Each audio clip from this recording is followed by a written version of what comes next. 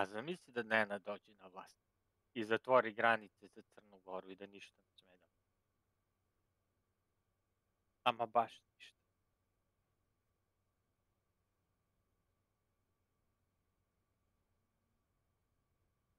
Kuku mene šta bi gladna stala. Još više bi pobedio u Beogradu.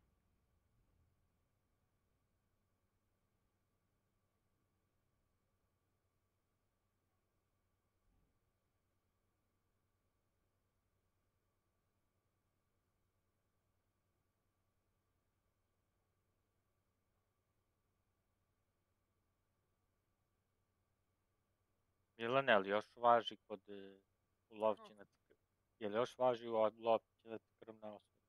Nisam čuo, još važi? Krvna osveta ulovčinac. A to je čovjeka do čovjeka.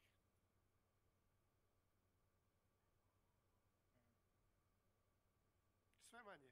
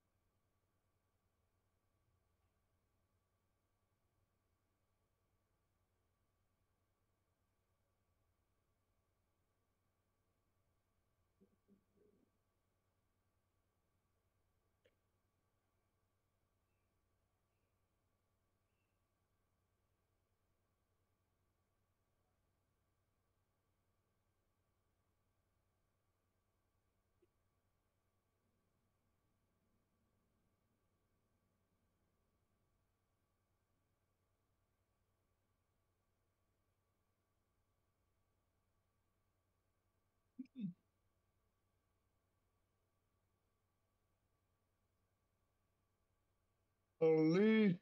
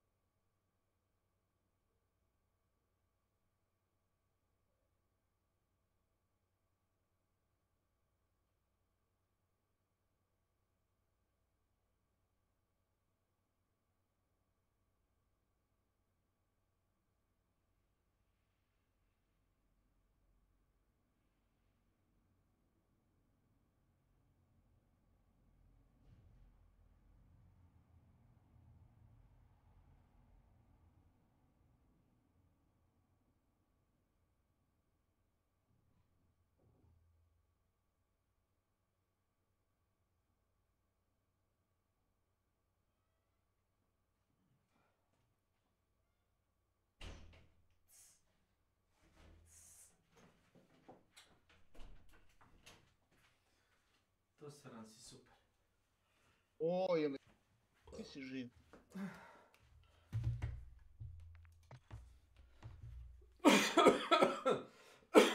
Ti si počeo, Ilija. Ali nisam te ja pospremio, Ilija. Pa jebeli ga šta je ovo, evo i mene malo pre bole me pluće, evo te. Zweihander. Znaš ti, Nenade, šta je Zweihander? Daj. To je Zweihander, to je 20.000. Mač, bre, iz Imaš ga svud. Killing Floor Onaj 2. dvoručni mač. To je nosili što nemački plaćeni. Teutonci. A nije, nije. Oni što su oblačili ko pederi. Ona perce i šalvari, onaj čarap. U doba pike and shot. Dvoručni mač još malo 2,5 metra. To su ti Total War. Nemački oni Holy Roman Empire, Nemačka, oni 500 vrsta ih ima. Te Zweihander, te Landsknecht, Landknecht. Manc, onaj. I svi nose ti mačevi.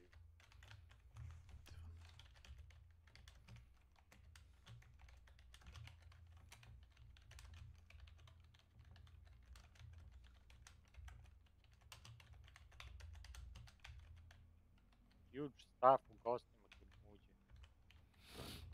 Ej,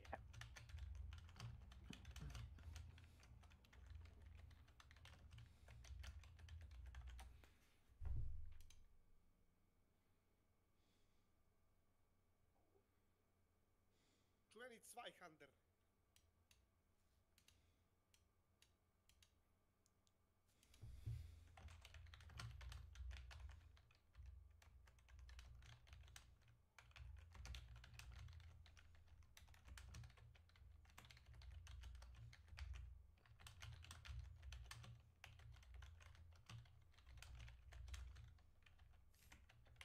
nije to moj stajl u Bangalore igram.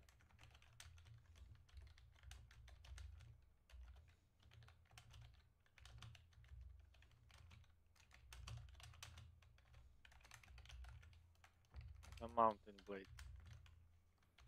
Ne bijaš ništa.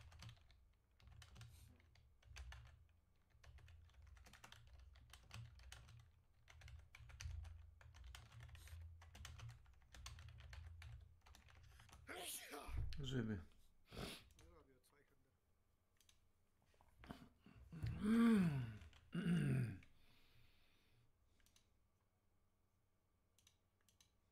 To puko net, 100% jest. 100% je puko bio malo pre. Tebi? 100%. Da. Da.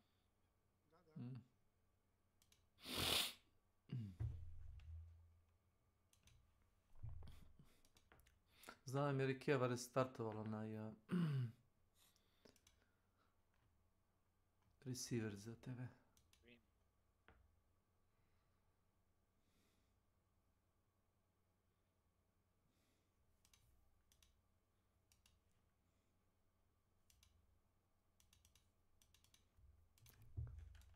Seth here. Him an enchanted sash, which is supposed to shield him from harm. And at the end, when Garwin takes off the sash, is he defying his mother or passing her test? And what am I supposed to make of the last line of the movie? Off with your head. Is he still going to kill him, or was that just a joke? Or is it also a message about letting go of your left-brained ego, about trusting your heart instead of your head? Or is he talking to me and telling me not to overthink this? Welcome to Acolytes of Horror, where we examine the horrors of life through the horrors of film. My name is Nathan, and tonight I'm scared of David Lowery's The Green Knight, which is based on a medieval poem that we're not really going to talk about today, because I feel like every YouTube video that does The Green Knight makes those comparisons. So I'm going to be a little more interested in how The Green Knight complicates and interrogates our present day expectations of what a big budget fantasy should be. Specifically, how it tangles up honor and manhood into this uncanny maze of ambiguity. Now, some of the points I make here also will apply to the poem, and some of them maybe not so much. Dissect all that in the comments. Whew.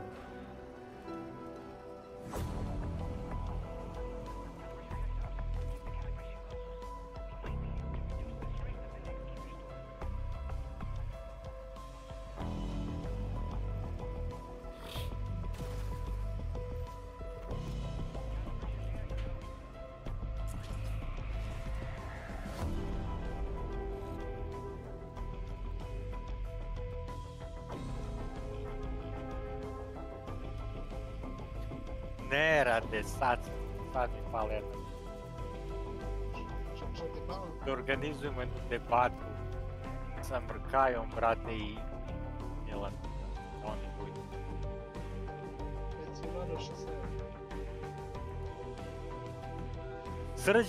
Srđan Mrkaja protiv Milana Belade. Au.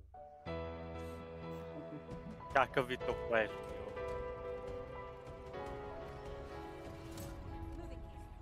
Pa šta si to radio, mlada? Koliko ti tu teo, 7 sati su gađao 2 žice.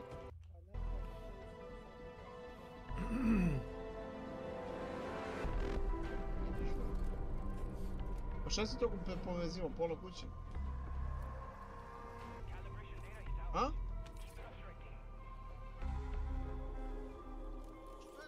Lodo? Lodo? Eko, najde se. Pa ja te vidio da si pola dana, pola kuće povezivao ili šta?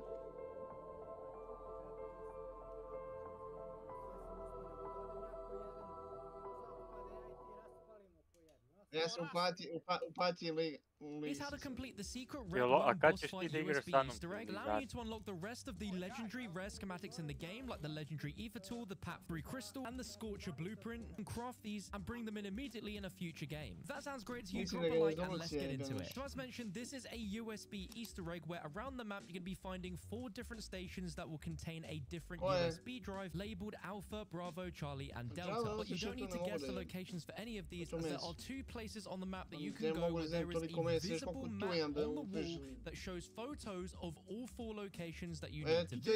The first spot can be found in the top left of the map above Levin Resort, 4 locations that you need to visit. The first spot can be found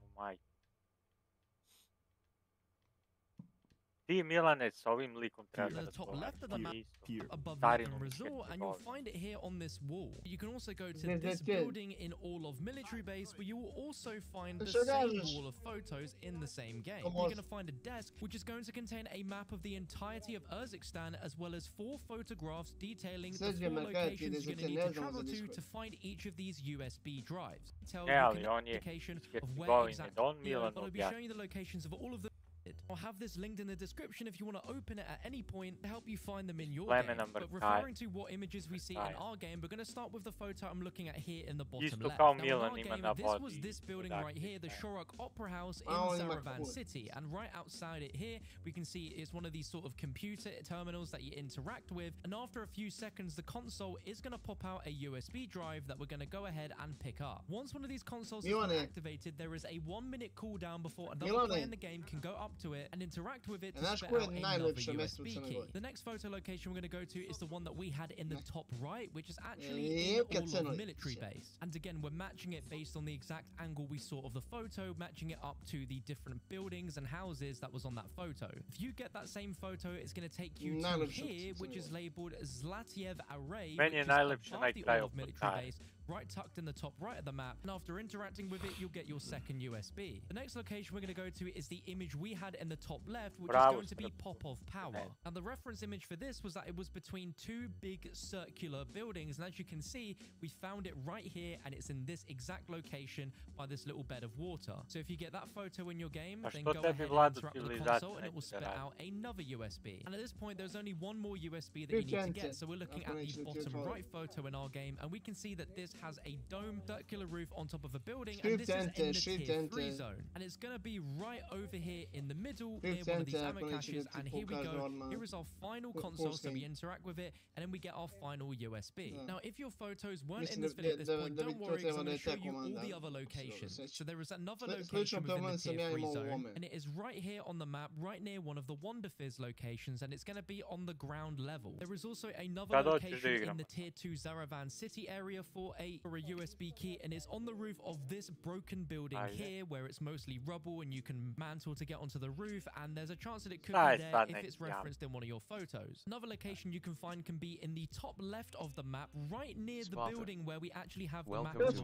right here by this statue. You can see it just to the side there, the station where you can interact with and get that USB key. If you get this photo of what looks like two long buildings, you need to come to the bottom left of the map to this section here, where up on the roof you will find another one of these UAV towers. If you get a photo that looks like this, you need to go just to the right of the Seaport District, and you'll find the console lying right here in between, behind the manor, and on this. If you get a photo that looks like this, you need to go to the and photos beyond small huts, and outside you'll find the tower there. This is where the next part of the Easter egg is going to be situated somewhere. So now you have all 4 of the USBs. You're going to need to go and find the stations that are going to be situated somewhere on the map where you're going to need to insert these keys. Now, typically, this will always be somewhere near the storm, wherever it is on the map, and you'd know exactly where these are because you'll see 2 ammo caches right next to each other. So open your map, go and look for the storm, and then zoom in and look around that storm area to see where you see 2 ammo caches next to each other,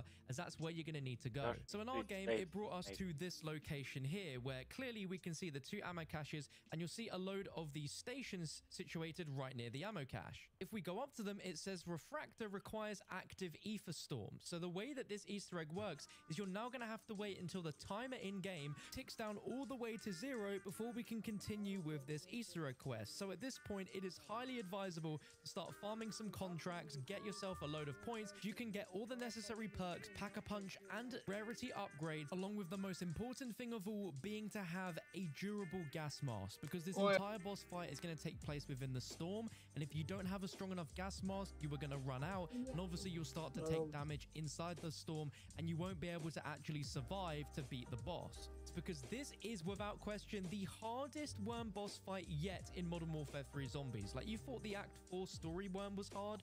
This is extremely hard. And so I've gone in here with an LMG, and I highly recommend you bring in a weapon like an assault rifle or LMG that has a ton of ammunition, so that you can just constantly fire in a ton of damage to the worm. But skipping ahead to when the storm finally starts coming in, the moment it takes over any of these refractors, you can go up to them and you can activate them. And you need to activate all 4 using all 4 of the USB keys that we picked up earlier. Once all 4 refractors have been activated, you'll hear in-game quotes from Barrera and Ravenov, where a load of zombies will start spawning, and depending on what threat zone you're in, the zombies in here will be 1 threat higher. So for us, that was tier 2 zombies. And then after a minute or so, the new red worm boss called Grey Lorm will spawn, and this thing has an incredible amount of health in comparison to any other previous worm bosses. It works in the very same way, where the red shards on its body is going to be its weakest point, so instead of it being blue, it is now red, and it retains all of the same attacks that you're familiar with the prior Act 3 and Act 4 boss fights. It's going to shoot out those flying purple orbs, which will continuously do damage to you over time, so you want to be taking them out, but there'll also be a ton of elites that will spawn during this, such as manglers, disciples, mimics. It's really going to make your life hell in here. So in this run, I had the ether blade as well as the dog bone, so that I could have the friendly dog, so if we went down at any point, we could be revived. And of course, as you can see, I've got healing aura on, because this is one of those moments where you're definitely going to need to have as much healing items as possible, because there's a good chance that you're going to go down in here. But one of the biggest things that you can take advantage of in this boss fight is the fact that you have 2 ammo caches. Not only does this refill your lethal and tactical equipment, but it will also refill your gas mask, especially when you're going low on that durable. Go up to the ammo cache and interact with it, and you'll immediately get your gas mask back. But this fight really is a race against the clock, because by the time the worm comes in, you've only got about 10 minutes or so in order to take this out, which sounds like a long time, but because this thing has such an incredible amount of health, you really need to make sure.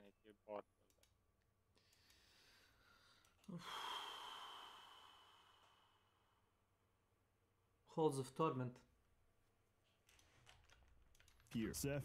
Here, Seth. Here, Seth. Here, Seth. Here, Seth. Here, Seth. Seth. Here, Seth. Halls of Torment.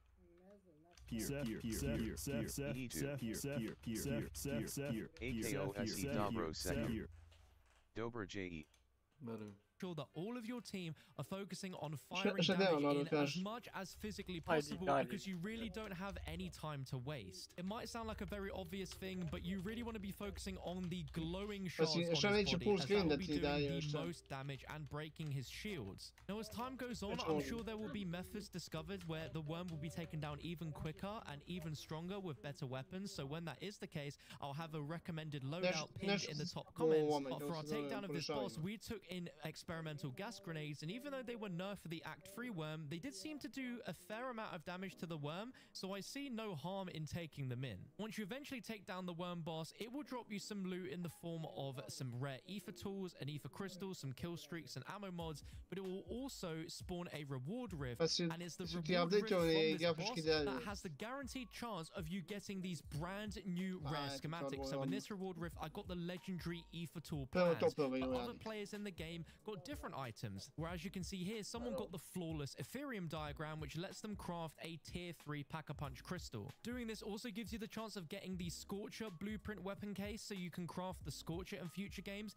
and there's also a chance that you can get the VR11 as a weapon case so that you can use it in a future game, but you can't craft it. Now, thankfully, once you beat this boss, you don't have to run to a final exfil to try and leave in time, because you have your own personal exfil portal that spawns from the boss that immediately exfils you. Crazy thing about taking down this boss is that you have to allocate a whole hour of your time to complete this one boss fight run. You have to complete this multiple times in order to collect every single possible schematic in the game so that you can craft these super overpowered items that haven't been available until Season 1. Best of luck with this, my friends, and if you found this video useful, let me know by dropping a thumbs up and sharing it with your friends.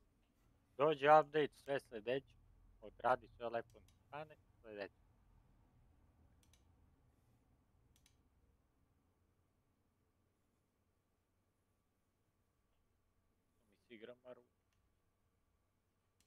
CE Bayonet Light, Snatch. fast, pistol caliber, but oh so effective.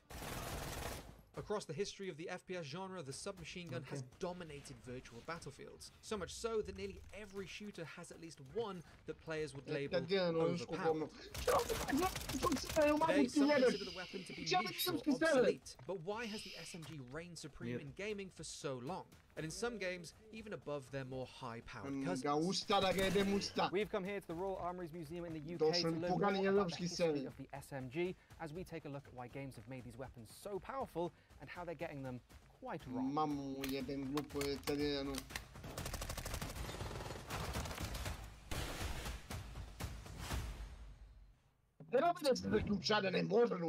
many may believe the submachine gun to be a fairly modern type of firearm, frequently associated with the special forces or tactical elite, the SMG has actually been around for over 100 years. The concept of a weapon that would allow an individual both automatic fire and mobility took physical form as early as the late 1800s, with Hiram Maxim producing a 27-pound pistol caliber miniature Maxim gun in the 1890s.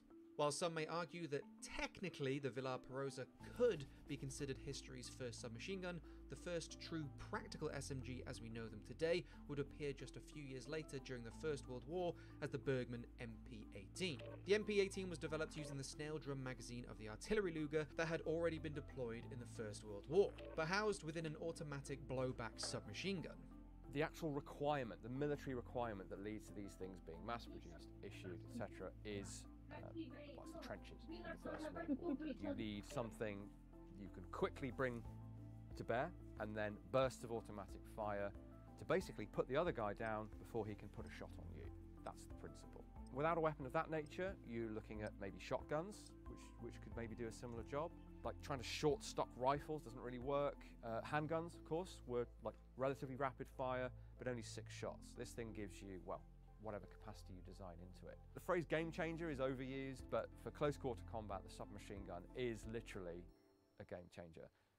Close quarters trench fighting and urban warfare made the advantages of the SMG clear.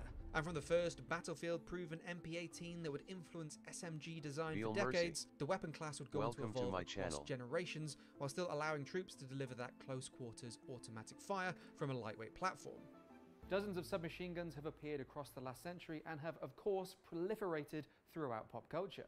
They've been wielded by action heroes, soldiers in historical epics, and of course slow-motion chosen ones as they eviscerate an office lobby's masonry. While appearing in the game in much higher numbers than reality, Battlefield 1 cast a spotlight onto the SMGs of the First World War, like the MP18, the Beretta M1918, or even unseen prototypes of the era, like the S.W.Frost submachine gun or the Hellriegel. Meanwhile, there are hundreds of World War II movies and video games that would feel incomplete without featuring the iconic submachine guns of their respective nations. Be that the American Thompson, the German MP40, the Russian Papasha, or the British Sten, to name just a few. And of course, modern games offer even more choice when it comes to kitting out their players with an SMG. From the Uzi, the Scorpion, the MAC-10, to the MP5, UMP, Bison, and the Chris Vector. All of these and many more have become mainstays for players to wield on the virtual battlefield. But even after mentioning all of those weapons, we're only peering into a fraction of the submachine gun family tree. While this small selection shows just how diverse SMGs can be, both in form and function, it still begs the question, what exactly makes a gun a submachine gun? On the question of definitions, so we think like submachine gun, the key thing is that pistol caliber cartridge. A true submachine gun, most would agree, is a shoulder stock, butt stock. Then we run into trouble with things like the Scorpion, the VZ61. It has a very flimsy flip-out wire butt stock that's borderline. Well, it definitely helps, but it's not great. If someone knocks that off with a drift, does that mean it's not a submachine gun? You see the problem. So I'd be tempted to say submachine gun is sort of umbrella category, and then you can plug in machine pistol, automatic or fully automatic pistol below that. If we say machine pistol in English, we generally mean something compact. So even if it has a butt stock, it's something like a Scorpion. The problem then is other languages. So Maschinenpistole in German is just means submachine gun. You can't go too far wrong calling anything automatic in a pistol caliber submachine gun. You might get some raised eyebrows if it doesn't have a butt, but your mileage may vary. Another common term that confuses matters is the PDW, or Personal Defense Weapon, a title often associated with weapons like the P90 or MP7. But how are PDWs connected to SMGs? Well, in the original NATO context, any weapon that is meant purely for self-defense rather than actively engaging an enemy was classified as a PDW.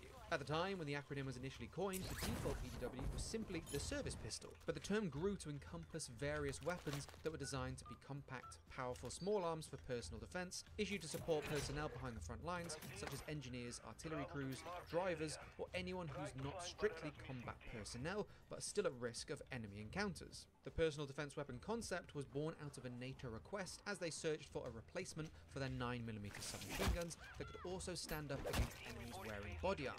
It was from this that the famous P90 and MP7 were born. Technically, they're PDWs or SMGs. They're both. They are PDWs in role, which can be used for other purposes, and they are. US Secret Service, for example, used the P90, not as a personal defense weapon, as a primary weapon. But they are also still submachine because of that cartridge power, loosely speaking. For years, player taste has lent towards a desire for action and automatic fire, something that the SMG can provide with much more ease than any other weapon type, especially within historical titles like Battlefield 1 or Zonzo, where the rifles are largely restricted to bolt-action or semi-automatic weapons. But the SMG has had somewhat of a tumultuous life in gaming, a life split between their role and purpose in single-player campaigns and multiplayer arenas. I can still remember the advantage in firepower that the Thompson and MP40 offered during the single-player missions in 1999 Medal of Honor. The hail of bullets that Bond's RCP-90 could spew forth from frame carriage soldiers and split-screen skirmishes, or the feeling of breaching a casino with an MP5 in Rainbow Six Vegas. Whatever game you're playing, if you pick up an SMG, there's an established assumption you can make about the weapon, that you're sacrificing range and damage for better fire. But it's common that games will even tweak these stats so that SMGs will match up to that player expectation. In reality, if the effective range of an SMG was faithfully recreated in your average first-person shooter, there would be much less need for the assault rifles, especially in instances where you don't have to worry if your enemy is wearing body armor. Games, especially in multiplayer, often use smaller maps and shorter sightlines in order to keep gameplay fast-paced, but that creates an environment that favors the SMG above any other class of weapon. And so, as a result, the SMG class has slotted into virtual arsenals largely to bridge the gap between assault rifles, offering a higher rate of fire than the former, but slightly lower damage than the latter, all while adding valuable variety to players working with different tiers and types of weapon. And yet the lines between SMGs and assault rifles in games often feel somewhat blurred, especially when it comes to their performance, which makes it harder for either weapon class to stand out, especially among your average gamer. Some games differences in damage, rate of fire, range stats for SMGs and assault rifles are marginal, with only the highest damage rifles or the most blisteringly fast submachine guns feeling different enough that there is an actual distinction. But in some cases, these stat differences are either unnoticeable or largely inconsequential. And in some instances, a game's SMG will actually do more damage than many of their assault rifles. These elements can further muddy the general diversity and niche of each weapon type. But many titles still feature gameplay that favors the advantages unique to the SMG, like movement speed, aim down sight time, or hipfire accuracy. In recent years, new trends in shooters have had an impact on the effectiveness of the SMG, with bigger maps and longer ranges becoming more common, and more games introducing armor systems as part of their combat. But I feel as though the shift has been marginal at best, with other gameplay trends like customization options that offer an increase to range or armor penetration, or gameplay that allows players to sprint, slide, and hop towards their enemy to quickly get into close combat, helping to elevate the weapon's place in online skirmishes. Popular movement-based shooters like Titanfall 2 or Apex Legends feature gameplay that emphasizes the utility of the submachine gun by making it easier to get up close and personal with the enemy. Even recent Call of Duty titles have featured divisive, advanced movement techniques that let players much younger and faster than myself get so close I could have smelt the vape on their breath as my screen fills with jam before my early 30s reaction time can process what the heck just happened. Escape from Tarkov, however, has a much greater emphasis on armor, and as a result, rifles do a much better job at punching through plates than SMGs. But even then, the game allows you to fill up your magazine with specific armor-piercing rounds to help combat what would usually be a much more impactful counter to the submachine gun. And while I've clearly established that they're one of the most popular types of weapons in video games, there's this tiny little detail that in reality, the SMG is a lot less common than you might expect. Now you might well say, if this thing is short range, a weak cartridge, why the heck would we bother? And in fact, we, as a collective humanity, are not increasingly bothering with assumptions for those reasons. The assault rifle, the short-barreled rifle, is generally found to be much better compromised. So really, submachine guns, they do still exist. Why? The answer to that is niche roles, where ability to fire short bursts under great control still shines, and that's things like VIP protection. And that's essentially putting a accurate burst fire under control at short range on the enemy or near the enemy, and getting the VIP away. To me, submachine guns have always had an aura of the professional about them. SMGs will often conjure images of special forces or elite operatives, be that the SAS's Captain Price wielding an MP5 SD, weaponry of the elite police forces of Rainbow Six and Ready or Not, or even Halo's ODST with their suppressed M7 SMG of the 26th century. Why exactly do we have that association between the submachine gun and the military's best of the best? There's definitely a Special Operations Forces vibe, I think, to submachine guns. Kind of reflected in something like Sicario, movie Sicario, where one of the main characters is still using an MP5 in the modern day. Would he be in reality?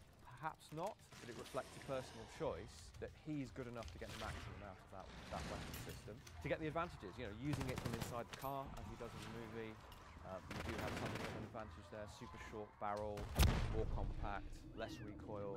So yeah, I think from Prince's Gate, with the debut of the MP5 onwards, there's been that association with Special Operations Forces, elite police units. Even though they've nearly all moved away now from the submachine gun, that's still there, and there is this kind of, you know, I'm good enough to have this less effective firearm, because I know what I'm doing. There is also the element of bullet penetration to consider, especially in operations such as hostage rescues or defending a VIP in a public place. As pistol caliber weapons, submachine guns minimize the risk that a shot could penetrate a wall or a target and cause collateral damage. And as these tasks usually call for Special Forces operatives, the connection between those individuals and the SMG are further cemented. While plenty of games feature bullet penetration in various forms, the impact of the mechanic is fairly minimal unless you're playing a title like Ready or Not, which is simulating hostage rescue scenarios similar to those that the real SMGs became renowned for. Drop it now! One thing that I have always loved about the virtual submachine gun is that it offers more variety than almost any other weapon type. They help diversify a game's suite of weapons, generally sitting somewhere between pistols and assault rifles. I believe that the SMG's rise in virtual firepower and popularity began in 2007 with Call of Duty 4 Modern Warfare. Between the weapons, maps and gameplay, the formula that made up Call of Duty 4 resulted in an environment that the SMG could thrive in. COD 4's multiplayer maps were built to encourage fast-paced and intense firefights that would often funnel players into close quarters battle, and the SMG had a place in each and every one of them. And maps like Vacant, Crash or Shipment were practically built for the submachine gun's close range, fire from the hip, and most importantly, their combination of rate of fire and time to kill. TTK, or time to kill, is one of the primary metrics that guns in multiplayer shooters are judged by. In theory, a shorter time to kill makes for a better weapon. Short of the one-shot kill potential of a sniper rifle or a shotgun at point-blank range, SMGs have occupied those top TTK slots more so than any other weapon type across a huge range of games. Call of Duty 4 set the standard for the arcade shooter multiplayer experience for the rest of the series for years to come, and as such, SMGs would frequently reappear as one of the most popular picks. World at War's MP40 and my favourite, the suppressed UMP45 from 2009's Modern Warfare 2, caused both delight and frustration in equal measure as some of the most powerful weapons in the games. And despite the SMG being a niche weapon in reality, it has become one of the most popular weapon types in the franchise, almost to the point where it has become the series' jack of all trades. The Counter-Strike series has its own interesting relationships with their SMGs, where they're either favoured in the earlier rounds or as a reluctant purchase when players are low on cash, but due to low penetration will struggle in later rounds once opposing players can afford to buy armoured vests and helmets. Interestingly, this makes Counter-Strike one of the earliest representations of the pistol caliber submachine gun being countered by opponents wearing body armour. The SMG's idiosyncrasies are once again accentuated somewhat to allow for the weapon purchasing and team economy management that is so important to Counter-Strike's gameplay.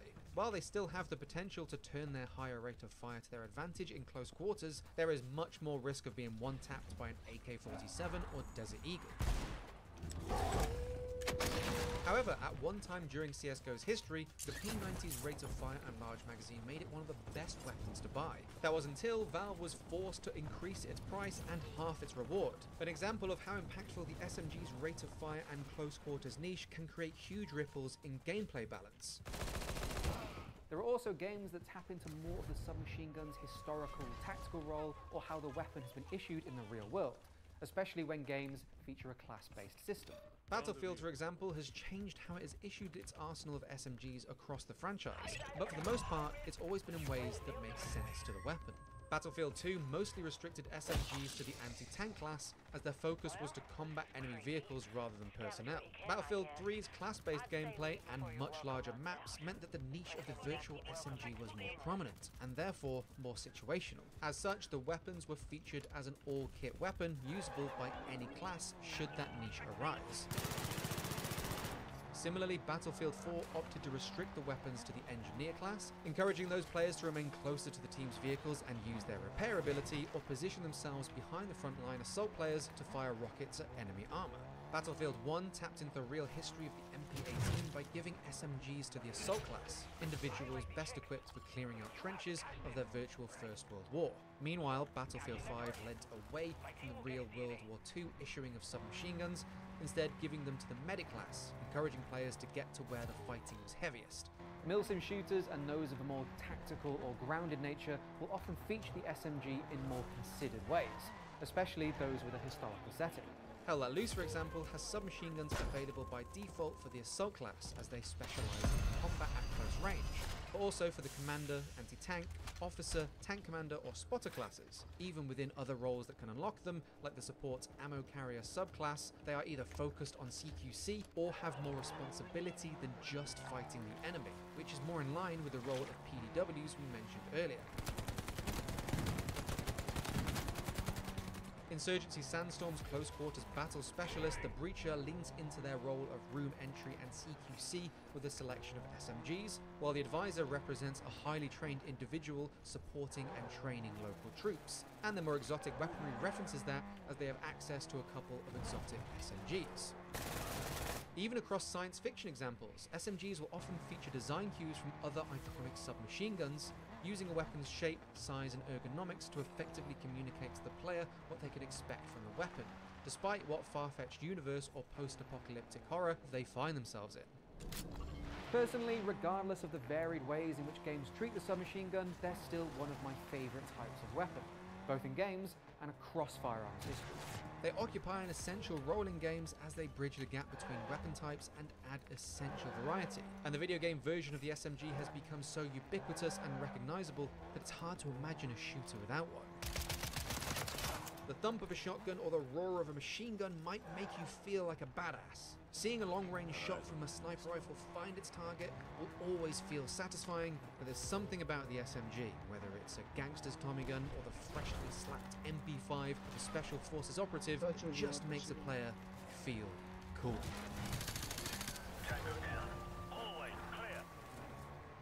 Thank you so much for watching this week's episode of Loadout. If you enjoyed it, make sure to hit the like button, subscribe for more like this, and let us know in the comment section below what else you might want to see an episode on. We've got a couple more SMG-centric episodes this season, so make sure to subscribe to that and so much more. And of course, share your favourite gaming submachine guns down below. Until next time, I've been your host Dave Jewett. Thank you again for watching, and I'll see you in the next episode.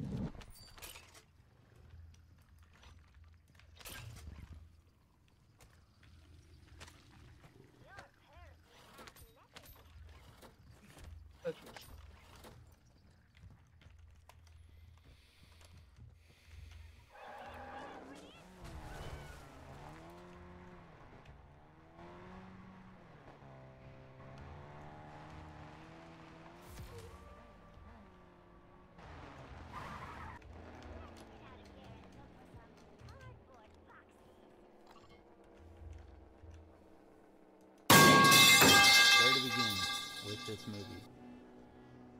I feel like people watch video essays like this because they want to feel closer to something that they really enjoyed, but when I was listing all those plot questions earlier, I hope it reminded you of just how hard this movie works to keep the audience at an arm's length. You might have some really strong feelings about what you want some of the answers to be, but the text itself uses these questions only as a way to unsettle us, to make Garland feel like a small, insignificant piece of a puzzle that he and we will never see. Which is kind of an unusual approach to fantasy, right?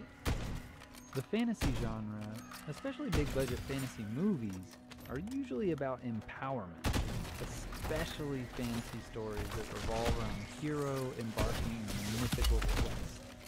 Character growth is defined by a steady progression of power, or at least an increasing familiarity with the fantasy world's geography and culture.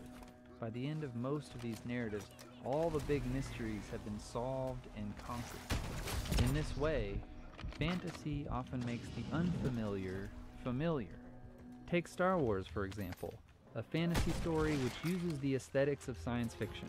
Notice how it reduces the unfathomable vastness of outer space down to a fully mapped out interstate. Spaceships are basically cars that just about everyone seems to know how to pilot. The aliens look weird, but they all perform social roles that anyone can immediately contextualize. Mobster, teacher, fascist, slaves. With each movie, Luke levels up.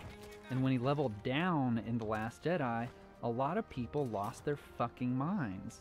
It bothered me too initially, but don't worry, that's all I'm going to say about The Last Jedi.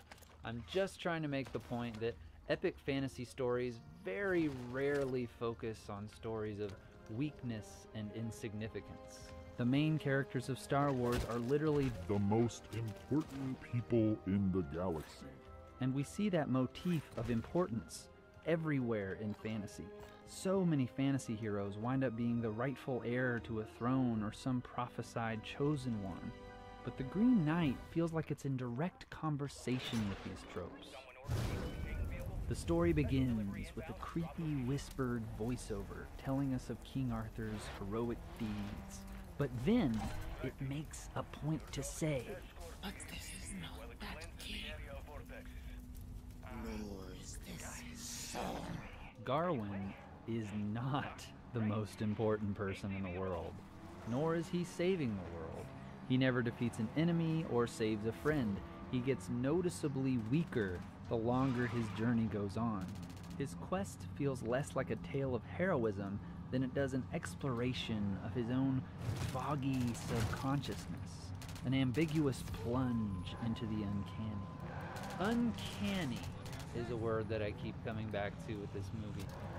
It's a word that was popularized by the big man himself, Sigmund Freud, who wrote that the uncanny is that class of the terrifying, which leads back to something long known to us, once very familiar.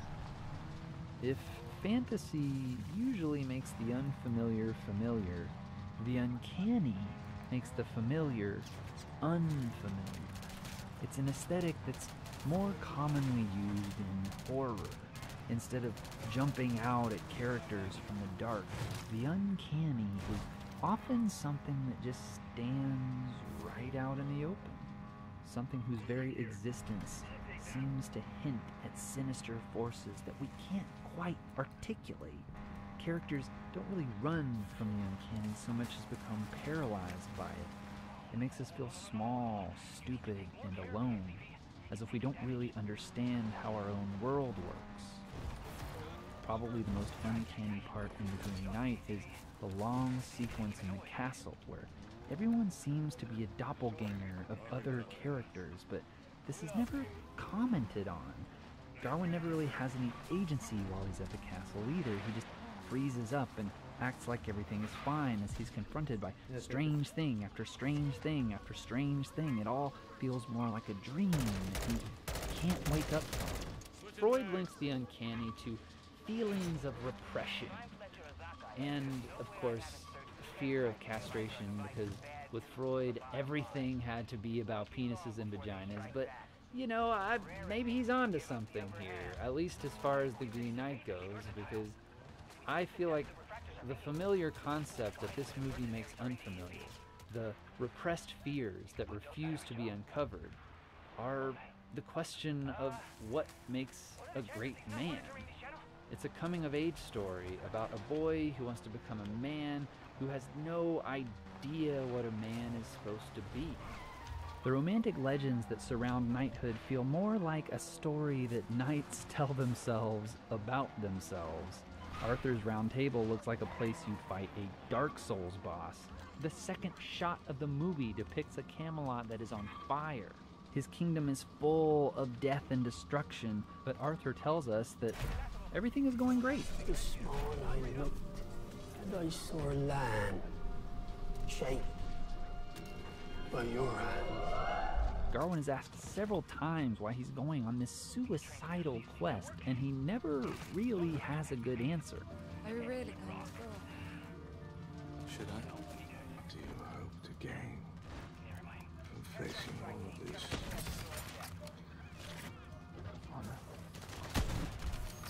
Are you asking me? He knows he needs to change, but he doesn't know what he's supposed to grow out of or into. This guy is risking his life to get to a chapel where he will have to put his head under a strange creature's axe. And he doesn't even know why. Is this really all there is? Something I love about the casting of Dev Patel in this is that he is almost too old for this part. It really feels like he should know who he is by now, so it gives Garwin's restlessness a sense of urgency. You are not yet. What? You are not yet. Not yet. Better hurry up. I'm not ready yet. I'm not ready.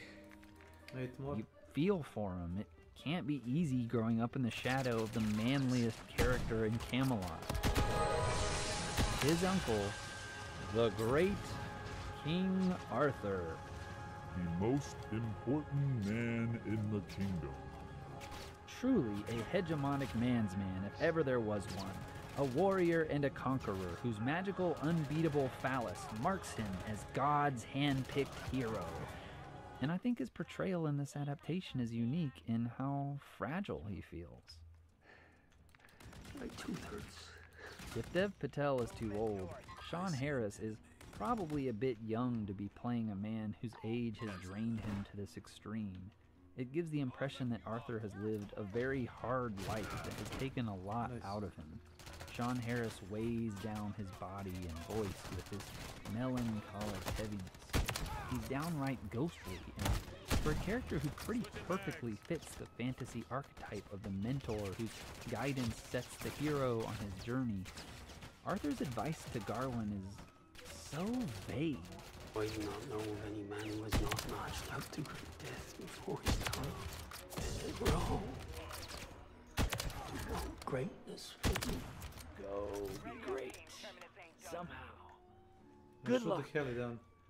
Like, you could argue that Garwin's whole predicament is kind of Arthur's fault. Like, I don't think he would have bothered to fight the Green Knight in the first place if moments before Arthur wasn't like, tell me a story about your adventures. You tell me a tale of yourself, so that I might know thee. Not to tell. King. Again and again, the Green Knight creates this uncanny tension between the myth of manhood versus the reality of it. When Garwin and the Scavenger walk through this tragic battlefield full of decaying corpses, some of whom are the Scavenger's brothers, he talks about the violence as if it were a fairy tale. No, it lasted longer. They say the king, he killed 960 all on his lonesome. Now, if it was me, I'd have stayed upright long enough to take my shot. Saint Winifred can't tell the difference between Garwin, the knight offering to chivalrously retrieve her head from the bottom of the lake, and the man who murdered her for not letting him rape her. Lord came seeking shelter like thee. Perhaps he was thee. Was he? No. You certain? The movie never directly comments on these discrepancies. They are presented only as an ambiguous, uncanny feeling. This feeling that... Cancel that. Like any Arthurian tale, Garwin's manhood is defined by the attainment of honor. In this world, one's worth was defined by one's honor, and this quest is Gawain's chance to prove himself. In a movie like, say, Excalibur, it's very obvious to us that Arthur is dishonorable when he fights Lancelot to appease his ego. You, sir, would fight to the death against a knight who is not your enemy.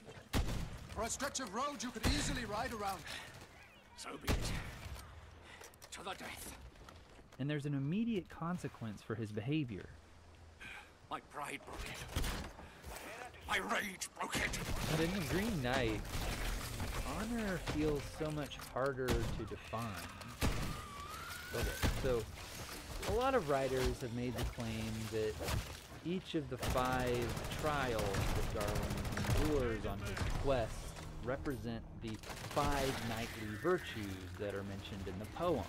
In the poem, the 5 points are said to represent the 5 wounds of Christ on the cross, the 5 joys of Mary, as well as the 5 knightly virtues: generosity, courtesy, chastity, fellowship, which is sometimes translated as friendship, and piety. I'm struck by how few of our contemporary pop culture heroes are defined by all or often any of these qualities. I mean, if I described a character to you who's obsessed with money, rude, sexually active, someone who competes with a friend for a woman and who has no respect for religion, I have just described Han Solo. I mean, hell, these qualities don't really even describe Guy Ritchie's King Arthur.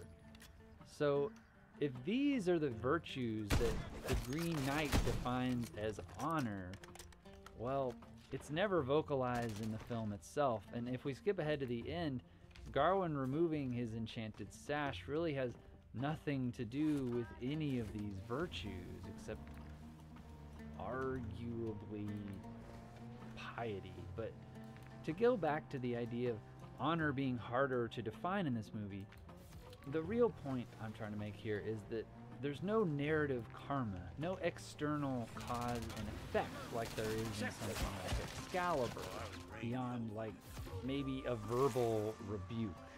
Now, bad and good things do happen to Garwin on his journey, sure, but the why of it all feels totally disconnected from any kind of moral decision he makes. The bandits probably would have robbed him no matter what he did. St. Winifred scolds him for not being courteous, but he still gets his axe back when he helps her. The Lord and Lady express mild disappointment and just let Garwin go on his way, and when Garwin abandons the game, he becomes king. So David Lowery has constructed a world where your honor defines your manhood, but the way Garwin's honor is tested feels shrouded in this confusing haze of the uncanny. His journey feels more like a dream parade of his own repressed fears of insignificance. When he fails, it's never really out of cruelty. He never hurts anyone. It's just more like he's confused and helpless. What is honor? What is a great man? And you know, there is something really uncanny about gender itself, isn't there? I mean, my masculinity is, to some extent, a performance. I am performing right now this masculinity that is hopefully coming off as very earnest and curious. You know, a lot of this naturally comes from me, but I'm also very directly, intentionally focusing specific parts of myself that are mimicking other guys on YouTube that I find inspiring.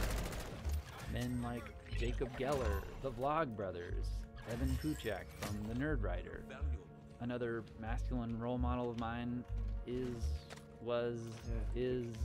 Philosophy Tube, who wound up being a woman all along. And there's this whole other interesting complication when you think about how my wife Phoebe is always behind the camera when I'm shooting these things, giving me acting notes. So, in a way, I'm performing her ideal version of my masculinity. Unless you're trans, you probably haven't thought a whole lot about this, but it can be really hard to know sometimes how much of my gender identity comes from me and how much of it comes from the world around me. When Garwin beheads the Green Knight at the beginning of the movie, he's trying to perform his masculine dominance for a room full of the manliest men in his entire world. When the Green Knight lays down his weapon, Garwin's eyes keep darting away from his opponent to everyone watching. And when he delivers his killing blow, he speaks not to the knight, but to his audience. Never forget what happened here upon this Christmas day. And after beheading the Green Knight, the first thing he does is look to Arthur for approval. After all, the Green Knight is a direct challenge to Arthur's legacy. His connection to nature and witchcraft implies that he's kind of an ambassador for the pagan cultures that King Arthur has spent his life conquering. The timing is also pretty symbolically charged, seeing as how so much of Christmas is essentially a Christian appropriation of pagan traditions. So Garwin thinks Arthur would enjoy watching him decapitate that challenge, totally missing that the game was a test of the honor that Arthur has built his name on.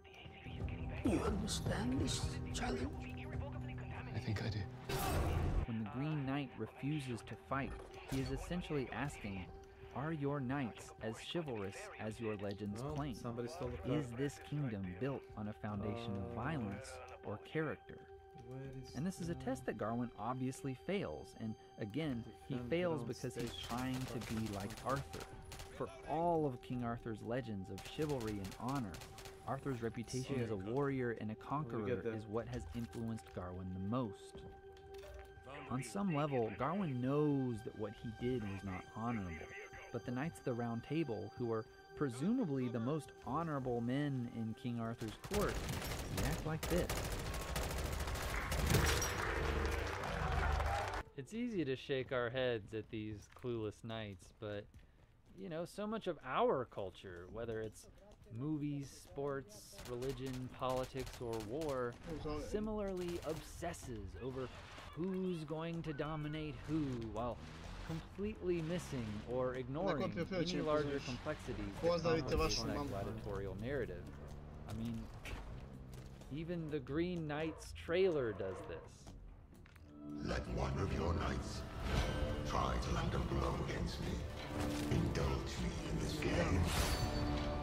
I will meet thee.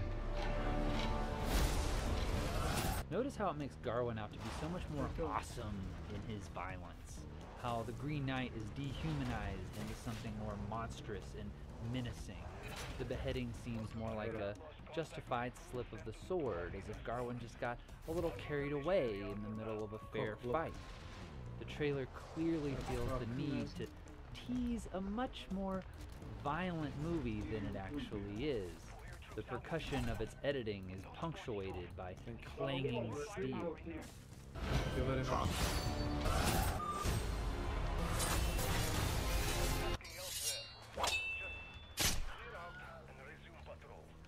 Everything about the Green Knight's advertising campaign promises that this will be yet another entry in that most lucrative, dominant, and manliest of genres, the action movie.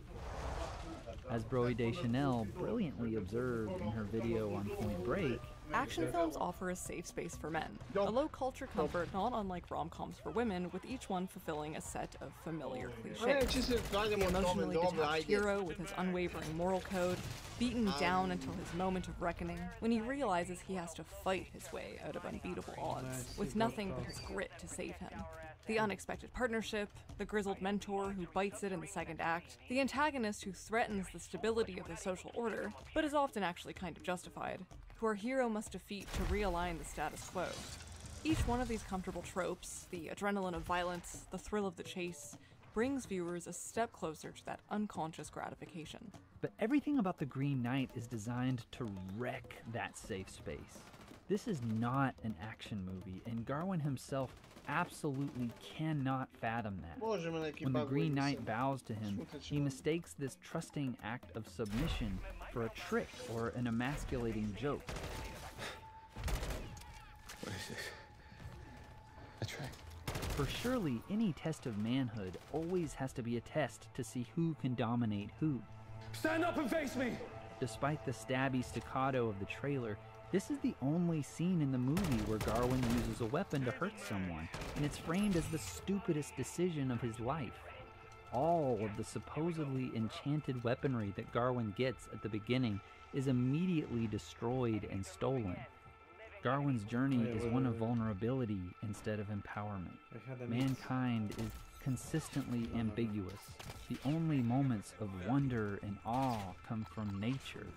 When language falls away and all of Garland's inadequacies and fears shrink down to a tiny, insignificant blip in an overpowering landscape of green.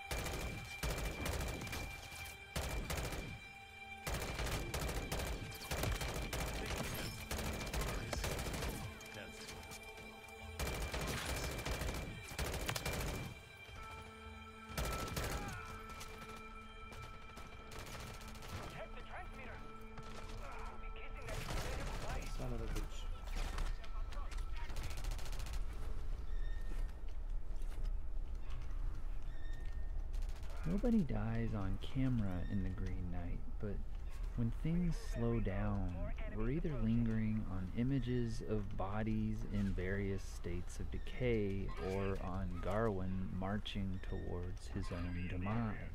The Lady of the Castle's Moss monologue underlines this point, which describes Green as an unstoppable force of both creation and destruction, the leaves of life and the rot of death.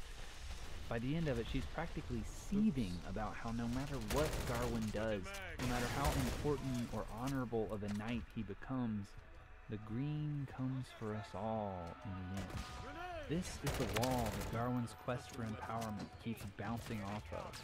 Whether you complete this game or not, every day you are marching towards your death. You do not matter as much as you think you do. When Garwin finally finds the Green Knight, he chickens out. And then we watch him live out the rest of his life without having learned anything. During this sequence, Garwin gets to live out the masculine power fantasy that the movie's trailer promised. He earns the respect of Arthur and becomes king. The most important man in the kingdom. He marries a docile princess who, as far as we ever see, never speaks or emotes or challenges him in any way. But all this power is explicitly linked to an act of cowardice, which symbolically follows him for the rest of his life in the form of his enchanted sash, which he never, ever takes off again. We never see this sash actually protect him. In fact, earlier in the movie, the bandit very easily just cuts it off, but this big, strong king still clings to his mommy's magic blankie. The only thing he's learned from his quest is he never wants to be vulnerable again. Dr. R.W. Connell writes that our enactments of masculinity and femininity bring a social reality into being. And in Garwin's possible future, we see that the reality his masculine enactment will bring is every bit as bad as losing his head here and now. Garwin's dystopian future ends horribly, because his idea of honor is something he needs other people to explain to him. An honorable king does not marry prostitutes. An honorable king must make war. Anyone who insults the honor of a king must die. But then we cut back to that moment of truth at the Green Chapel. Dev Patel is just so great in these final seconds, especially compared to how he acted in the beginning. Before, his eyes darted around and he shouted. Now his voice is steady, his eyes clear. What's more interesting to me than geeking out about the knightly virtues is how Garwin spends most of his quest doing what he's told. Garwin isn't generous with the bandit, but when the bandit asks for money, he does give him something. He isn't courteous to St. Manfred, but when she scolds him and asks him to help, he does and everything works out. It wasn't chaste of him to fool around with the lady of the castle, but he does resist until she basically tells him not to.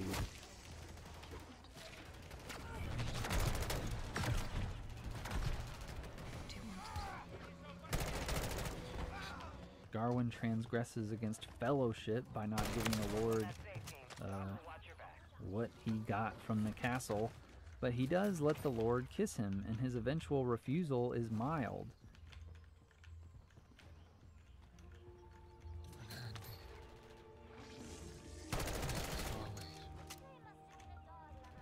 And up to this point, he has obeyed every assertion the Lord has urged on him.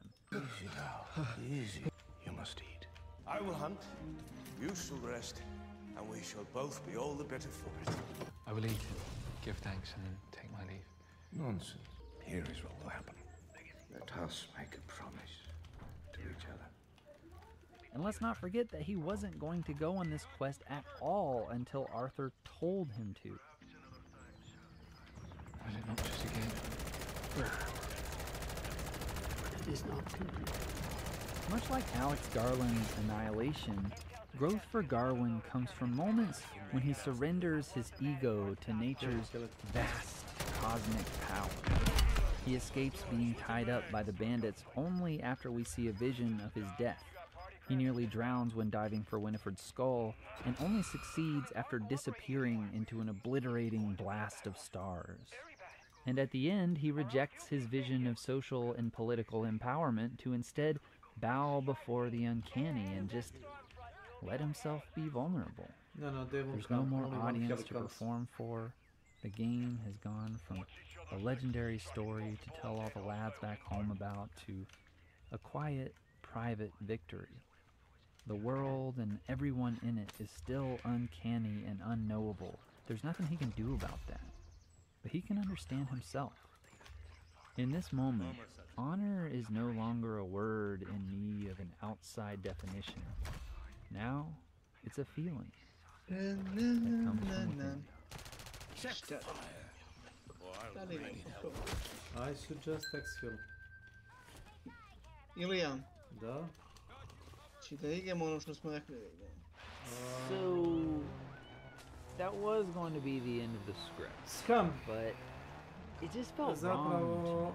Dracula je kupio Diablo 4. Not all the way right, you know? So, Da. I figured hell, if there's any video where I can get away with having two endings, it's this one. So, alright, what was wrong with that first ending? Well, I kept getting reminded of the first time I saw this movie, and specifically it was the moment where Garwin runs away from the Green Knight. The beginning of the big dystopian fantasy. And when I saw that for the first time, my first reaction was, oh, cool, I get it. This whole movie has been piling all this dread onto this quest for 2 straight hours. We keep being reminded how Garwin has no idea why he's even doing it, and he keeps being punished for living his life by other people's standards. So of course, the big climactic decision that he makes at the end is for him to say, fuck this game. This game makes no sense. The only reason I'm even doing it is to impress a bunch of men that I don't even know. Like, why should I honor a game that really wasn't even fair to begin with? I can't put my head back on like the Green Knight can, so why should I make myself more vulnerable than he did to me? The game itself is as dishonorable as it is pointless. I haven't really talked about Essel yet. She's a prostitute who is also more than that to Garwin, though he is inconsistent in how he shows it. Before he leaves, she mentions wanting to marry him, and Garwin characteristically freezes up.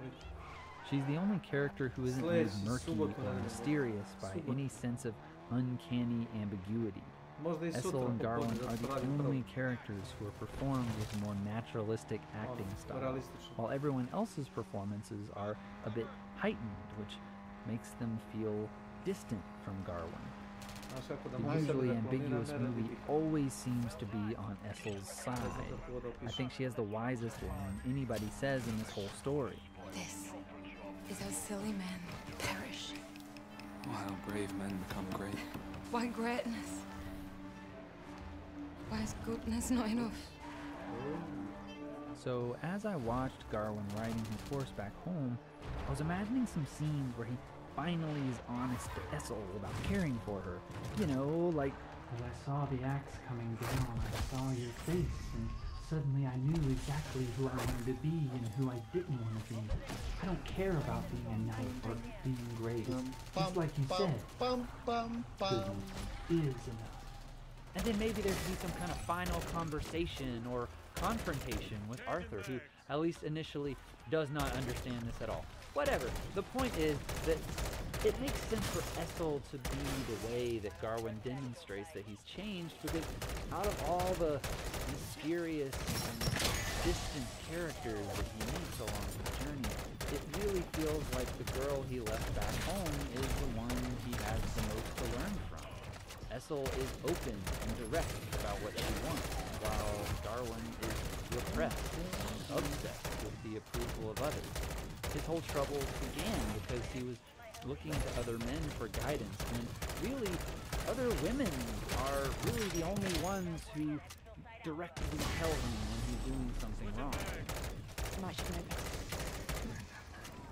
Again, we are never explicitly told his mother's motivations, but there is a case to be made that she felt the need to create a big green man to teach him a lesson because he never listened to her. Where have you been? Mass. All right. Yes. Where are you?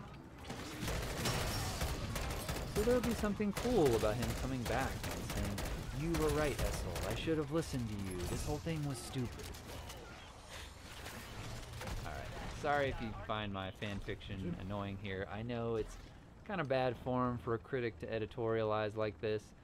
I'm truly not saying my ending is better. I just want to give a counter example of where it felt like this movie was going before we start banging our heads against the ending that we actually got. Because the movie does pay off these threads of Essel and women influencing Garwin, and it does so in a really creative way. The first time in Garwin's dystopian future that we get a sense that things are going very wrong is when he mistreats Essel, when he explicitly decides not to marry her and pulls his newborn son out of her hands. It's a moment that is shocking not only because it's such an extremely evil escalation of his character, but also because in a weird way it makes sense. We realize that all the weaknesses Garwin has shown on his journey were all red flags for a much darker potential. And when it all falls apart, it is the gaze of women who haunt him the fiercest. In Essel's fury after their son has died, in his mother's disappointment in the vision's final moments, in the photograph behind his throne, which the lady of the castle took earlier in the movie, a portrait which is directly contrasted with the painting Garwin commissioned for himself earlier. I've had my portrait made already. Not by me.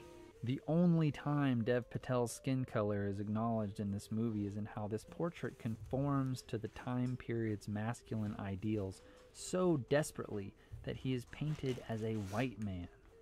But the lady sees him as he is, lost and swallowed by darkness, a dictator in training. Her use of a camera obscura makes this point even more obvious, showing Garwin and the values he's pursuing as upside down. On a symbolic level, we can understand Garwin bowing before the Green Knight as him bowing before the inevitability of his own death. So by removing that enchanted sash and bowing to the uncanny, he is essentially finally surrendering his ideas of self-importance and trusting fate to do whatever it wants with him. But that's not quite a perfect metaphor, is it? Because unlike something like Annihilation, where she is trapped with the uncanny element and has to submit to it because there's no other choice, Garwin chose this. Step by step, he walked to his own death when he didn't have to. And so the idea that it's honorable for him to bow down and take it like a man begs the question, honorable by whose standards? I'm reminded of the classic book, The Book Thief, in which the character Death writes the following poem. I've seen so many men over the years who think they're running at other young men. They're not. They're running at me. Spaffa. In this poem, Welcome to Death my makes channel. a distinction between bowing to death when it comes and running right at it. A distinction that this movie seems to understand until this ending. I said earlier that Garwin taking off the sash is a private moment of honor compared to the Green Knight's beheading, which was a public performance, but Garwin is still performing for the Green Knight. Well done, my brave knights. On top of this, the Green Knight doesn't only symbolize death. He's also coded as very masculine. On one hand, he's the largest and strongest character in the movie. He has the loudest and deepest voice, and he shows the least emotion. But on the other hand, he is sort of the puppet of a group of women. During his first big scene, most of his dialogue is shown to be coming from a letter written by Garwin's mother, and he speaks through the lips of Queen Guinevere. There's something cool about that. It fits in nicely with the movie's motif of women knowing more about what makes a good man than most men, because when men are bad, women are often the ones who suffer the most. But at the end, the fluidity of the Green Knight's gender goes away. We don't see his mother pulling the strings anymore. We just see the masculine part. In fact, it doubles down on the Green Knight's masculinity. When Garwin is waiting for the Green Knight to awaken, the Green Knight's face is briefly replaced with King Arthur's. When the Green Knight says, "Well done, my brave knight," at the end, it really feels like a father praising his child. It's his most human moment, and if women are still controlling him at this point, we no longer see it. Instead of Garwin acquiring some new conception of honor, it feels a bit like he finally got what he wanted right from the beginning. A father figure's approval. And even if we go along with the suggestion that submitting to the Green Knight is honorable, just 30 minutes before this, we had a scene where the Lord of the Castle openly mocks the idea that one honorable deed makes an honorable man. This is all it takes. You do this one thing. You return home a changed man, an honorable man. Just like that. So even if we think that Garwin ultimately survives the game, if we agree with the philosophies of these three characters, Garwin's fate remains ambiguous right to the end. If we look at the Green Knight through the lens of gender, as the movie seems to want us to do until this ending, Garwin has successfully conformed to what Daddy Green Knight wanted him to do. And then the movie just immediately ends before we're told how to feel about any of it. It devotes 15 minutes to showing us all the ways that Garwin might become a bad man, and 1 minute on him doing one apparently honorable thing. Manhood still feels uncanny. The familiar still feels unfamiliar. Maybe that's the best we can expect from a horror movie.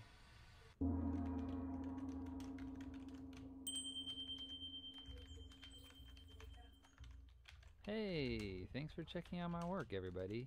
If you like more Green Knight gender analysis, Kaz Rowe has one called A Look at Queerness in Sir Gawain and the Green Knight, which is a bit more critical of the film than mine, but they really know their stuff, and their writing is so engaging, and the performance is really fun. I highly recommend it. By the way, I also have some footnotes in the comments about some thoughts I didn't know where to fit into the main essay, particularly the question of whether Garwin is seduced or assaulted by the lady and lord of the castle. Yeah, this really wound up being a difficult movie to write about because there's so much of it that feels like a Rorschach test, you know? So it took a long time, a lot of effort. If you'd like to support what I do, I make a bonus video for my Patreon supporters every month. Thank you, patrons, by the way. I recently talked about the Suspiria movies and The Strangers, and I think pretty soon I'll be chatting about David Lowery's A Ghost Story, and maybe that Lamb movie A24 recently put out. That was pretty wild. So, yeah, I hope that intrigues some of you, and Everyone else, I will see next time when we talk about American Psycho. See you then.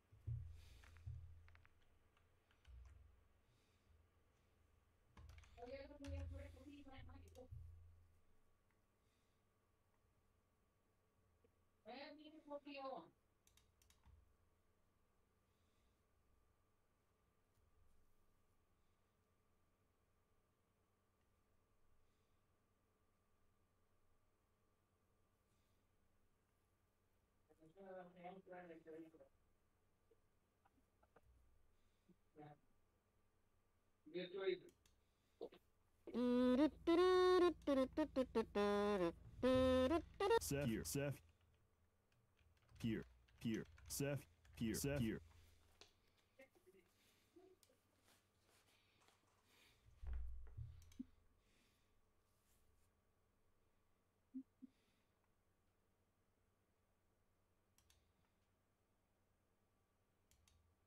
I guess where I sit is, so Tide to Desolation is just around the corner, and with it comes patch 1.15. I think this patch looks amazing. There's so many quality of life enhancements to it that has got me really excited for the future of Hunt. And one small change that I think is going to make a big difference in almost every match you're going to play. I'm excited to announce that I've made it into the Hunt's Creators Program. That's good news for you guys, because it means from time to time I'll have giveaway keys. There's one hidden in this video. It's a Steam key for Hunt Showdown, so go ahead and find it and give it to someone you want to play with. The 3 changes I want to talk about are the Prestige changes, the Hunter costs, and my favorite change, the Fusies. First up, the Prestige changes. I like that they've taken the route and just oversimplified the whole process. You get every gun at rank 1, and then you don't have any complex unlock trees for the tools and consumables. You just get them as you level up. Overall, I think this is a good thing, and it really removes the edge off of prestiging. I know I'll consider it again, but on the other hand, it makes me question the necessity of prestiging at all. One of the things I really appreciated about the prestige process was it sent you back to where you didn't have access to everything, and while yes, that was the frustrating part of it, the thing that was really good is it forced you to go back to the basics, to learn how to use the cheap guns again, and stop relying on whatever certain gun was your favorite or most effective, mainly the meta, long ammo stuff. Every time I prestiged, I gained a new appreciation for the cheaper guns. And I know when I was newer at the game, if I wasn't forced to go back and use the Winfields and the Cadwell conversion pistols, I wouldn't have ever realized how good those guns actually are. And that, yeah, they're cheap, but they do have upsides. So yes, the new system does take the edge off, but it doesn't really force players to play outside of their comfort zone, unless of course you only do scopes and then you have to play without a scope for 2 or 3 rounds. I don't know. At this point, overall, I think it's a good thing. I just think the prestige process has lost some of its value in this change. Now, about the changes they made to free hunters and legendary hunters. I don't know this was necessarily needed, and I think more than anything it shows that they're not really sure what to do with their economy system, because the vast majority of players don't have any financial concerns, but there are sectors of the player group who do. So they find themselves in a situation of making things way too expensive, and the players who struggle with money can't use the stuff they want to use.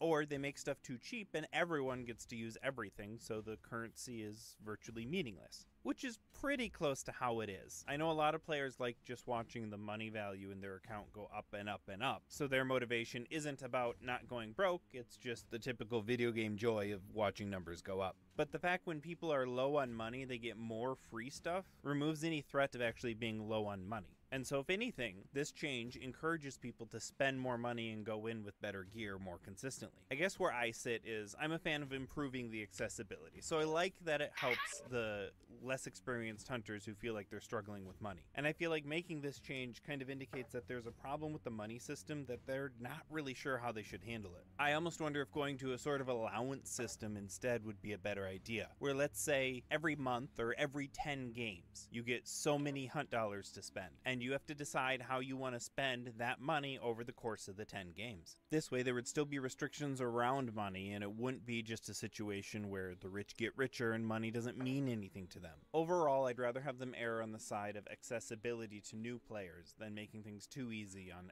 experienced players. Overall, for now, I'm happy with the changes they're making to the money system. Now, the last point is probably the thing I'm most excited about in this patch, and it's actually the changes to fusees and flares. So what's going on here is fusees and flares can now ignite dead hunters. First of all, this just makes sense because you throw flares at other things to ignite them, like armored, and I think even if you hit a live hunter, it ignites them. And so it just makes sense that you should be able to do it on a dead body anyways. The bigger reason I like this is because it's really an indirect nerf to Necromancer, because now if a hunter has fusees on them, there's 3 times they get to reignite a hunter they down without having to go and hunt for a lantern. And this means if you bring fusees in your tool slot, you don't need to dedicate one of your consumable slots to a firebomb. And I think this does a great job at elevating the fusees and flares to be in a situation where they compete for a tool slot again. And the more compelling choices we can have for tool slots, I think is great. This gives hunters a tough choice if they want to choose now between the fusees, or traps, or the fake dynamite, or even a derringer. And the more meaningful choices we have here, the more playstyles we're going to see in the Bayou. Tide of Desolation is looking fantastic for the quality of life changes alone. What are your favorites from the patch notes? Let me know in the comments. And if you want to see my deep dive on the fanning trait, click here and enjoy. This is Jensen. We've got a bead on an odd signal not far from you. It could be nothing, but I wouldn't bet on it. Better safe than dead. Strike team, get eyes on. We need to know what's happening in our backyard.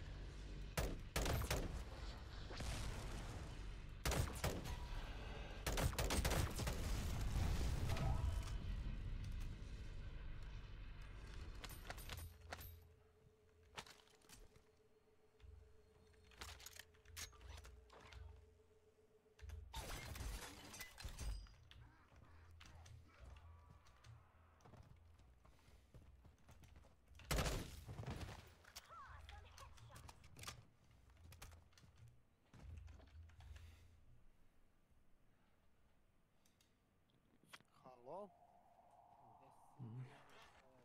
This video is sponsored by Surfshark VPN.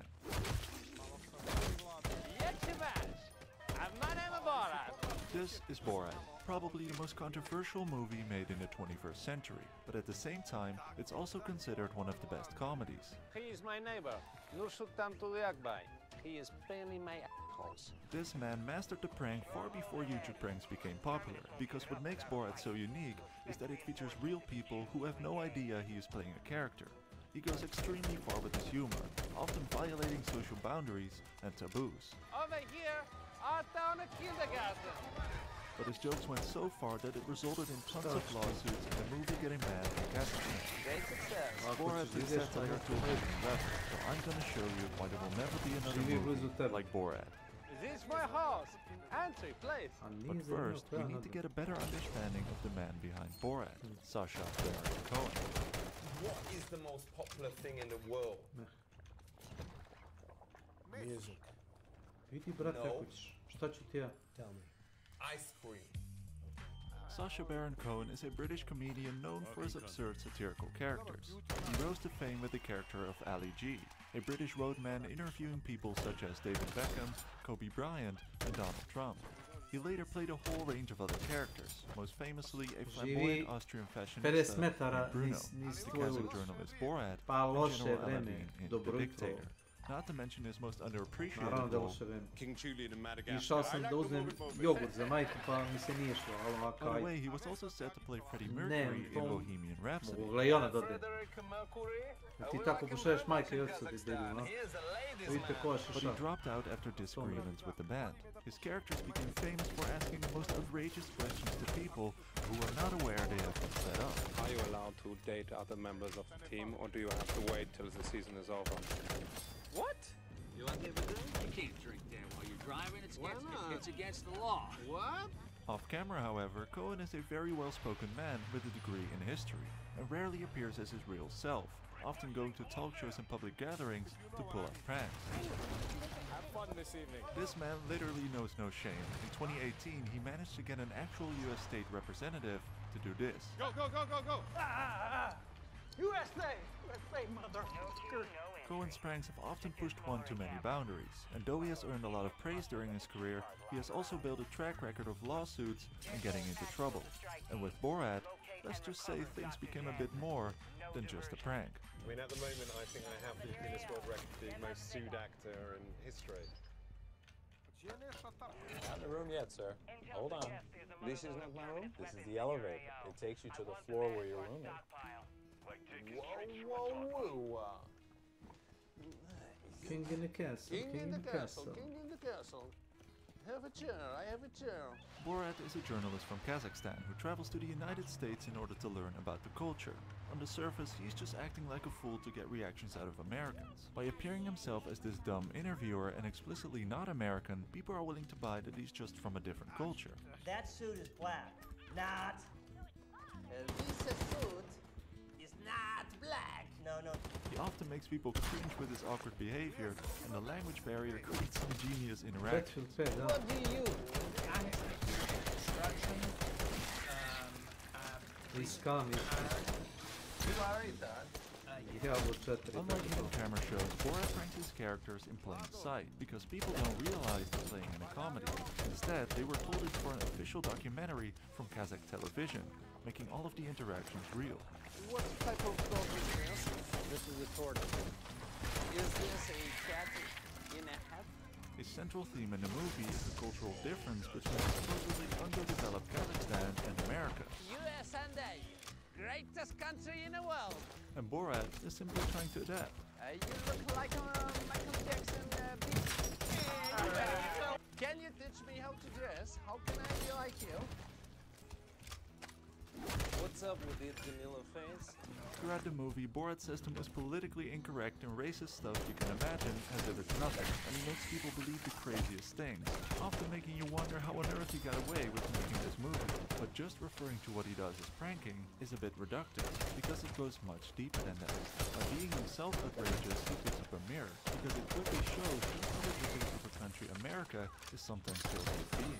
And so the goal of Borat is not only to make fun of people, but also to be a social commentary, a satire, to use humor, irony, exaggeration, or ridicule to expose and criticize people's stupidity or vices, particularly in the context of contemporary politics and other topical issues.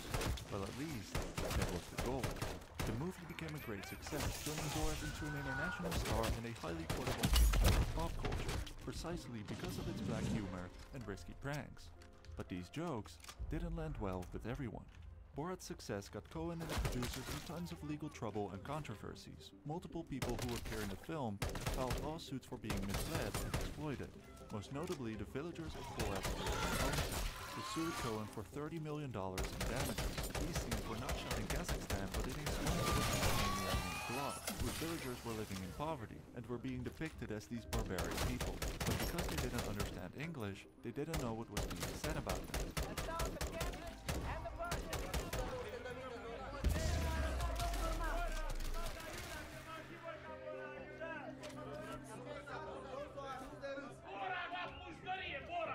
The people from the village felt betrayed, and some were so angry that they wanted to kill Borat.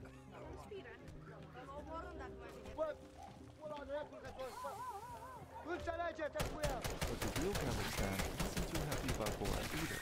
In 2006, the Kazakh government banned Borat because the movie depicts Kazakhstan as this backwards country full of misogynists and anti-Semitics.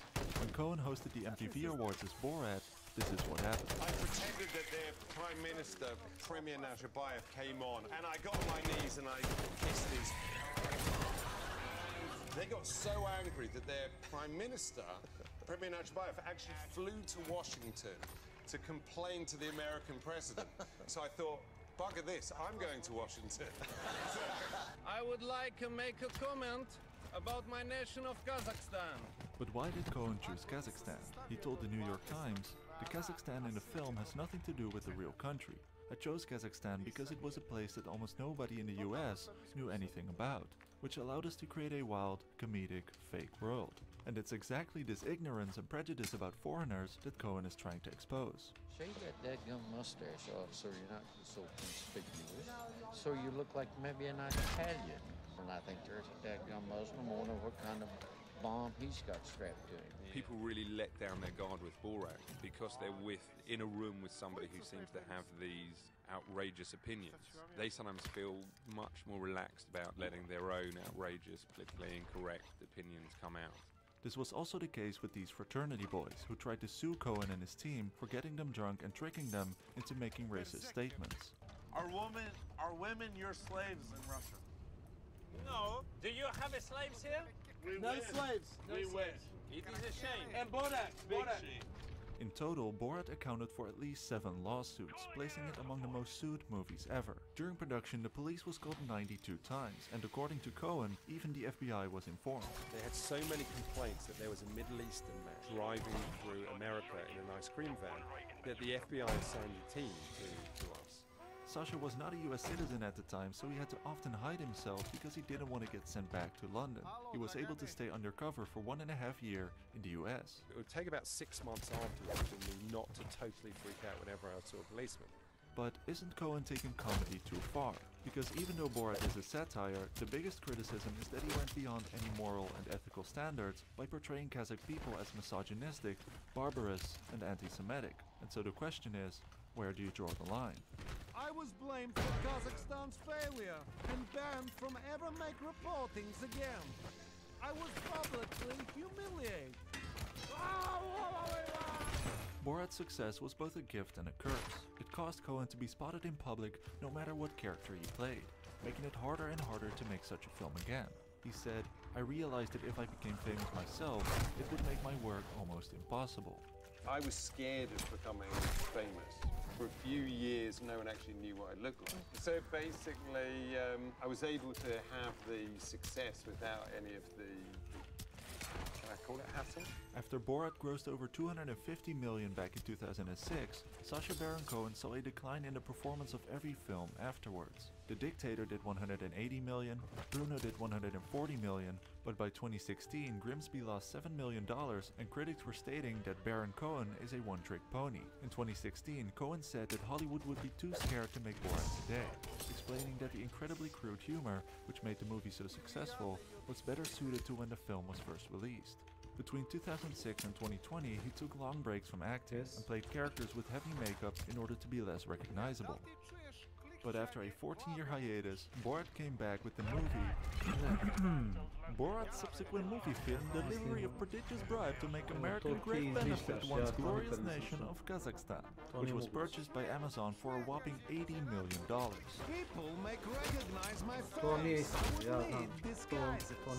And as if the controversy wasn't enough, this time Cohen decided to go all out. We see him return to the US with his daughter Jutar to take on the Rona anti-maskers, conspiracy theorists, and Trump supporters, even going so far to exposing US politicians who were trying to get an affair with his daughter. As Cohen said, you don't just want to interview some doorman at a hotel, you want to interview the incredibly wealthy guests at a penthouse, high-ranking politicians, or people who are threatening. The problem is, it is definitely challenging, especially now with Twitter and Facebook.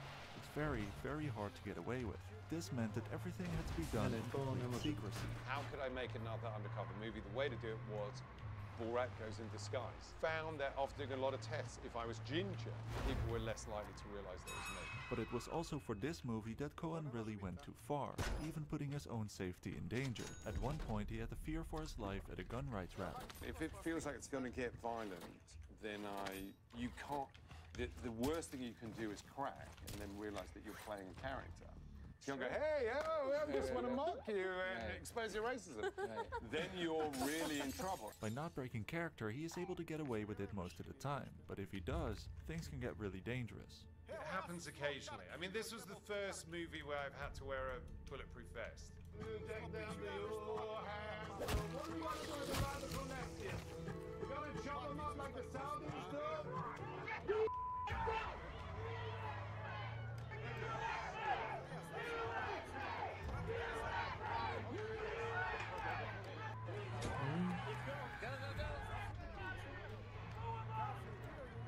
Are we locked? The doors are locked? Hold it. Right. Drive. Go. One of the guys who stormed the stage went for his pistol. There was a very brave guard who actually grabbed his hand and leaned in and said, "It's not worth it, buddy." Cohen also famously exposed Donald Trump's attorney and former New York City Mayor Rudy Giuliani, who was being filmed putting his hands down his pants while alone in a hotel room with Borat's daughter. Giuliani sued Cohen for $95 million, but Cohen recently won the lawsuit. After years of doing such controversial stunts, Cohen has not lost a single lawsuit. Many of the cases were either won by Cohen or thrown out, such as the one for the Village of Glad. Of course, Cohen has his paperwork right and knows what he is doing, but another big reason is that despite his pranks, he is being taken seriously. Borat has become a form of cultural activism, and because Sacha Baron Cohen is Jewish himself, he is using comedy and satire to expose people's prejudices about these minorities and other cultures, revealing both the worst but also the best in people. For Borat 2, he raised $150,000 to help genuine people who have become victim of his pranks, and donated another $100,000 to the church. As one entertainment lawyer said, "The truth is, if he's been sued that many times and won, that means someone is getting something right." The second Borat movie was nominated for an Oscar and became the longest movie name ever to be nominated. After being chased, nearly arrested multiple times, followed by the FBI and sued during his filmmaking process, the question remains, is it still worth it? Sacha Baron Cohen stated that he has permanently retired from playing Borat because eventually his luck will run out. Yeah, I don't know if I'm traumatized, but I definitely don't want to go out and shoot another one of these movies ever again. They're too hard, as you can see. It's worth a word just to say how brave Cohen is, because not many comedians are interested in attacking the most painful issues of our society. Borat kinda led his career into a downward spiral, and Hollywood rarely casts him anymore because of his immediate association with Borat. And I think there are very few comedians who could play the parts he does with a straight face or without losing their nerve. He kills it, man.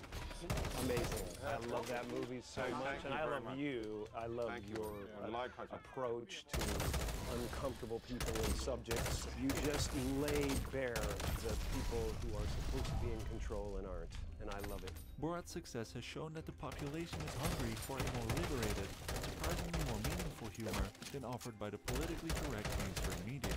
So with Borat, Cohen has proven that comedy can be the most dangerous, but also be the purest form of truth.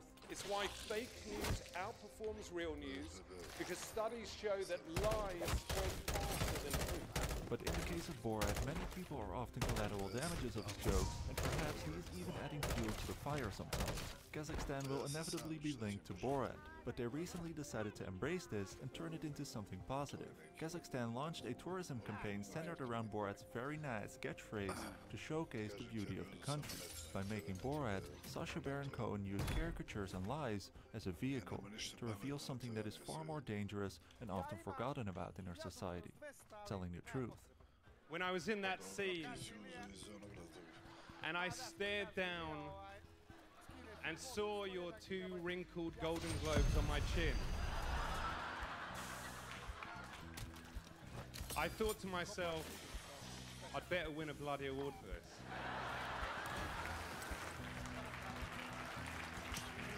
While some might remain angry about Borat, others might look at it and smile, realizing that the satire is aimed at themselves, and that most of us, if we want it or not, are a bit biased and have our own prejudices. That's why Sacha Baron Cohen is an example that it takes a true genius to play a believable figure. But before we sign off, there's one more thing left to do.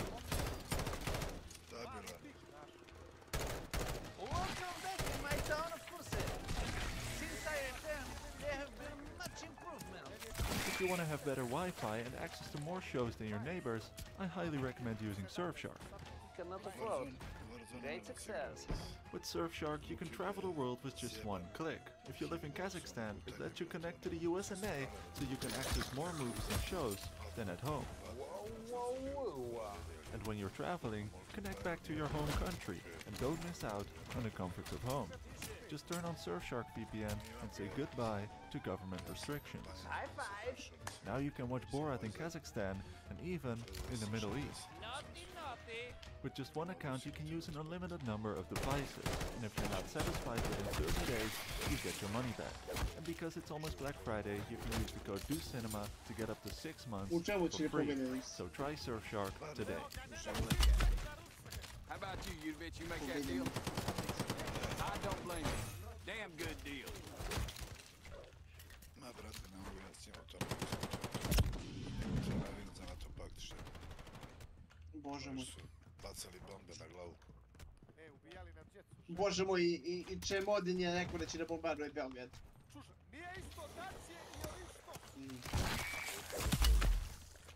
A bombardovali su da slušaju smo glumeli poslije komuniste i male Rusi. Kad smo lepo ušli u NATO pakt, Bog da nas vidi. Bog da nas vidi da smo ušli u NATO pakt. Ovo što ti njih ne voliš iz drugog razloga, neće drugo, ali Rusi ratuju levom rukom, pa ti vidiš šta ćeš. Na kurac, zato je levom rukom. Pocijepali silne gradove su uništili, kamen na kamenu nije ostao, ne mogu da zove sve.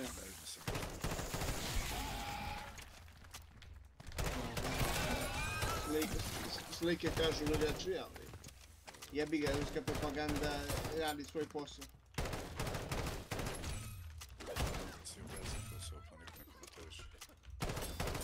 Možemo li da ne pričamo o politici? Ako se pričate o politici, ja ne želim da budem ovdje.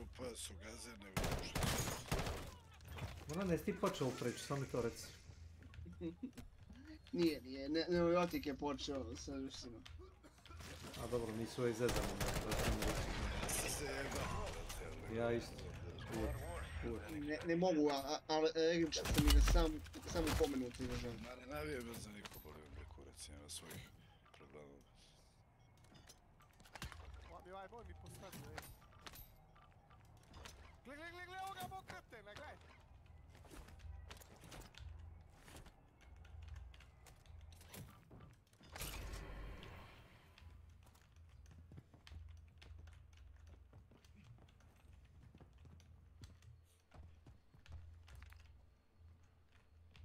Watch for movement. Marking contract.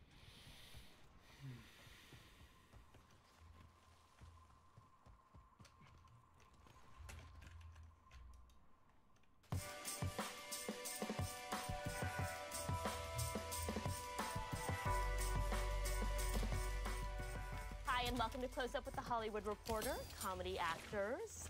I'm your host, Lacey Rose, and I'm here with Timothy Simons, Sacha Baron Cohen, Henry Winkler, Don Cheadle, Jim Carrey, and Ted Danson. Dive right into this. Okay, we're gonna start with... Hi, Lacey. Hi, Tim. How are you? See, I'm you already good. got points. No, really. How are you? You look beautiful. Thank you. Great. All right, complete this sentence. I act because... I love it so much, I don't know what else to do. Starting with Timothy. Because there is no ceiling to the amount of attention I need, positive or negative, and this is a business that provides that. Yeah, because I can do that. Not really. Right. Oh yeah. Apart from writing. You direct. Okay, very right. Apart from writing and directing. I act because if you did what we do... Dobar način na koji dolaziš do njega, ne mogu ti sad izmisliti oni baš ono od nule novog bossa. Način na koji dolaziš do njega ti je ono više ono zebanci. Znači moraš da nađeš, imaš kao jednu ratnu sobu i tu imaš kao 4 fotografije. I onda pogledaš pod 4 fotografije i treba da pomoć njih dok učiš lokacije 4 kao, ona kao UAV, ona kao tower. I svaku UAV tower izvučeš po jedan, pomozi mi reći, USB. I to ti je negde, a kad imaš 4 USB-a, onda odeš u oblast blizu radijacije gdje ona oluje. I kaže to je kao jedan mali toranj, kao gdje ubaciš 4 USB-a. A mora biti radijacija. Znači se čekaš da krene radijacija i teda ti je ona kao jaka gas maska. Aha. Svaki put kad iskoristiš ono resupply ammunition, ono kao da napuniš municiju, on ti napuni gas masku. Cooldown za resupply ti je minut. Imaš 2 resupply-a tipa na 10 metara dan drugog. Znači teoretski možeš dugo da ostaneš u oluji. Problem je crv. To isti je onaj crv što smo se mi s njim borili par puta, samo što je još jači od onoga iz akta 4. Evo, gledamo klip.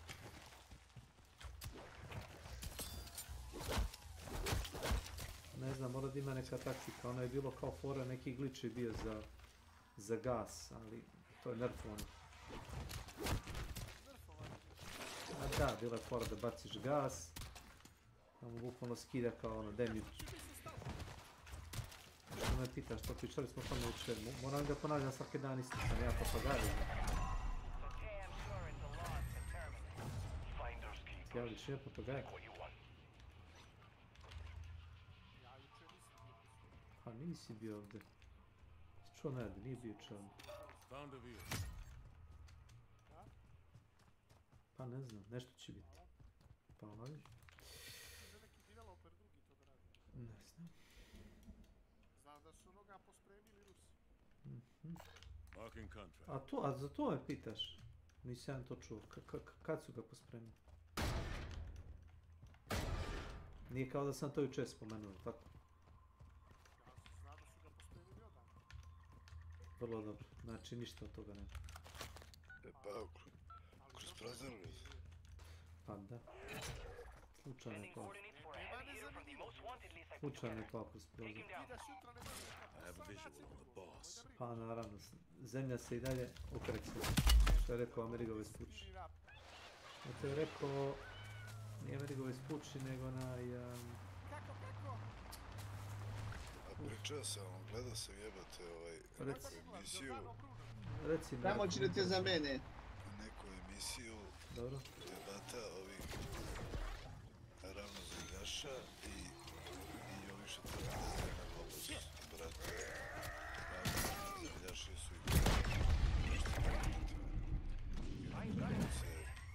ispostoje pitanje uopšte da mi živimo na partetu planete. Možda je mnogo veće nego što se nama prikazuje. Pričali smo to. To je vjerojatno istina. Pa, brate, nisam bio u svemiru, ne znam. Bači samo pogled na mjesec. Dobro. And then? Kad je on, ono u smislu svita, polu svita i tako dalje. Znaš šta mu se nađe između njega i svita? Nađe se Optimus Prime, tamo je strane mjesecu. Nađe se zemlja koja je okupna. Da ti ja pojasnim. Pa dobro, možda i jest, ali je možda, ću reći, mnogo veće. Da je zemlja ravna po da bi daske, mjesec nikad ne bi bio polumjesec, malo manje od polumjeseca, razumeš? Ne bi imao taj srp nikad. Nego bi bio na pola, na trećinu, ali ravno kao nož. Ne bi imao slavu. To ti ne moraš da ideš dalje. Da, ali opet.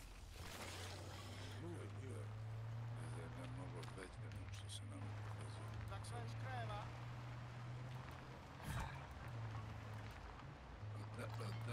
Da, iz Antarktike postoje mnogo veći kontinente nego ovi naši koji su naselili za život, koji nisu pobredili.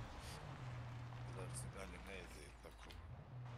Pa onako dobra je emisija bila. Zanimljiva za... ايش تتزاوز؟ خليه يروح. Already go. Tom? Already go. No. ليش Nekom malom parčetu zemlje koja je Already go now.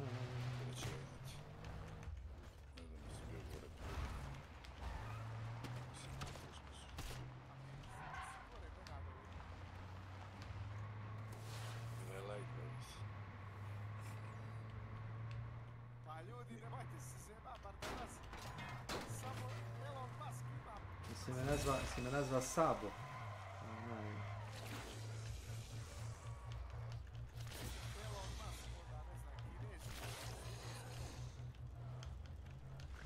Illuminati, tako to, da. Teorije zavere. Pa najsmešnija stvar, za sve što se govorilo da je teorija zavere, ispostavilo se da je istina kroz određeno vreme. Misliš, ljudi koji su bili paranoični, imali su čudne teorije, zapravo su bili pravi. Pa, navodno je taj termin ilustracija. Šta, ravna zemlja i to? Ne, već termin teorija zavere. Nešto suprotno nikom vrtnjava, da si teoretično zavere. Aj. A ne, pa su pominjali, kažu, na Antarktiki, da postoje dokazi koji se krivo, da postoje mnogo veći kontinenti od naših. Da postoji zemlja iznad tih zajednica. Pa zemlja je šuplja ovo, ono. Koji su naseljeni da izdrživaju.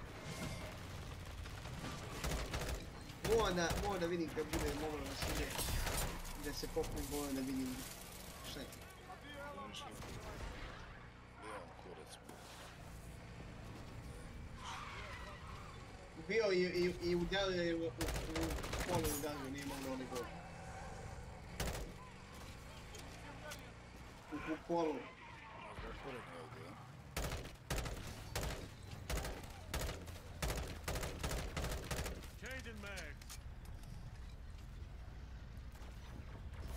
Ima ono, ne znam, mislim, gledali su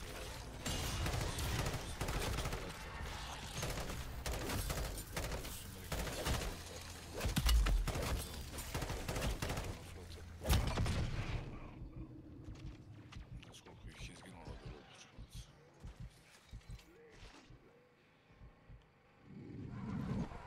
Pa nešto, kraj 40-ih, početak 50-ih,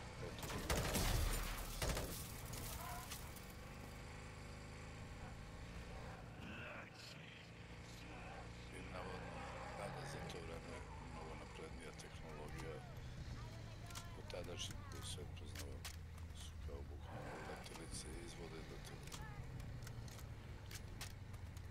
Pozorile mu sačevi oni.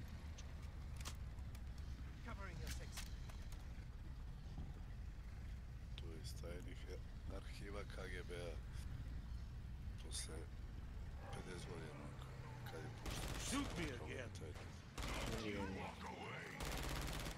Sure.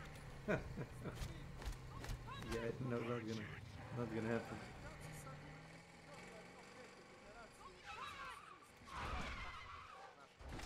Izgleda kao trougao. Na mogu imaju što će ima da se nose sa ruskim trećim. Ne, ali šta je point? Znaš kad su vršili probe s aviona u Nevadu? Zamisli prosječan čovjek, Amerikanac se je trougao da li... Pa to mislio kao da su vanzemaljci. Pa to imaju i Amerikanci i Rusi, tu tehnologiju. To ono što je Medvedev rekao, da Amerika i Rusija, što se tiče tehnologije, su ispred ostatka sveta na skoliko stotinu godina. Sad pozorno tu njegovu izjavu, što ja mislio o tim. Da imaju, sigurno imaju.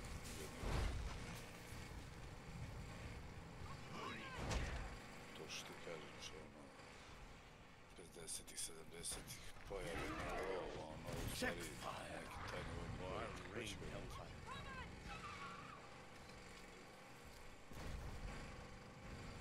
Što kažeš, ljudi vide nešto neobično u nebu.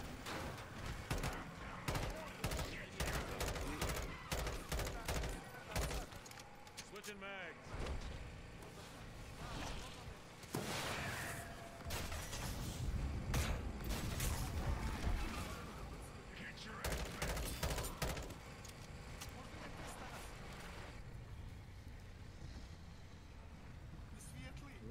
Lost passengers. Zamisli to da je neki, da je ta vojska plovala u nekom selu.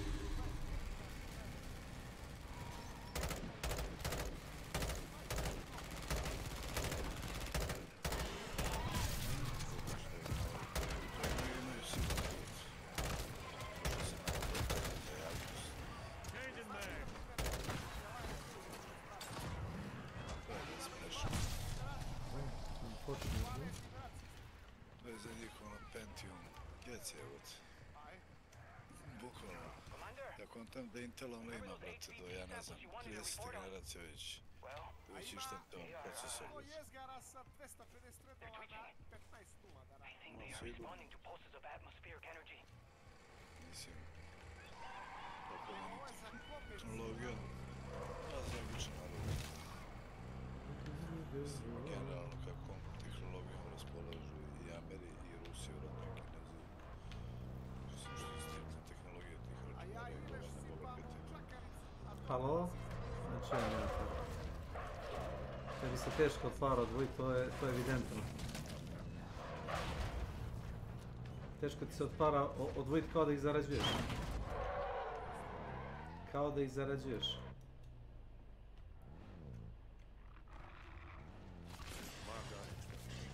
Znaš? Ne znam, ne slušam me. Ne slušam me.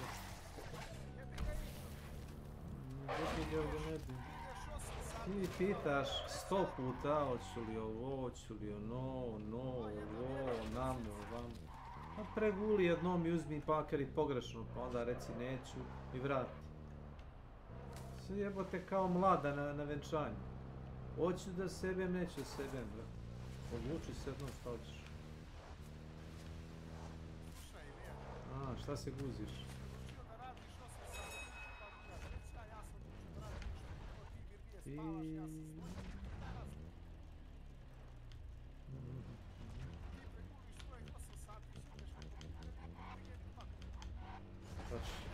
Nema potrebe da razmišlja drugi. Ti se znaš što, imaš neke seksualne interkurs. Gdje, pa, 100% mirno spavaš, to je to.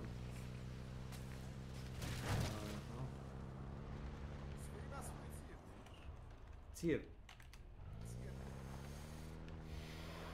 Gdje idemo ono beše na Steam jebe, ja čujem ono da gasimo na zvučno obavještenje i ono košu pa sam... Imaš notifikacije. Isključiš. Idemo na Steam pa na settings tamo. Jeste. To ja mislim u sound settings ili notification settings.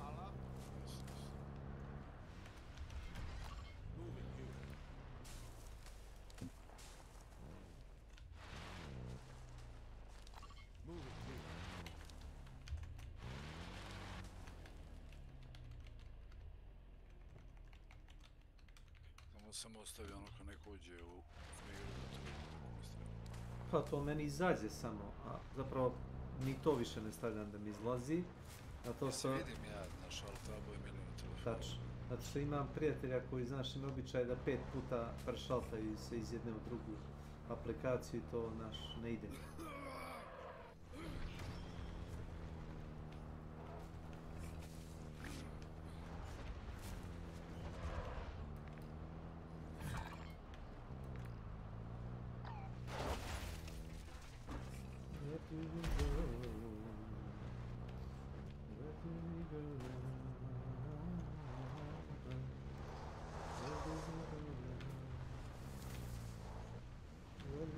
كثير.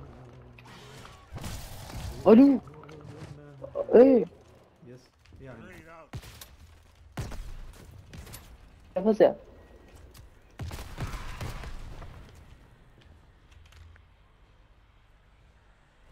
ساعدني انا اول يا ذكي. كفو ساعدني سعود. اموت هج لا تموت هج.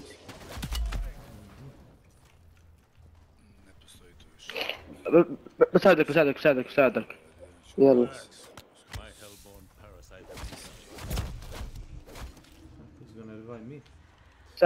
ساعدك؟ اوش لا بساعد نفسي. نايس. Oh, but the other guy knows.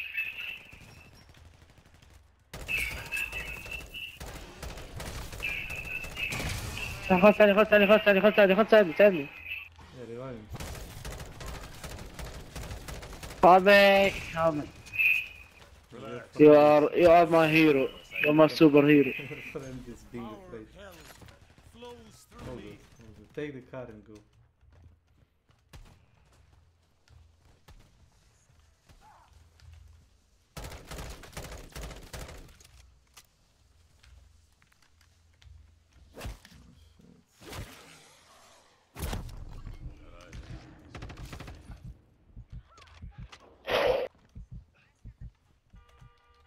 Nakon ovoga Erdogan pade sigurno. No, no, thank you. Evo, njegov sin zgazio nekog i pobegao iz susta. Šta, kolima ubio, a? Da, da. Gdje je pobjega? Kako zna gdje je pobegao?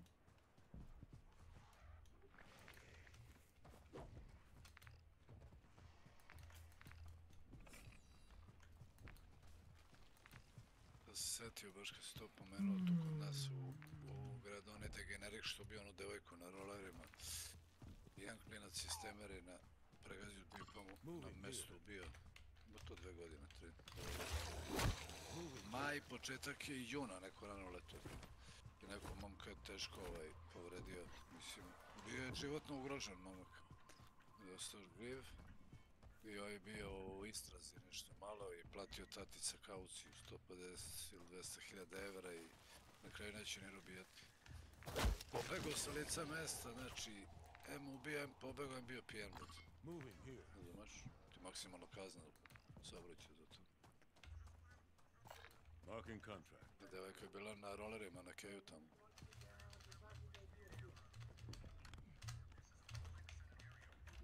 Nema ja šta da dokazujem nikom, nisam ja umorijaš, brate. Samo kažem kako to funkcioniše, brate. Aj ti tako idi ubi neko, vidim da ćeš izaći, brate. Pa.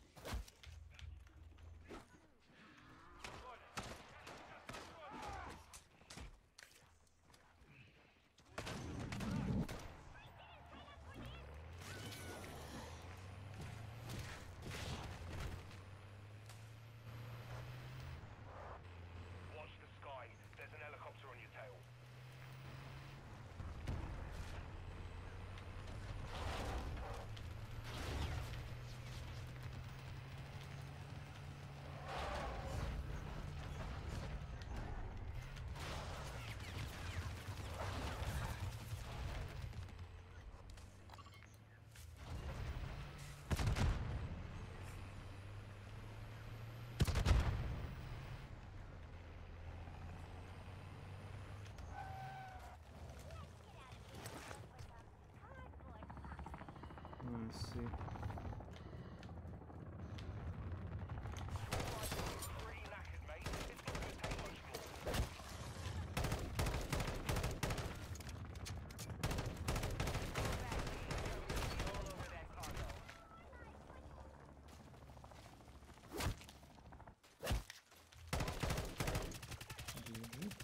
You're good.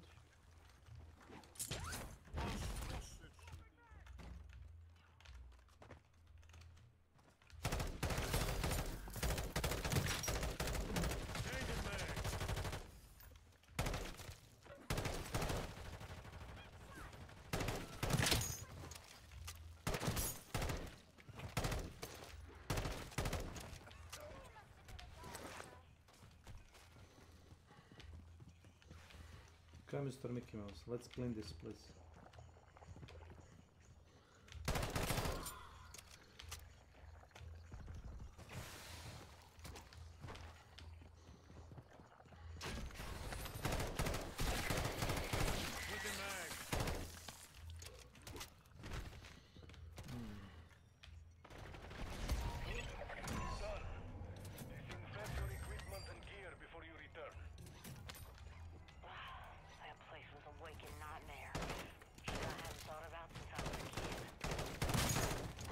check the money.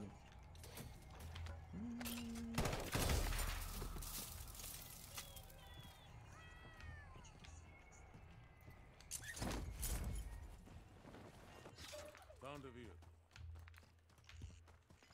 Moving here.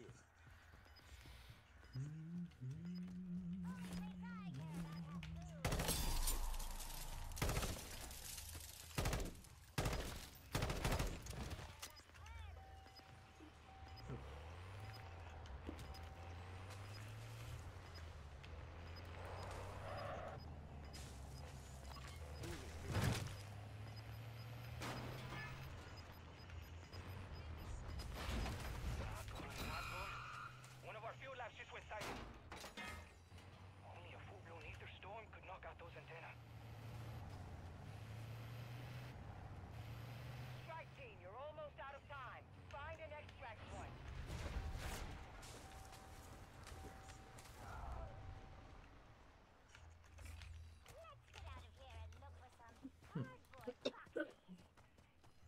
Moving here.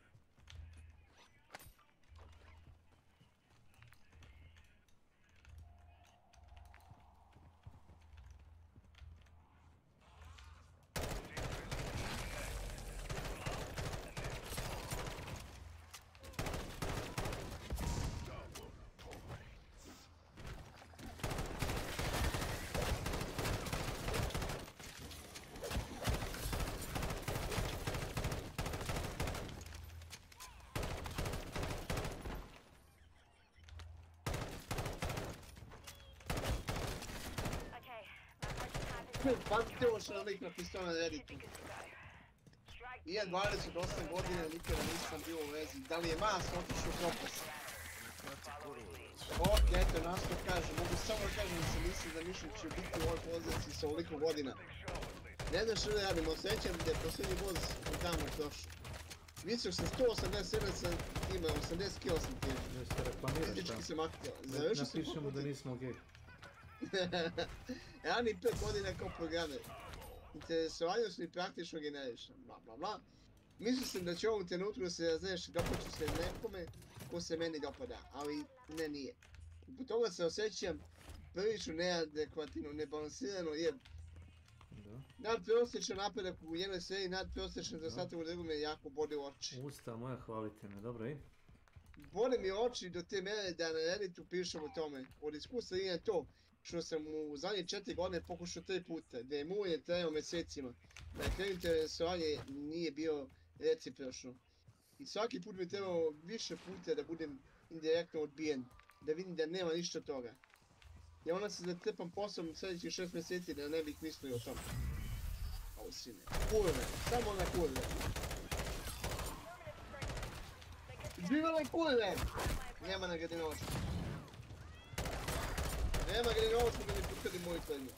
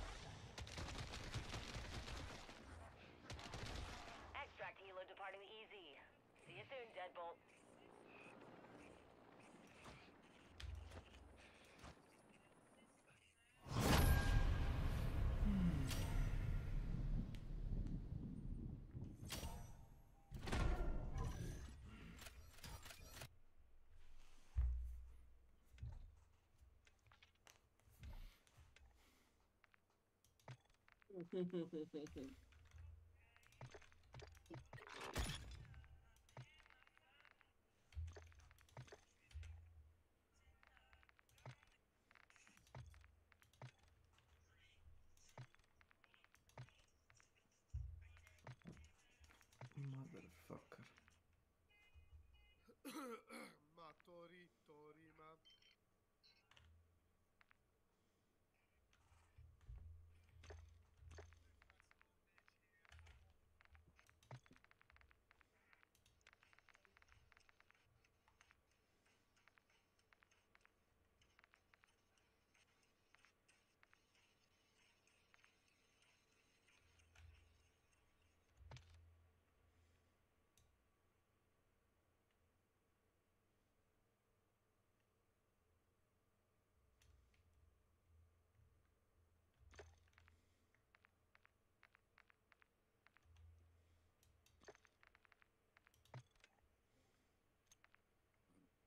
Da, moram i skoro jebote pode. Mišo, Kaži. ovo sranje je počelo da radi, ako hoćeš kad dovršim sliku da cepamo zajedno. Ajde. Cepate drva ili? Da se cepat. Tišina, Milan. Budi bezobrazan. O jebem. Šta Jebem sam? ti, ovi tiktokeri su tako glupi da to nije normalno. Sram te bilo. Au sine. Probali da naprave prank kako kidnapuju neku ženu. I ova pozvao policiju povatali. Jebem ti budalo. Pa ja bi ga tužio, skinuo bi mu kožu sa leđa. Sa leđa? Leđa misliš? Nešto ti radiš ujutro, jel? Jeste. Da svakako. Bija ne spava. Bija ne spava, ne nade. Moga bi ja nešto što ću djeti, ne nade. Djavo radi teško. Ali mi radimo teže. Ponije i teže. Težak je to život. Nema socijalno, nema zdravstveno. Samo kurve i koks. Tim redom. Tim redom, brate, tim.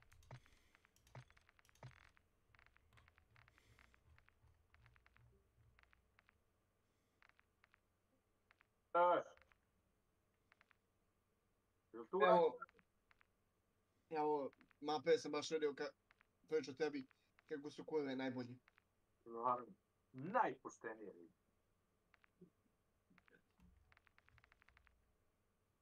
Ništa bez kurve.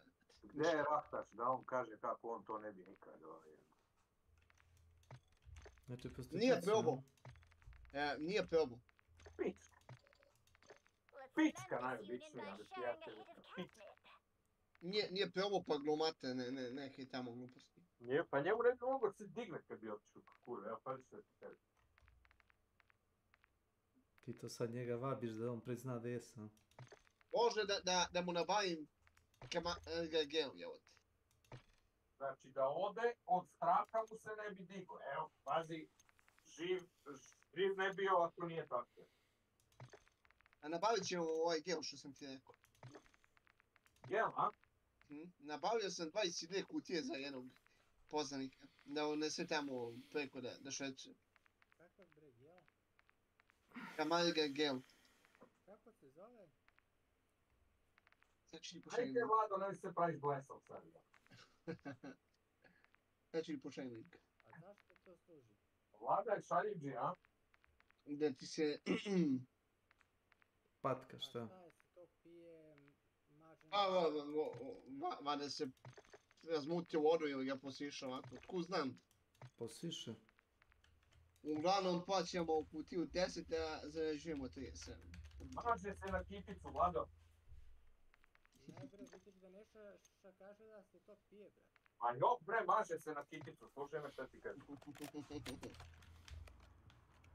Samo namažeš i onda žena, ako je prava, radi se s tebe što ti idiot. Kad kreneš, ako nije prava, ako je nimfomanka, onda još bolje. Razumeš? I on ih još časti, on je kutije sve. Aman, ej. 267.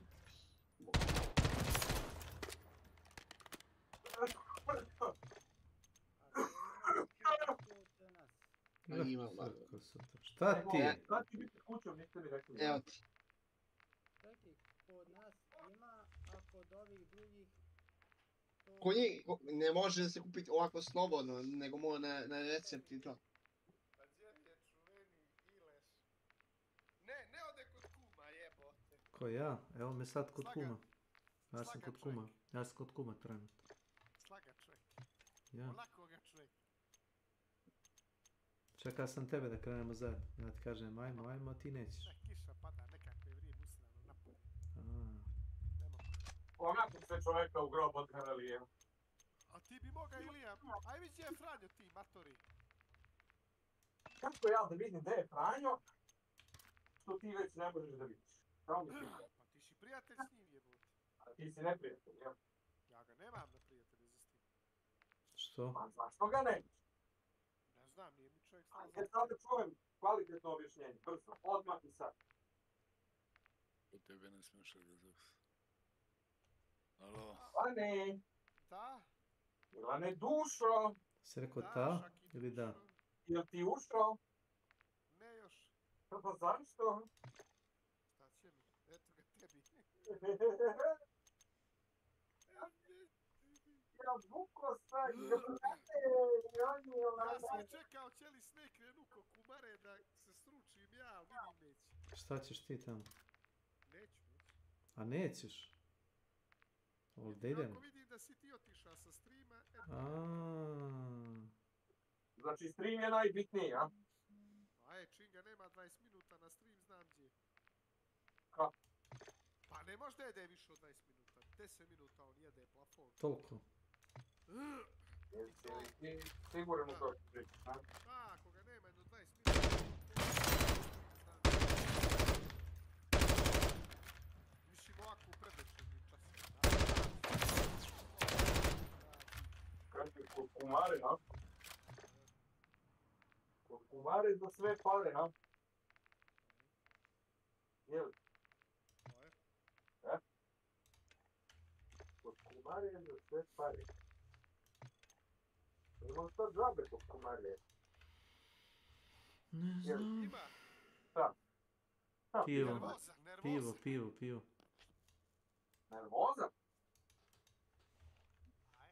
Pa popogu, zašto nervoza?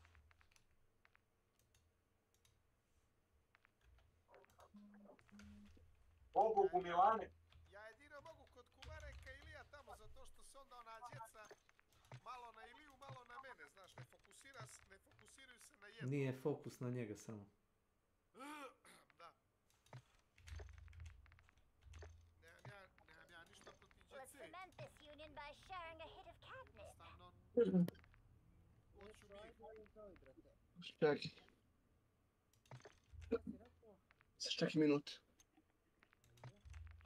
Jako se čeka, Vlad. Ali najviše volim kad se nešto igra i onda nešto se tu izgubi nešto. Šta se izgubi? Ima čovjek obaveze porodični. Ne, nego on je tu, ali te ne fermate. Kako?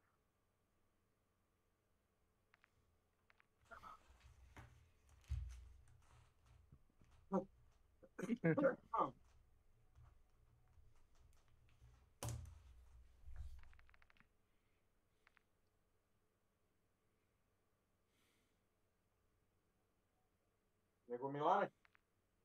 Da? Kako ti me? Dobro je sad. A? Dobre.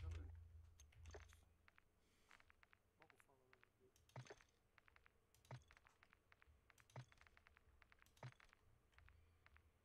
Jel se diže murica, recimo ti sad ovako? Boga mi 2 dana sujutro nije dizala, vjeruj mi. O mamo mojele. Kako to je? Pa temperatura, ovo, znaš, strpim čovjek. Ili te svrbelo nešto, jel? Jel? Jel te svrbelo nešto? Židovčice mala. Uf. Šta? Evo, gledaj. Vidi. Pogledaj. I killed him with the sticky.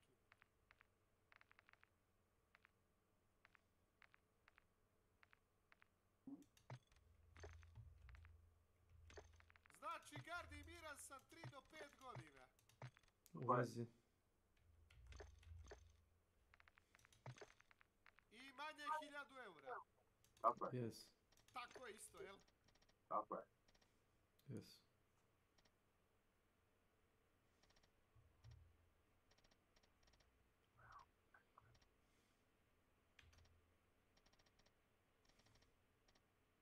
A Gardi, Da. Molim.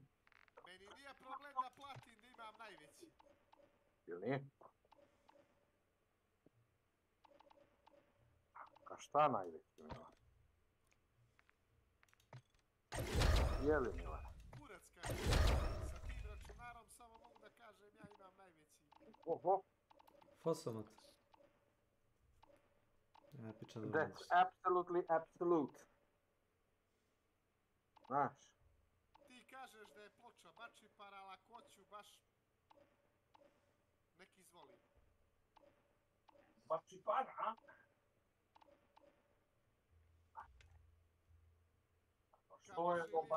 Ka može Ilija kupit 4 igre po 70 evra, mogu ja ploču. Jednu od 20. Pardon, 55 Do anywhere other than a place where they pay you to do it, they would arrest you. Tako? A? Pa stavio sam ti u General Gaming, jesi vidio, Matona? Malo nešto čeprkan. Ne znam što čeprkan. Ne znaš ti. Ha? That gun doesn't load a thing. I dig it. Evo ti kao... Ovo ti kao tako danas. Where are you? Asteroid City, Farm Route 6, mile 75. Did you watch Asteroid City? You know what I did? This is going to be a reversal here, because usually you say, I watched a movie and I don't remember anything about it. I watched Asteroid City, I don't remember anything about it. I liked it well enough. I liked the stop-motion alien that shows up. That was cute. But it felt like, and I know this is it's the cliche to say, oh, every Wes Anderson movie now feels like a parody of Wes Anderson movies. And I'm not going to say that. It just felt like a reheated version of a lot of stuff he's done before. There's like the asshole father character that just felt like a lesser version of Royal Tenenbaum. You're saying our mother died 3 weeks ago? I don't think I'm in It's like, it's all fine. I like all these actors. I like his style. I'm not sick of that. The only thing I liked about it was the kind of production design of it, the aesthetic, the location. Oh, sure, yeah. You know, all of his movies have different locales, you know. One of my favorite Wes Andersons, maybe my favorite, is the Darjeeling Limited. That one's great. They're on a train in India and they're driving around. And 3 characters. There's nothing crazy, and it's all about the 3 brothers. Life Aquatic, of course, is great. There's so many good ones, and they're all like so different, but all so similar. Well, aesthetically, they're all the same, yeah. That's why it's so easy to parody that style of like the whip pans, the dead center framing. It's a very, very, very obvious style. And this one, I thought, you know, I was intrigued by the look, that 1950s in the desert. Yeah, whatever color grading they use, it has this weird, like, it almost looks like oversaturated and desaturated at the same time. I don't even know how to explain it. Right. But I had nothing to grab onto. I didn't, like you said, you liked all the actors, but every character talks like this. Snake, huh? Shot with bullets? Once or twice. Just graze. He got shrapneled in the back of the head too. Sure. Well, that's the thing is like when they all have that same delivery, it all like it's almost like the jokes or the lines become predictable as far as like how they're going to say the line. It's The writing's good, but Jason Schwartzman, I wasn't sure what I was supposed to feel for his character. Him and Scarlett Johansson have a thing. Znači, toliko loša window. Yeah, she's an actress, right? What's his face shows up? Tom Hanks? He wasn't supposed to be in it. Somebody else was supposed to be in his role, but they had COVID. I forget who it was. Was it Bill Murray? Yes. Okay. Yeah, obviously. Of course. I was like, it's one of the usuals. Yeah. But either way, it doesn't matter. You replace Bill Murray with Tom Hanks. He does the same delivery and style. It doesn't matter because they're just dry.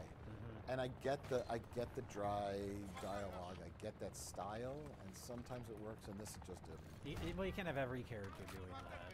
I did like. There's the angle of like storytelling and an audience, because we keep cutting into like the play version of the story that we're seeing with like Adrian Brody, and there's a nice little scene where he goes out on the balcony and Margot Robbie's in a play across the street, and they have a nice little scene. Like some of that stuff's kind of Schwartzman and when they're in the houses next to each other. Like, I got all those moments, but I wasn't quite sure what was trying to be said. Which is okay. The bigger message is just like an icing on the cake, but to me, it's always the characters that's the meat of the movie, or the cake of the movie. And Darjeeling Limited, you have those three brothers. They're all very distinct personalities, and that works. And they're trying to find their mother, who they haven't seen in a long time. Yeah. There's character stuff going on there, and there's growth, and this is just... Nope.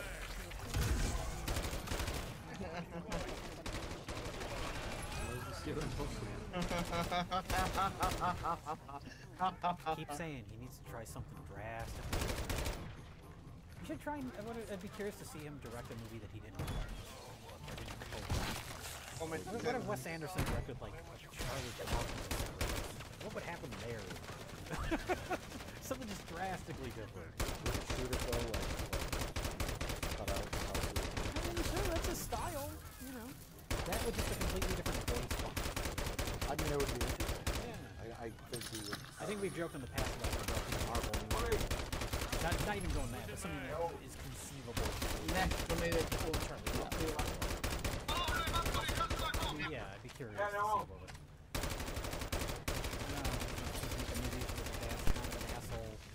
Kind of likable. There's some sort of stop motion effect at some point in the movie. I need a good message and or else the aesthetics and the style and the performances by the actors is all waste. Yeah. Need a heart. That's what I'm saying. It's like, and I remember most Wes Anderson movies, and this one was like in one ear, out the other.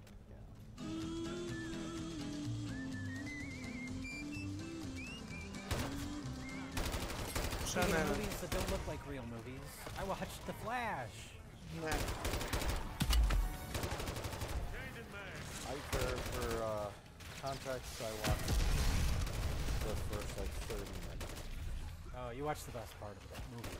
Okay, good. This is what I was curious about. Like, obviously, we're both over comic book movies, especially over these DC, that whole mess with the DC movies. But the fact that this is one of the biggest bombs in the history of Warner Brothers intrigued me, along with bringing back Michael Keaton as Batman. Like, that's enough. I'll at least watch it. I don't have any expectations, but I'll watch it. I love Michael Keaton. I was obsessed with the Tim Burton Batman movies. So you saw the baby scene. That's the scene that, like people were ragging on this movie, and they were like pointing to that scene specifically. A što sam ne naučiš, It's so terrible. It's so stupid. Šta će ti on za It's to? goofy. It's like a live-action Looney Tunes. I liked that. It was like a Joe Dante Piše movie te. for 5 minutes.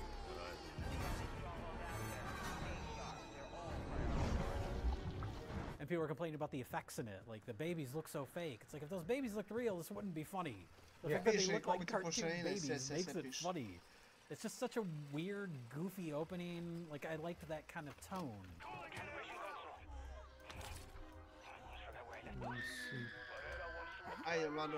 It just completely, like, it's so different than other. It's like the most memorable scene I've seen in a comic book. Ja sam pešao celu igru. version of Možeš i da vičeš Well, to that's mislim, ja ne yeah, znam we're koji seeing smisli. slowed down vision, him we should changing see. events, but like to Naravno see si like prešao čitavu. baby with like scalpels coming towards its face or almost getting hit with acid, like Yeah. I thought it was hilarious. But then the rest of the movie is not quite that Welcome to my goofy, channel. Unfortunately, big setback is Ezra Miller. Wait, he's Batman? The Flash goes back in time and has to team up with a younger version of the Flash. The younger version is really annoying. Hey, I got that far. Okay. He goes to the house. Yeah, he's trying to prevent his mom from the actual plot of the movie I don't give a shit about. You see babies falling out of skyscrapers and the Flash saving them. It was almost like the same movie as the Spider-Man. Oh yeah, it's like a last. Not the animated one, but where Spider-Man wants to put something and he asks Doctor Strange to do it. And What's interesting though is I think this was made before that, but then there was all those so many like setbacks and all this shakeup and yeah, man, it's like getting pushed back.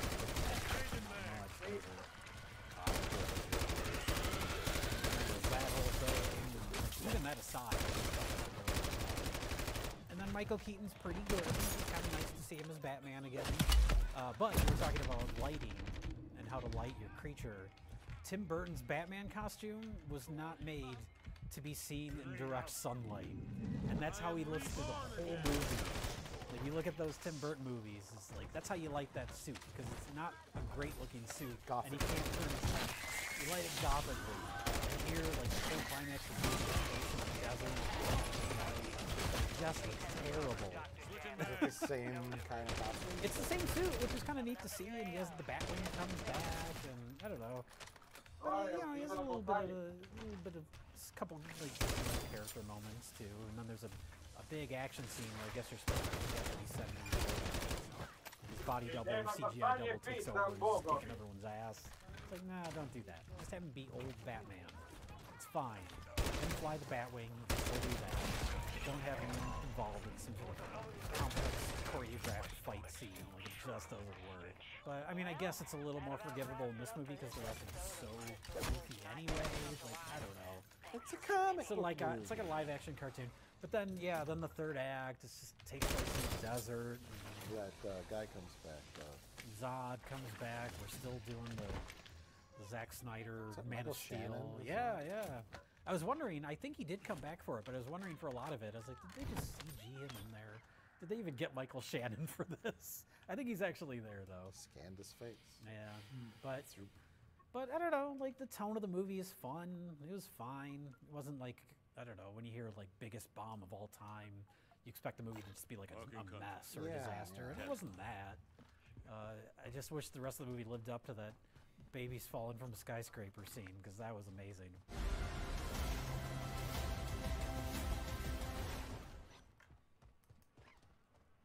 Well, I can talk very briefly because I don't have a lot to say about it, but out of curiosity, I watched the animated Teenage Mutant Ninja Turtles movie, produced and co-written by S.W.Frost.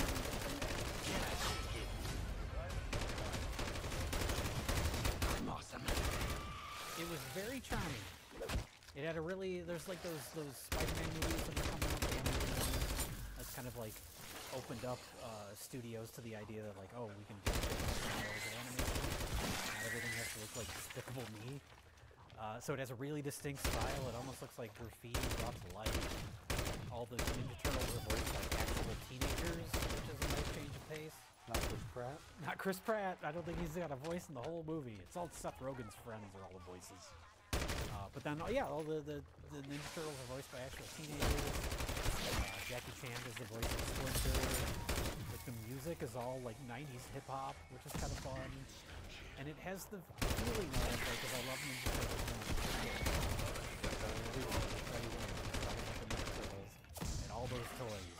And the gimmick of this movie, like, the plot's not great, but the premise is that all these bad guy mutant characters team up. And so they have all these characters that I had all these toys of as a kid. And it has this feeling of like a little kid playing with his action figures. If that was in a real movie. It was very charming and fun. and humorous without being obnoxious. Not a lot of like meta humor. Okay. Like some sickos. Yeah. Not a lot of. There's some improv. It feels like the kids are all playing off each other. They're kind of annoying, which I like. It's like the Goonies, you know, like when people say, "Oh, the kids in the Goonies are annoying." It's like, well, you ever been around a group of kids? Like, this is how they are. Bacon, egg, and cheese. Bacon, egg, and cheese. Let me get a bacon, egg, and cheese. Bacon, egg, and cheese. So there's a lot of that in that, where they just feel like real kids kind of playing off of each other. So it's really unique in terms of like modern animated movies. Well, that's you made me want to watch it. All right. Maybe I will.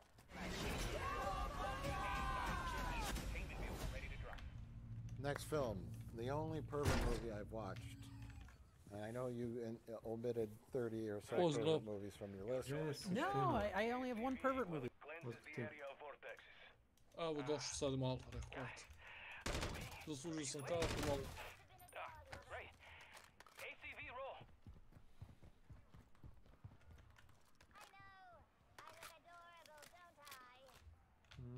Znači ti si otišao pošto si koknuo na ga bossa, a? Ma da, brate, došlo mi na vrata, mogu da stvarim dobro onako na brzinu sve. Komentar prilike dođem na autobuska stanica, samo ljudi dolaze i odlaze na polas, tako da ne stop iz... A to ti je kao kod mog kuma.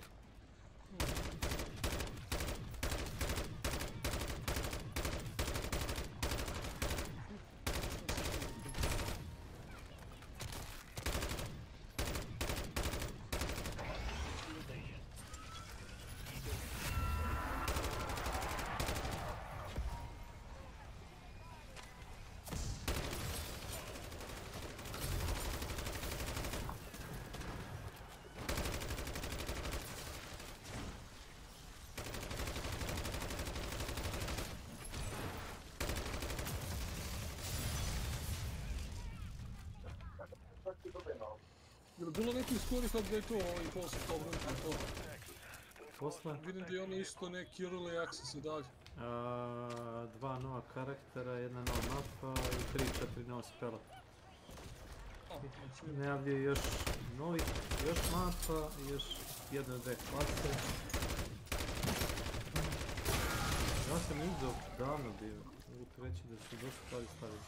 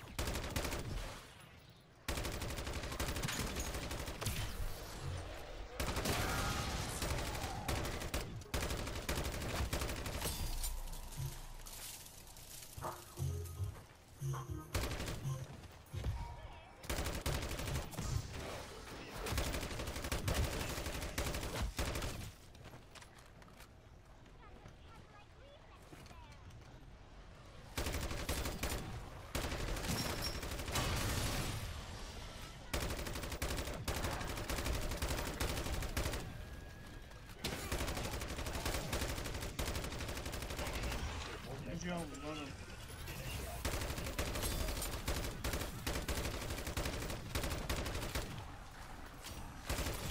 Dođemo.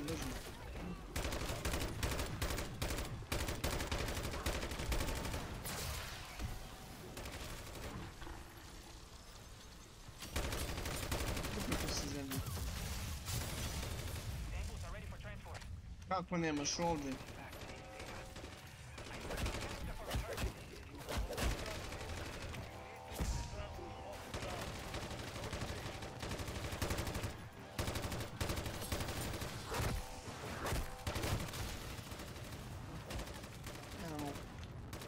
Ne, municiju više.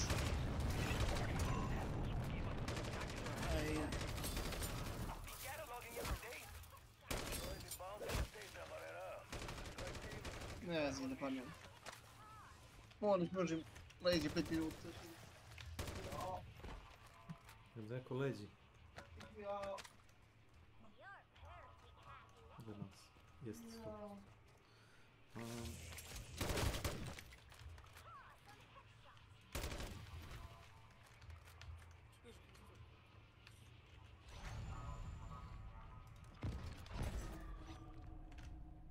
Kako bi ti osjećao da te bole leđe?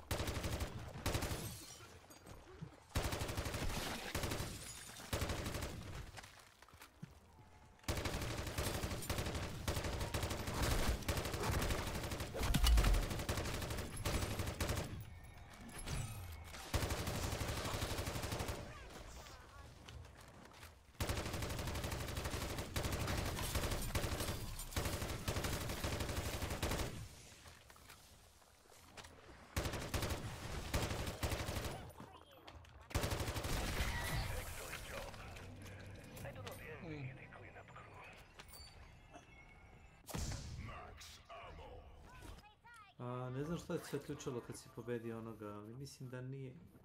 Zapravo jeste. Možda Somber 1 i 2. Ono kristalije. Nisam još da vidim. Nisam mogao se setim. Mislim da je to. Ne znam. Marking contract.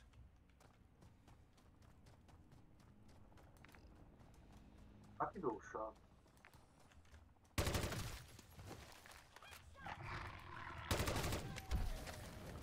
Gdje ulazimo ono i lijevo? Da ograničimo FPS-u u kodu. Znaš na što mislim? To ti je pod video.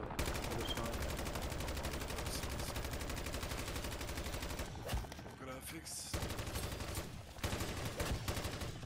Mislim da je u Basic, imaš 3 taba za grafiku. Imaš ono Interface, Basic, mislim da je Display prvi. Moguće, da. Vidim samo Graphics, Display, mislim da je Display. Display ili Quality? Quality. Moguće u Display, ne vjerujem da je na Quality. Imaš tamo kao, kako ti objasnim, dodatna podešavanja. Piše Sustainability. I imaš tamo našao sam custom frame rate limit. Jest, imaš, ja stavim 140 i 60 kad mi je van fokusa. Ja držim 30-90 i gameplay na max.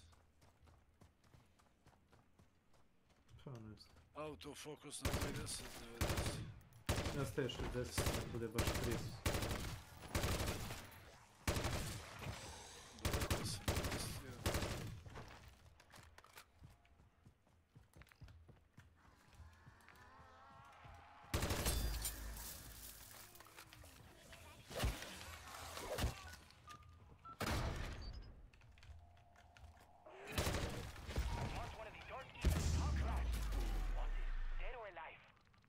Well,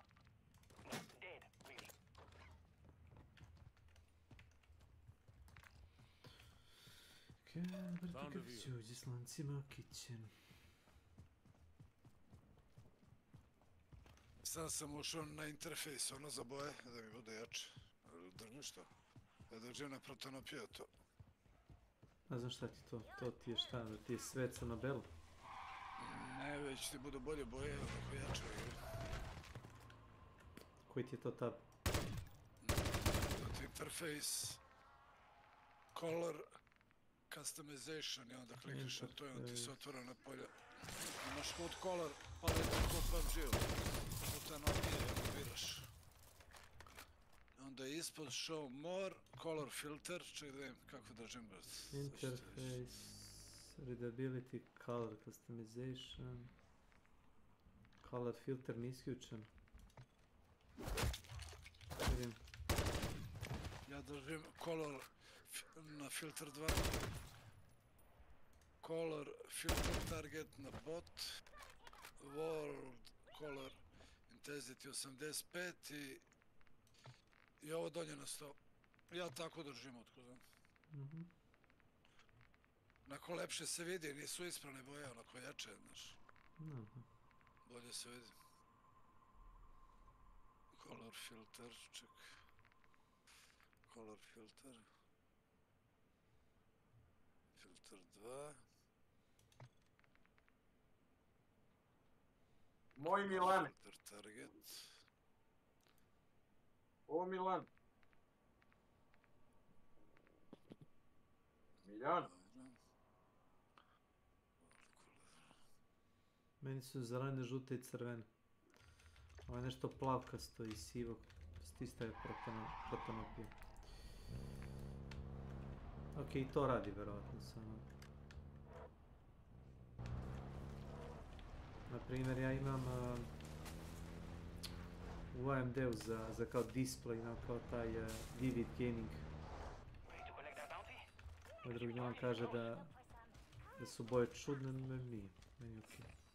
Pa na vidiš kako te vidi dobro. Tačno. Čekaj sam da vidim.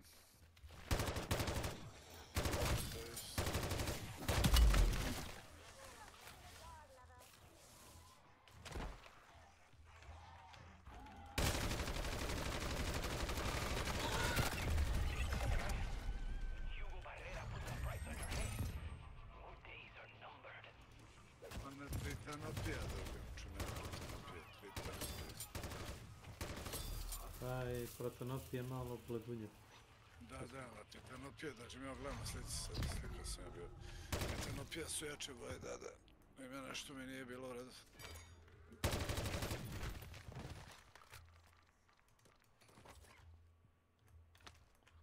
Baš sam uslikao danas, prema što sam rušio sistem, da znam da se sam našao na Discordu. Titanopija, dobro.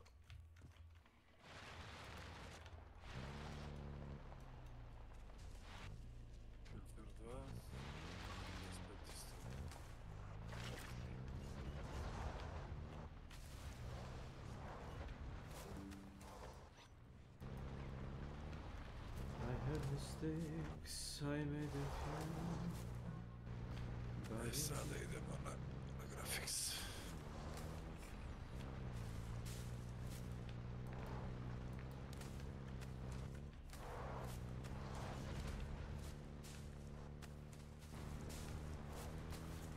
Ti sad to štimuješ opet papirom. Zato što sam fabričko rušenje sistema, znaš. Capisco. Signores.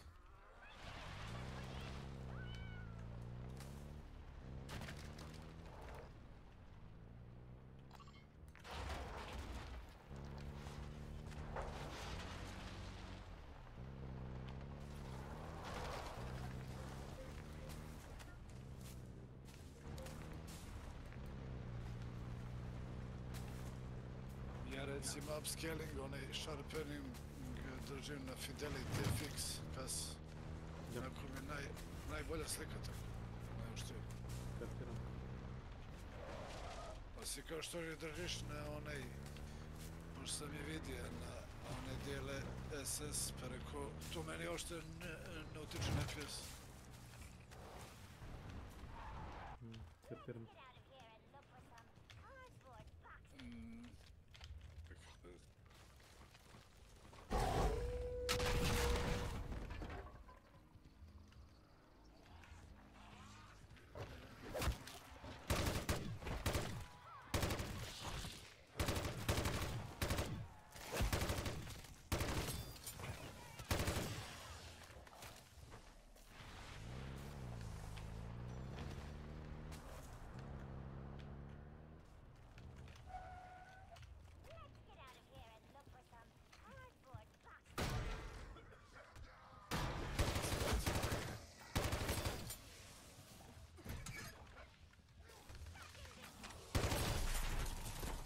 Što mi je nabio na ekstrem jebate ovo grafika.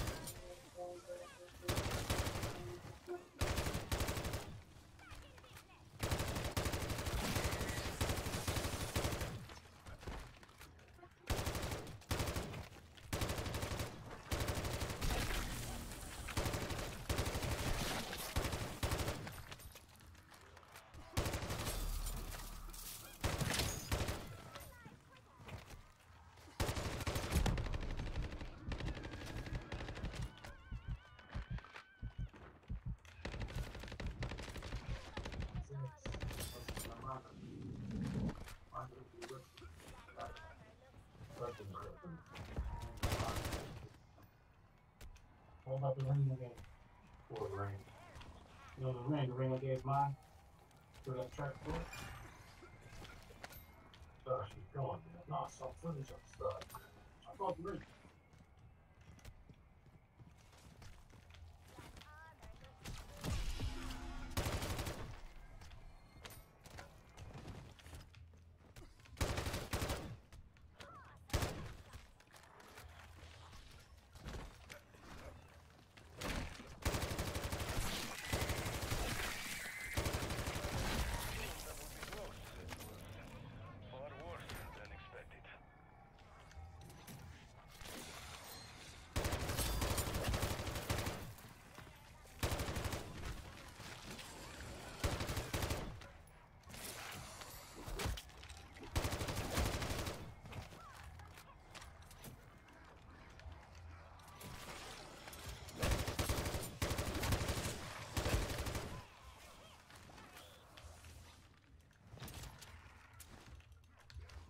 Mastermind out!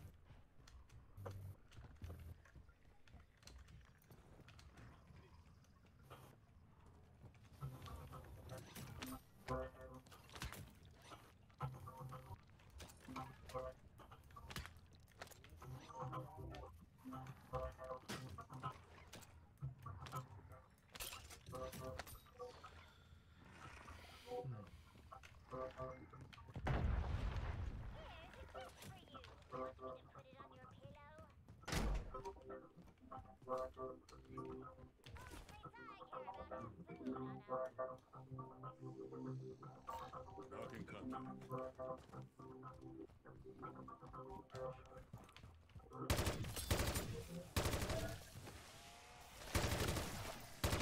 Left side surround. Right side surround. Left rear.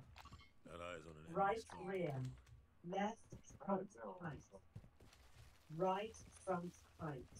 Namještaš zvučnik. Left rear.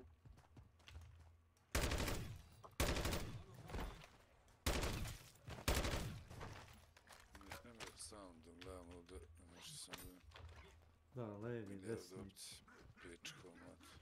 Ček, ti imaš surround, šta? Nisam ništa djeraš ovdje. Gledam settings to ovaj display quality i to da podesim.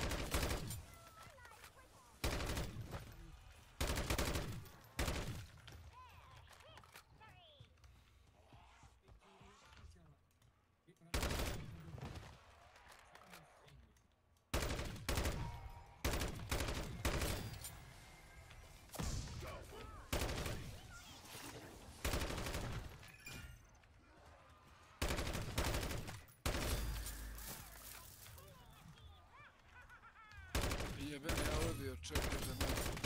Stoji mi audio mix na headphones. Imaš headphones i headphones boost. Šta da stavim, šta je bolje? A na boost jače čuješ eksplozije, te kao ono, brutalne To zvuke. nema, nije bitnije korak je to. A trebalo bi jače se čuje koraci. Znaš, ako se čuju koraci u igri, na 5 metara tebe čuješ du du du du du. Neko trči.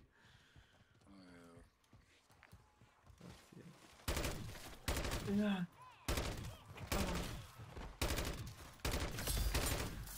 Vara mi se leđe učinulo, pizdu materinu.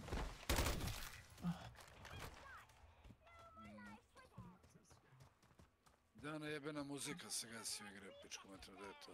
Master volume, to je... Gameplay, music volume, to je 1.0, ali tako? Pa 0. Nekako nabija atmosferu neku koja mi se ne sviđa. Previše je intenzivna za moj ukus. Master volume, to je ovo. Sentry gun deployed. Glavni, ali da ovo za muziku. Master volume ti je glavni slider. To je cinematično, da music volume. Jeste to.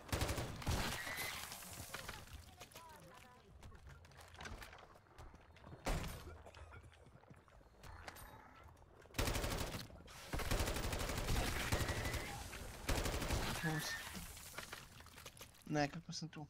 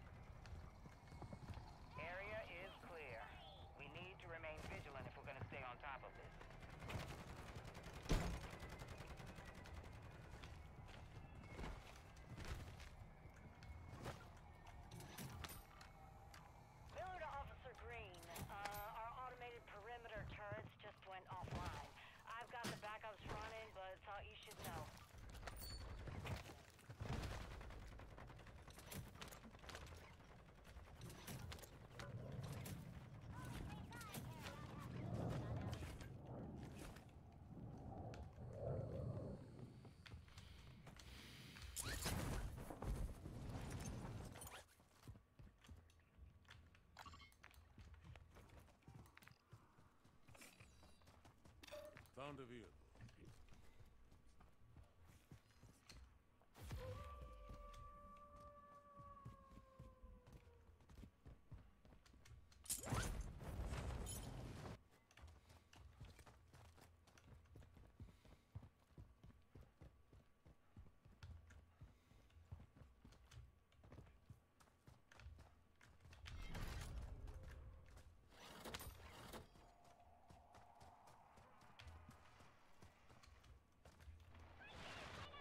And it's on my list, and I'll get to it. Suitable Flash? Suitable Flash. I watched a movie called Sanctuary. How? Yes, of course. Come in. Nice place. It has Christopher Abbott. Not Chris Pratt.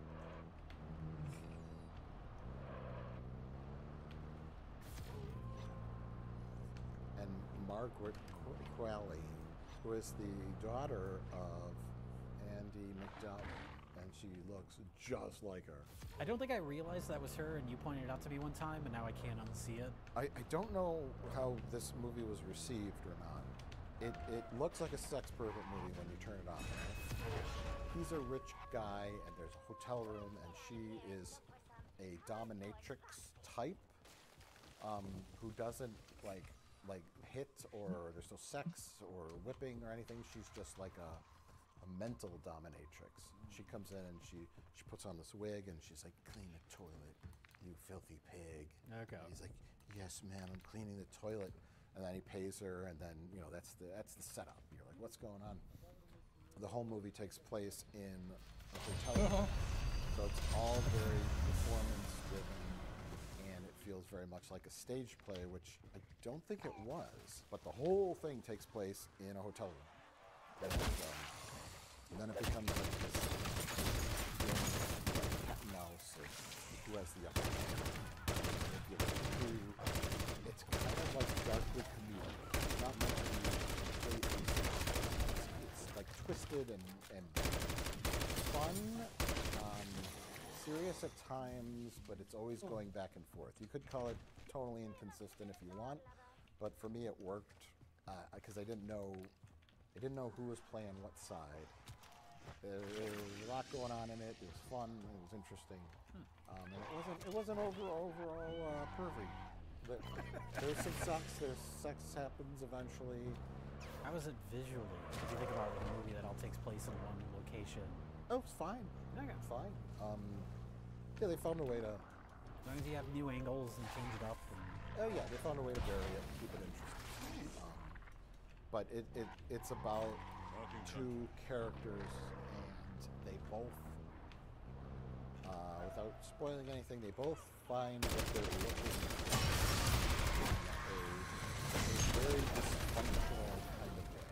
Do you even know why you're doing it, or is this just a game? Yes.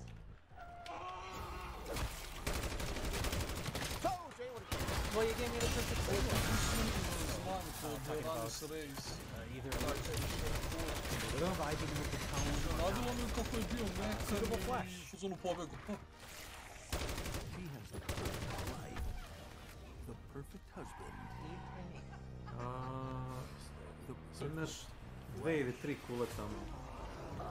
Imaš Seluvius Rice, imaš Rena i... That's a movie that has a very specific tone. We always talk about movies like, we talk about Cocaine Bear, how it's like, it's so silly. It's like, it'd be funnier if it was played straight. The tongue-in-cheek nature of it would work better if you did play it silly.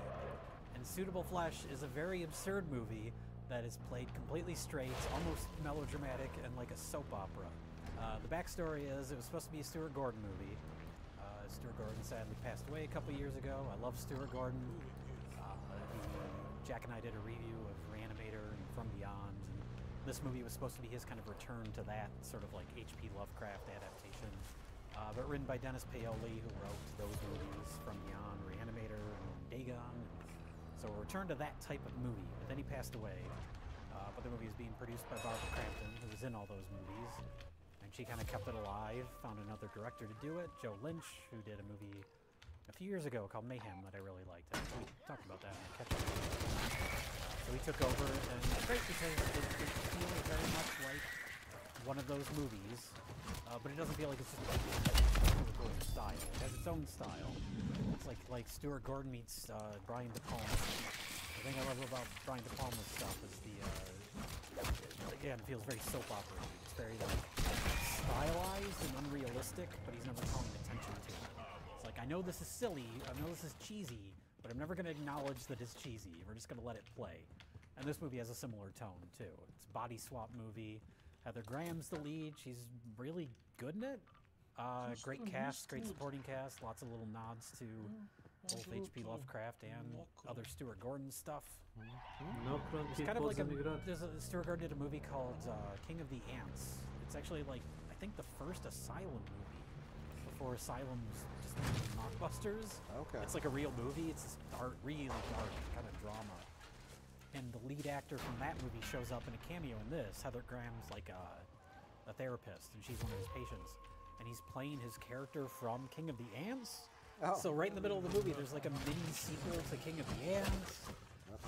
If you like Stuart Gordon, it's a nice tribute to him. Stuart Gordon verse? The Stuart Gordon verse, yeah.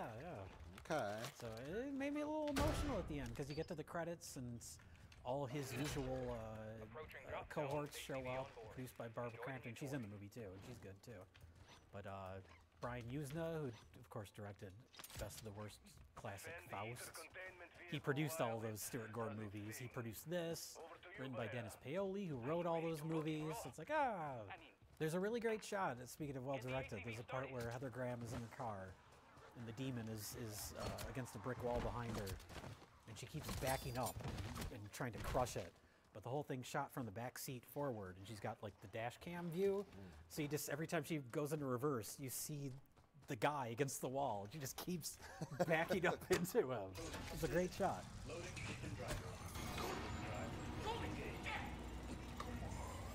Well, the premise from the trailer I gathered is kind of body swap thing. Yeah, it's this H.P. Lovecraft ancient unknown creature who knows how many times body swapped people. And it hops into Heather Graham's body, and it's like a weird, horny demon thing that's never been in the body of a woman before, and realizes that it kind of likes it. That's the premise. Okay. It's like soap opera meets like a 90s erotic thriller, and then it turns into a Stuart Gordon.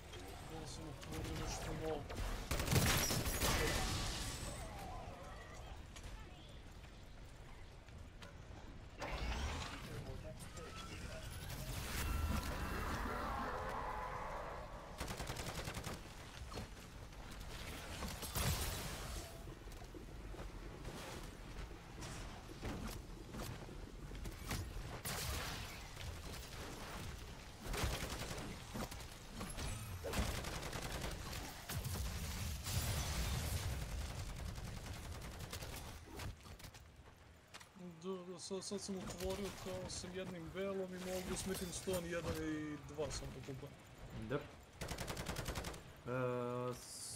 Somber Stone. Za 1 i 2. Ili Smithing Stone? Samo Smithing Stone. Aha. Ne znam kako, radi sam nekoliko tih majnova, ne znam zašto nisam dobio da te... Ne daje svaki. Neki je samo dungeon, a imaš i majnove. Što je razlika?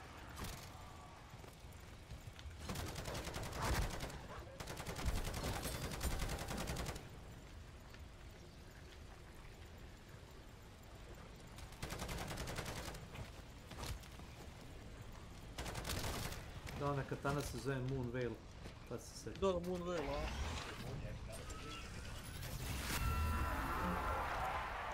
Budemo na paži da se prvo svak vladu.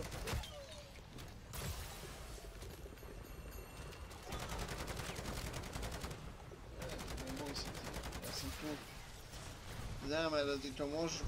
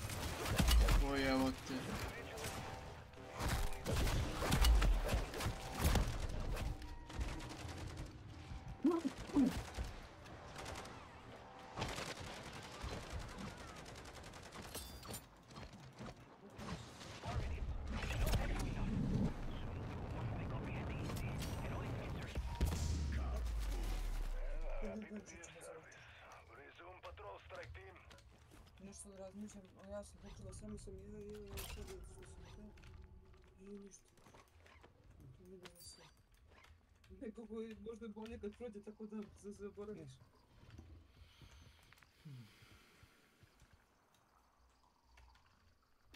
Found a vehicle.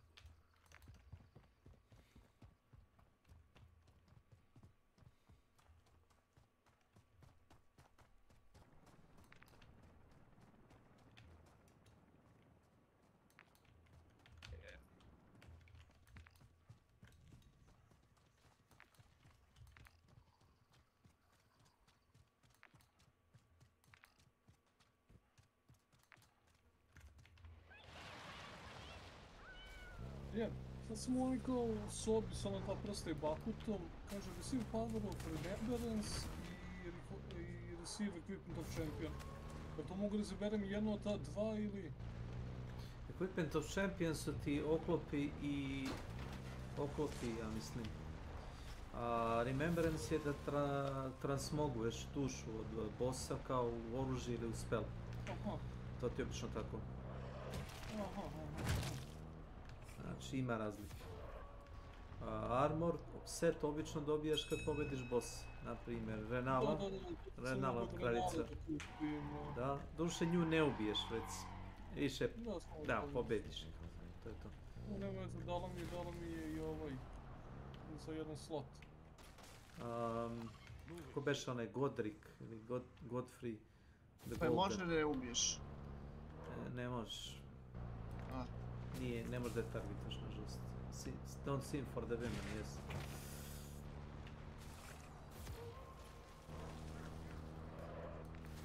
Ne možeš zato što imaš... Ona nije ni odgovoran ni za što, ne samo ženu u depresiji.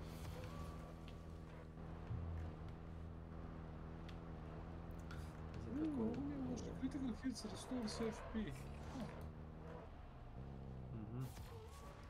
A dobro, znaš, imaš i bolje. Ja sam nosio onaj dvoručnjak onda kad si me Saman ubio. Onaj Sword of Miloš. Tako se zove, Sword of Milos. Napravljen od kičmenog stuba džinova. Svaka puta pobediš protivnika dobiješ FP ili mani, ne bitno.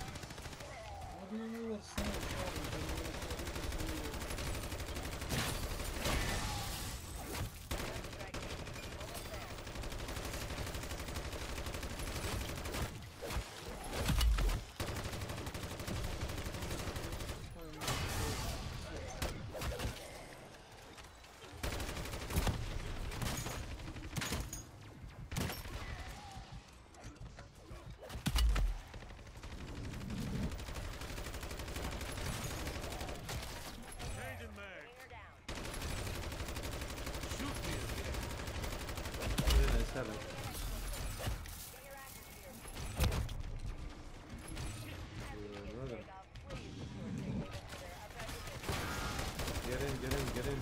Quickly. Get in.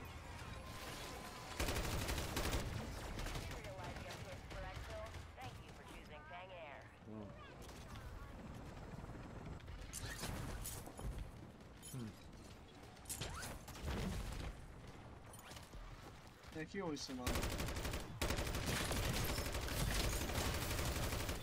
Switching bags. Shit.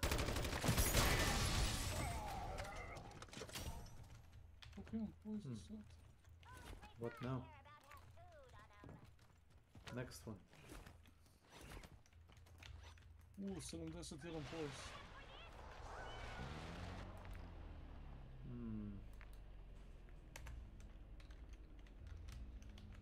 Moving here.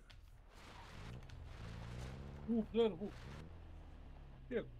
Ima onaj brother Korin i ja mislim da sam našao kornjaču i jedan i drugi hoće ovaj prayer book. Ajmo. Da. Ne, uvek knjigu daješ jednom, verujem. Nije kao u Dark Souls 3, znaš? Kome da dam, mislim, ili sve jedno kome dam ili nije? brat Corin uglavnom.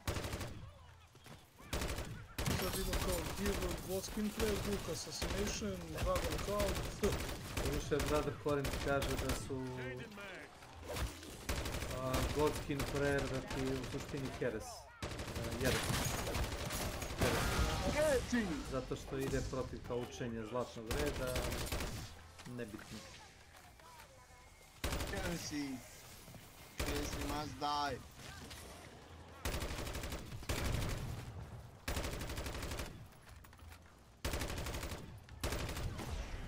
Aha, i sad imam više ovih magija koji njega da kupujem.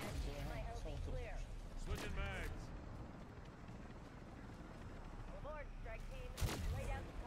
Let's go.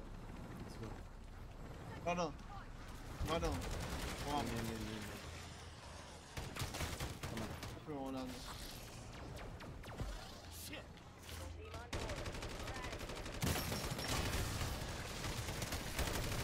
Mislim da će biti nešto... više. Dobro. Nice. Čiči.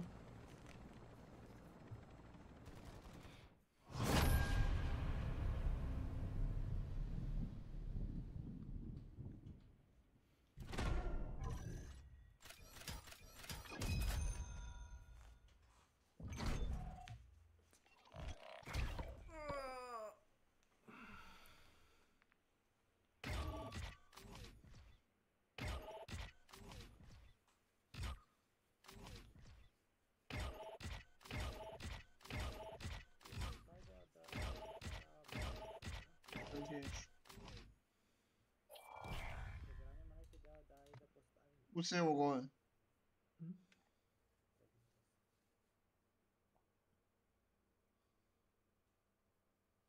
Ovo je još jedan zatvor.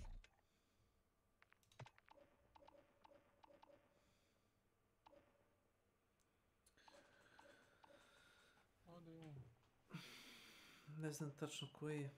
Da li iza one crkve tamo? Je li taj? Ako iza crkve to ti Ano, je... imaš tu sa te strane još jedan nam pocepaš.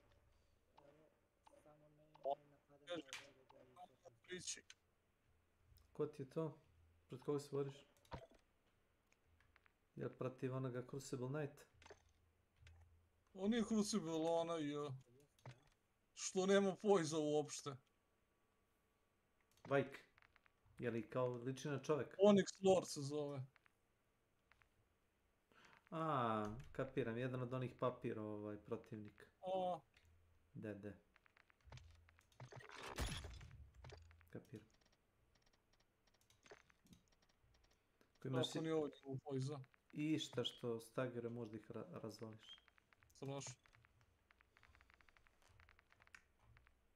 Meteorit spell, a dobro.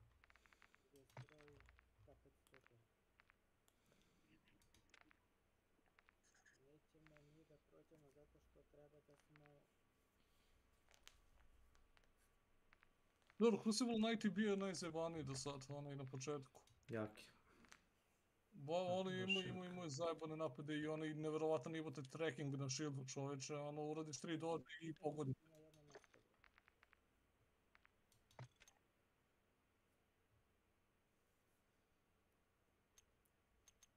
A i ovdje ima sad neki zamor. Odzepi tu u sredini. Ispred tebe, Vlado. Nije bitno da njih poveš, bitno da pocepaš neke sekunde zato je.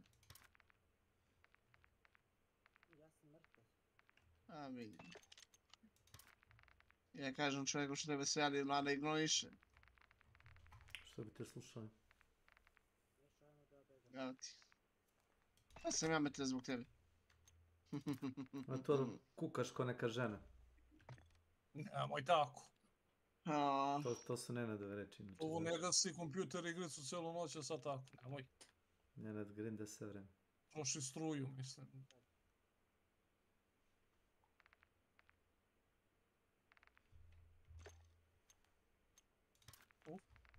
Idemo. Pusti njega, idemo. Gaz, gaz, gaz. Ajde, vidi. Iđe dešao me mukovi.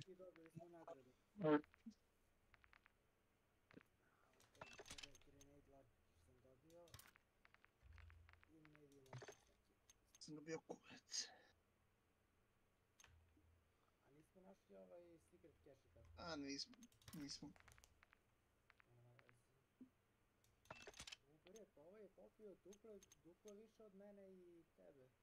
A sad vatnjam puca za to je i pobio. Pobio ova mala govna.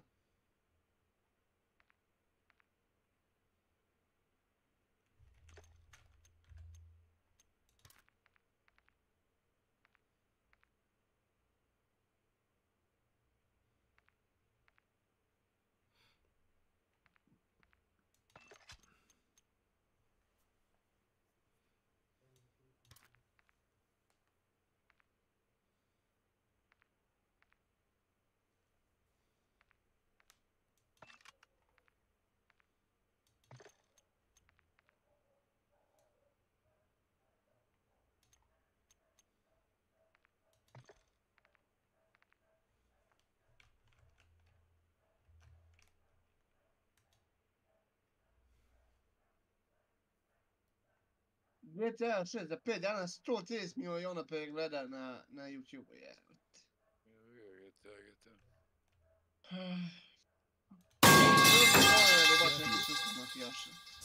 GTA. Bolje tako nego da me gledaju, nek mi puše oni kurac malo. No neka me gledaju ko... Evo ja bi dao da moj lik bude... Jel bi dao i sliku i glas? Bad guys, da, dao bi i sliku i glas. Da su se. Like ono, you wanna that challenge? Ja ću da im dam za Call of Duty, brate, za... Uđemo, Vlado. Seth. Dođi. Here. Dođi kad ti kažem. Dođi. Seth. Ovdje. Here.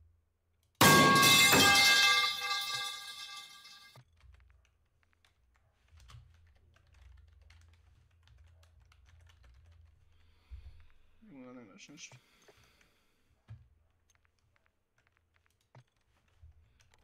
Dođi vam.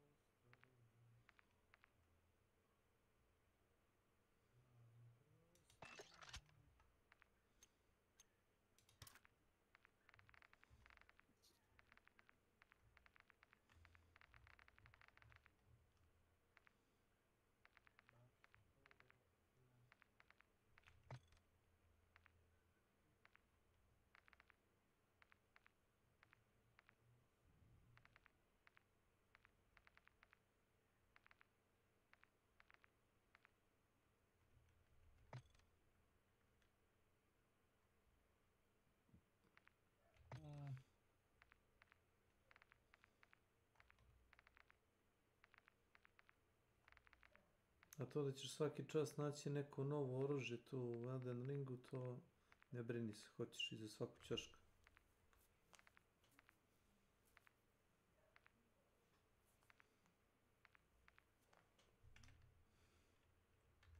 Sad mi kasno novo oružje, ovo mi je na plus 11 prema tome. Ne, svaka oblast u kojoj odeš ima jedan rudnik koji ti daje crafting materijala.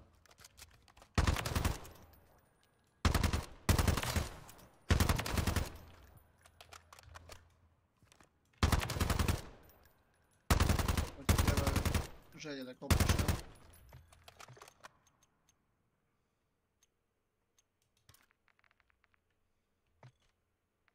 Nema kopanja, samo lutuješ. Samo da se čekaš ono. Moram da napravim build. Očušao sam sve što mi treba.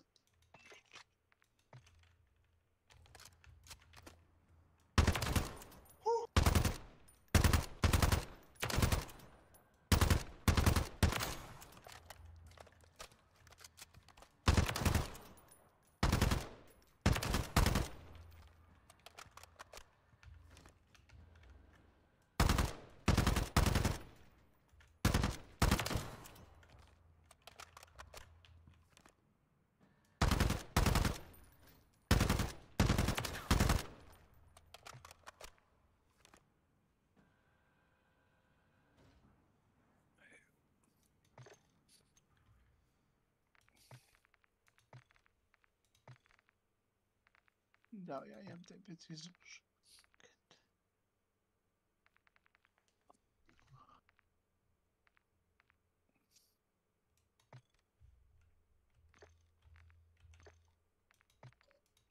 Best not to turn your laser sight on. Might not. Treba naći to.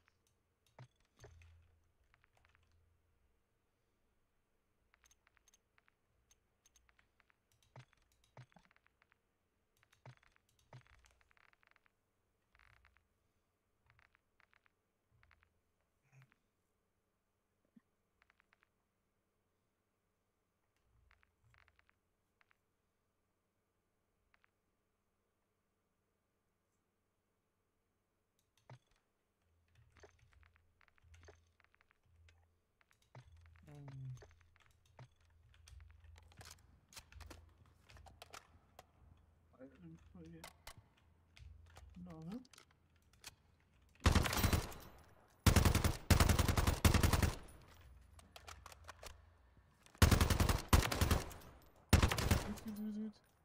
Jebote, sad kad imam više poiza i sve mogu... A te nisam ovoliko zaginuo za svo ovo vreme. Zato što si više neoprezan. A, ima i toga.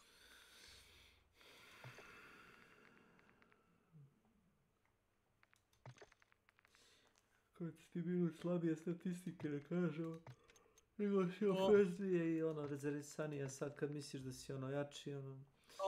Hoćeš da i brže središ i uradiš jedan... Zaletio se, znaš, ono kao u 3 viteza i onda uhvate me u mašinicu i daš ono kao... Da. Možda previše očekujem od poiza. Hvala puno. Razor tvori. Jesu. Možda mi da. Yes.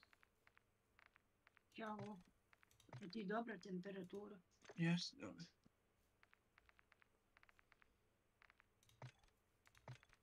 Čekaj, Vlado, ti temperaturu, a? Nenad.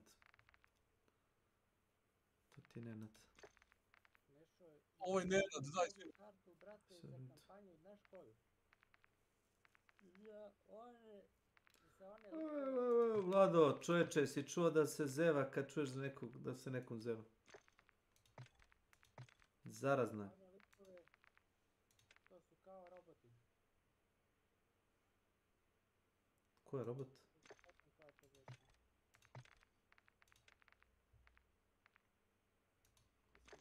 Mislim da je ta.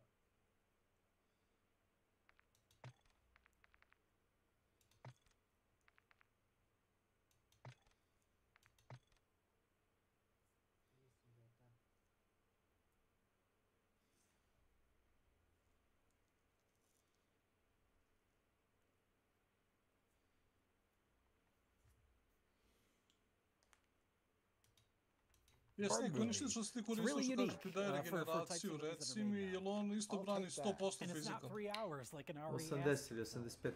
Great Shield je. Da, još je Great Shield, dobro. Možda je 100%, ali samo fizikal, ali nije na sve ostalo, znaš. Dobro, ni ovi ti ne daju ti do 50%. U suštini svaki Great Shield čini mi se da je 100%. To je nekako pravilo. I ima dobar stability. I don't know if I'm saying it right. Aporia. What does that mean? I don't know what it means. I should have looked that up. There's a science to everything. We can save them. Believe it or not, this was supposed to be a time machine. Okay, so you look confused, probably because You never heard of this movie? No, I have not. It's one of those things that's on. It was on Vudu, and I don't think it got a theatrical release. It's fairly small budget. It stars Eddie Gathegi. You're just making up gibberish words no, now. EDI. I'm assuming that's Eddie. It's a guy, so it's Eddie. And then Judy Greer. You know who Judy Oh, I Greer know is. Judy Greer. So it's like, okay. Everybody likes Judy Greer. I know who Judy Greer is. They always say character actor man. Judy Greer is character actor lady. Yeah, she's in everything. So Judy Greer, her husband dies. He's killed by a drunk driver, and then their lovely life has been turned upside down. She's trying to raise her daughter on her own. It's not going. She's miserable. They have a neighbor, and he is building a time machine. I think there's a movie called Safety Not Guaranteed. Oh yeah, with Aubrey Plaza and one of the Duplaces. There's a Duplass. That was a time travel machine. Yeah, It was like it was a cardboard box in the woods or something like that. And it's like an quirky, lighthearted thing. This is like tonally like dead serious. And it's like, I can't take a time machine seriously. But the movie sells it because it's not a time machine. It's this, like the guy who's the neighbor worked for like, I don't know, NASA or MIT, or he went to MIT as a professor, and the husband was also into that. He was super smart, and they build this really complicated machine, and it sends a neutron. They figured out a way to send an invisible microscopic particle through time. So it's not like you're standing in this thing and you're going, woo, and being shot through time. It just sends a particle. And the particle, when sent through time and comes into contact with the human body, it kills them instantly. Because it passes through their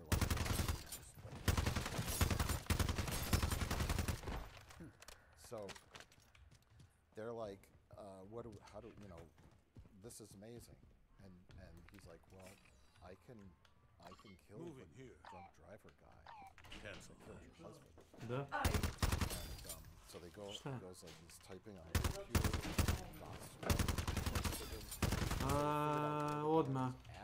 Odmah, moment samo.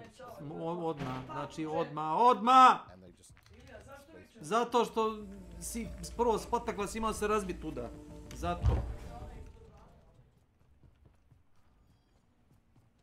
You don't see it happen. There's no Yeah. It's just like it happened. She's like, did it happen? He's like, it happened.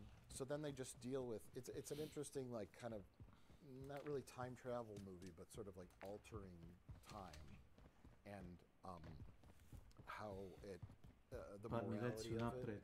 Sve me The jebe. guy then goes a little nuts and he's like going through the news and he's like this guy shot at school. And then the more they do it, things start changing. But they're like sort of aware that it's like they can't remember that certain things happened. They don't seem right, so they look back in photos and like, I don't quite remember this. It's really like so subtly done. But do they fight Zod in the middle of the desert for the last 45 minutes? Yes. You'd like it. I like that kind of like simple moral sci-fi. Yes, angle. that's exactly what it is. It's them, and they discuss the morality of what they're doing. They're killing someone. And then the drunk driver guy, in the alternate timeline, even though they've killed him prior to that, he was never a drunk. And he had a wife and kids, and the wife ended up becoming like destitute and had to become a waitress. And they kind of ruined her life because something else that the other guy did disrupted the path of that guy. Okay. So it's like a the butterfly effect kind of thing. Yeah. Everything's done in the most simplistic indie drama, most realistic way. All right. We're sending a subatomic particle shooting through at the speed of light through time. We can figure out how to just send a particle. And that's all you need. Just aim it right at somebody's brain.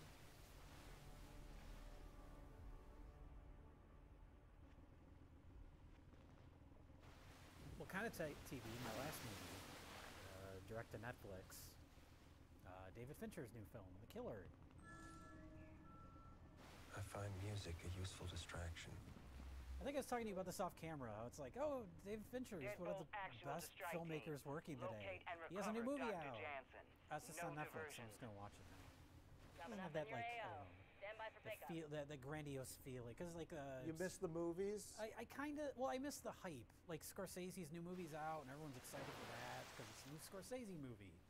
And David Fincher, you know, he's kind of moved on from theaters. He seems to be happy making stuff for Netflix. It's like, that's his choice. He's a talented filmmaker. He can do what he wants. But it's just weird to think that there's like a new David Fincher movie out. It's like, oh, it's just content. This movie's good though. The Killer's good. It's a dark comedy, and I think it maybe is a comedy. Well, sort of. It's almost a comedy in an abstract way. It's too subtle to like be anything you like viscerally laugh at. Because the setup is Michael Fassbender is a contract killer, and the first, like, I don't know, 15, 20 minutes of the movie is him hiding out in this loft, watching his subject, who he's supposed to kill, and he has this voiceover narration, and it's this very, like, serious, pretentious. I think some people have complained about the voiceover, but I think it's very intentional, where it's like he's talking about all of his rules and all the steps he follows. He's very, like, precise. It's almost like the Hitman version of David Fincher. How he's so like analytical and precise in the way he does things. He won't take the shot if his heart rate is above a certain rate, and so it's all this, and he's going to all the details of how seriously he takes this, and it goes on for like 20 minutes, and then he takes a shot and he misses. But it's so drawn out that it's not like describing it as funny, but in the context of the movie, it's not. But there's this disconnect between all of his voiceover through the whole movie and what he's actually doing, because he's just like constantly screwing up. Find only the best. Okay. He misses the shot, and then the people that hired him rough up his girlfriend, I think, and so it's about him going out to get revenge on those people. But yeah, he's constantly like he has dead set in like how he's going to do it and all the rules and steps he takes to accomplish these things, but it never goes right. He's constantly messing up, and that's the movie. It's very simple. I'd call it like a minor David Fincher movie, but obviously it's really well directed because it's David Fincher. Michael Fassbender's great, and I just liked that kind of tone, that disconnect between the pretentious, serious voiceover and what we actually see happening. Okay. I liked it. Yeah. Okay. Not one of David Fincher's better movies, but I remembered what happened in it, which is better than Mank. So. Yeah. And I liked Mank. I remember liking it. I just can't tell you anything about it.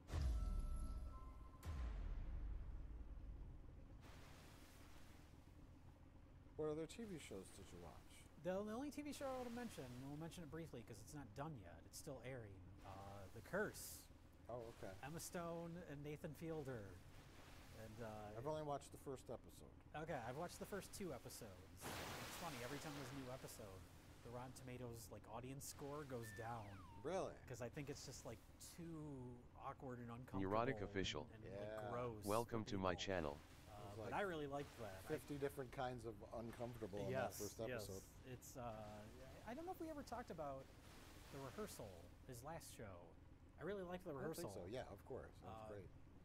But this is just so much darker and so much more like dry and weird and uncomfortable. There's a little bit of like Curb Your Enthusiasm, but much more cynical and dark. Like the scene where they're filming like an HGTV show basically. Yeah, he's like, go over to that little girl, buy a bottle of water from her. All he has is a $100 bill. So he gives her the $100 bill, and she's so excited, and then he walks away, and they're like, all right, they got the shot. And he goes back and tries to get the $100 bill back from her. It's like right out of a Larry David routine or something. Right. Oh, yeah. I really liked it so far. I'm a little worried that level of dark, it's barely comedy. It's like kind of like when I say David Fincher's movie, like you laugh at it after the fact, but when you're watching it, it's just really uncomfortable. Well, I just like so far I like their 2 characters, and they're not transparent. You're starting to get a sense of his character. You can't tell if she's earnest or Yeah. Or, you know, Is full of shit. is she really trying to do good with this neighborhood? He's cheap. He's calling, trying to get a refund on the frozen meal that was sent to him with like a chicken. Like, there's something wrong with him. Yes. And but then her, is she trying to do good based on her parents? And he's talking about like how much they're buying the property for. Now they want to resell it. So it's like, are they really dirtbags, or are they delusional? What's going on? Yeah. And so I like that they're not just like cardboard characters. Like these are,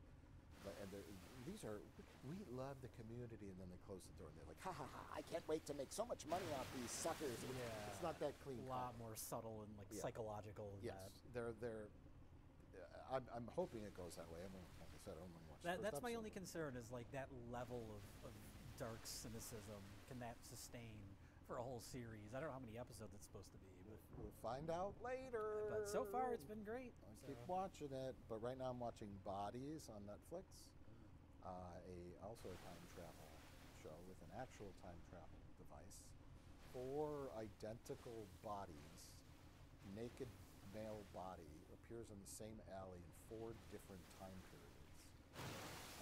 1890, 1941, 2023, and 2053. And each time it's assigned to a different detective. It's the same exact body, as a tattoo on the arm. And there begins the mystery. Really good. Enjoying it. Haven't finished it. I got 3 episodes left. But I know you watched Fall of House of Usher. yes, I liked it a lot. Not my favorite Mike Flanagan series, but I liked it a lot. I do too. I like the more kind of like atmospheric gothic. Yeah. This is almost satirical with the way it portrays the family. It feels more like modern day, timely. Well, yeah. That's what it's about, which is fine. It's Edgar Allan Poe's Succession. Yes, It's a modern take on amalgamation of all different Poe works in one kind of big story. Tonally, I prefer the haunting shows more. But I like the way he incorporates all the different Edgar Allan Poe stories. Yeah. Although the Pendulum's a bit of a stretch with how that comes across in it. The Telltale Heart, the Cask of Amontillado, all those were well executed. Yeah. All the acting's great. Great cast, of course. Yeah, all his usuals. Nothing will ever beat Midnight Mass in any medium or film or TV show. So yeah. The bar is high as outer space and can never be achieved, no matter what Mike Flanagan does for the rest of his life, or the rest of his children's life, or their grandchildren's, or their great-grandchildren's, or in fact any other filmmaker or TV producer, artist, writer, songwriter, painter, any artist of any form, any human being of any profession. No one could ever top Midnight Mass as the greatest thing humanity has ever made. Move aside, Renaissance. Move aside, NASA. Uradujem. You landed the man on the moon. Big deal. Did you make Midnight Mass? No. Moving on. I just wish Mike Flanagan would stop killing cats, though. Every show he does is fucking dead cats. Dead cats all over the river. Please stop. It's affecting me psychologically. Yeah. You can buy one of those cats. Like a prop from the show? No. Last of Us, you watched that, right? No. It's based on a video game, I'm assuming.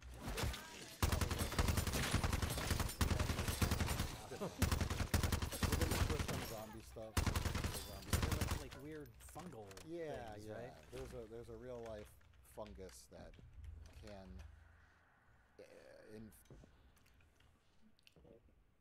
and you don't see it happen. There's no I don't know if I'm saying it to him. Stuart Gordon verse. The Stuart Gordon verse, yeah. Okay. So it made me a little emotional at the end because you get to the credits and all his usual cohorts show up, produced by Barbara Crampton. She's in the movie too, and she's good too. But Brian Usna, who of course directed Best of the Worst classic Faust, he produced all those Stuart Gordon movies. He produced this, written by Dennis Paoli, who wrote all those movies. It's like, There's a really great shot, and speaking of well directed, there's a part where Heather Graham is in the car, and the demon is against the brick wall behind her, and she keeps backing up and trying to crush it. But the whole thing's shot from the back seat forward, and she's got like the dash cam view. So you just, every time she goes into reverse, you see the guy against the wall. She just keeps backing up into him. It's a great shot.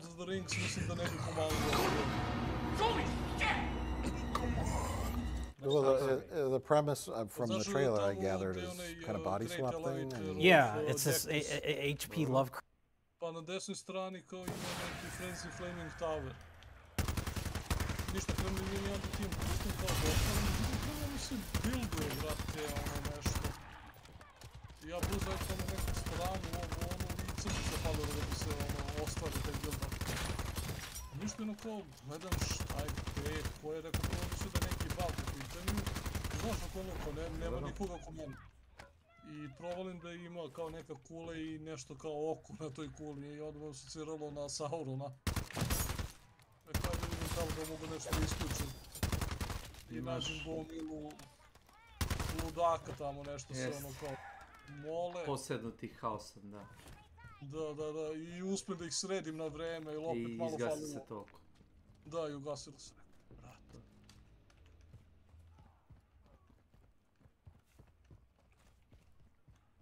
Ovo je cijelo neko selo njih. Interesantno, interesantno.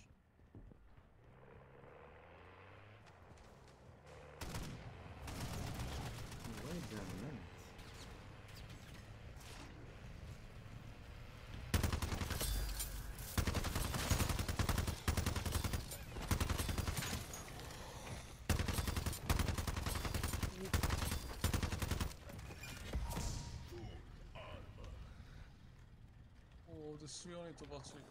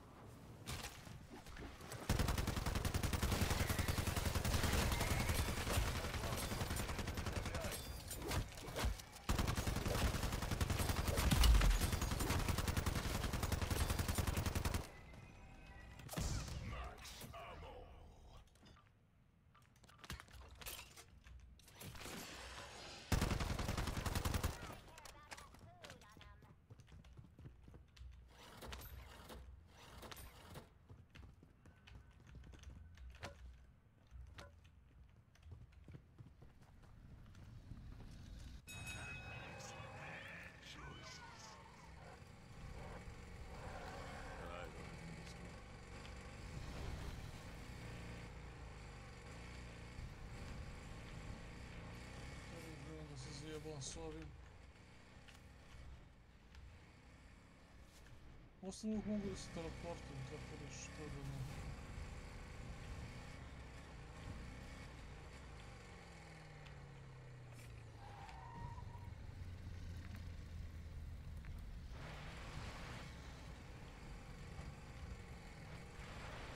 O, ljudi. Sretno da smo ovo učili.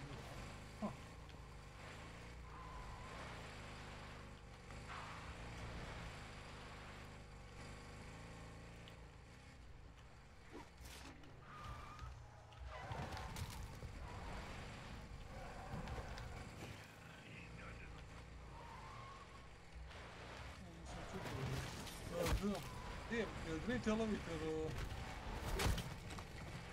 ja imam 2 medaljona, to jest 2 polovine. Ne znam su to 2 polovine koje mi treba. Dectus medallion left i Secret medallion right. To...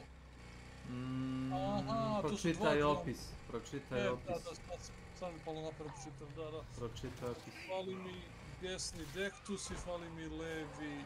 Hali 3. Ti imaš Hali 3 verovatno medalja. Fali mi 2 polovine, znači za jedan i drugi medaljon bi fali mi. Jedan je lift da bi došao sa donje zarane, da kažem, na gornju gdje especially Lijendel, odatle ideš u Lijendel. Ja mislim da iz Liurnije prelaziš kao gornju ravan, treba ti kao taj Dektus, a Secret Hali 3 medalja je za nešto. Kad nađeš oba reći ti kako se koristi. Čak onda ja bi sad mogao da idem u Kejrit. Da, ovo sam sve završio, znači pa da. Idemo u Radaman.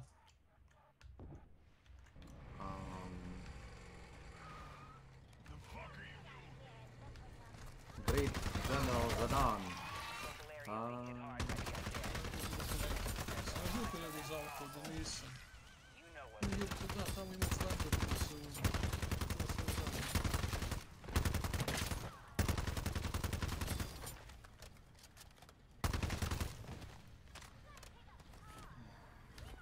Ima par stvari koje bi trebalo da uradiš pre toga festivala, ali dobro.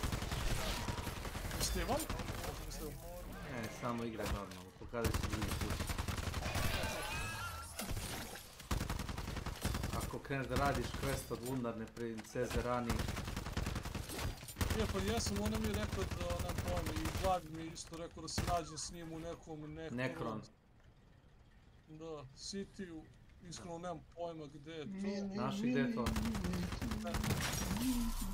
Sofra, Riverbank, jesi naišao na one ljude kao zadi kao Minotauri? Ali čudni ljudi, debeli ljudi, kako to? To je tamo. Oni su kao duhovi. Da, tamo ti je Blade, tamo te čeka. Znači. To je Lurnija Lane, treba da je ta strana.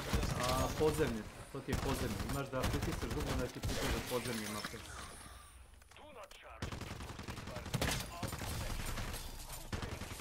A od podzemlja samo imam, znači što sam rekao, onaj Einsel River, to sam našao, to je na tom delu. Nisi našao drugi put.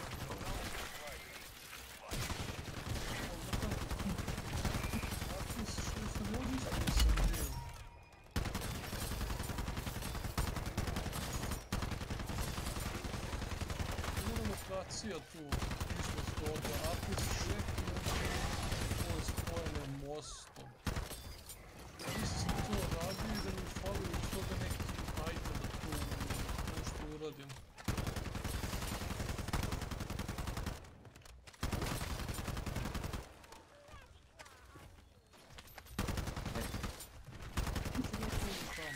Ti znaš da smo ja i chat pratili smo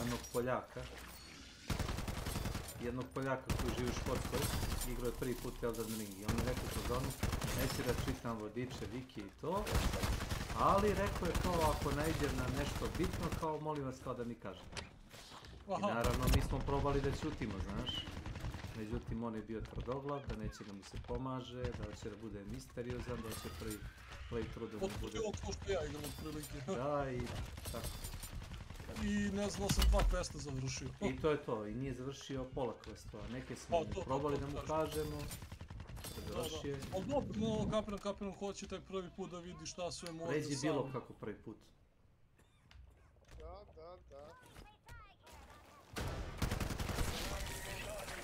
O, Milane. Si mi dobar? Dobar.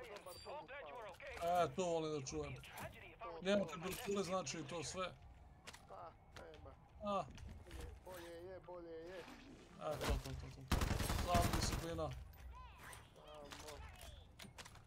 Samo disciplini da se ne radi. Karalj. Kako je, bolje džaba ležati nego džaba raditi. Tako je.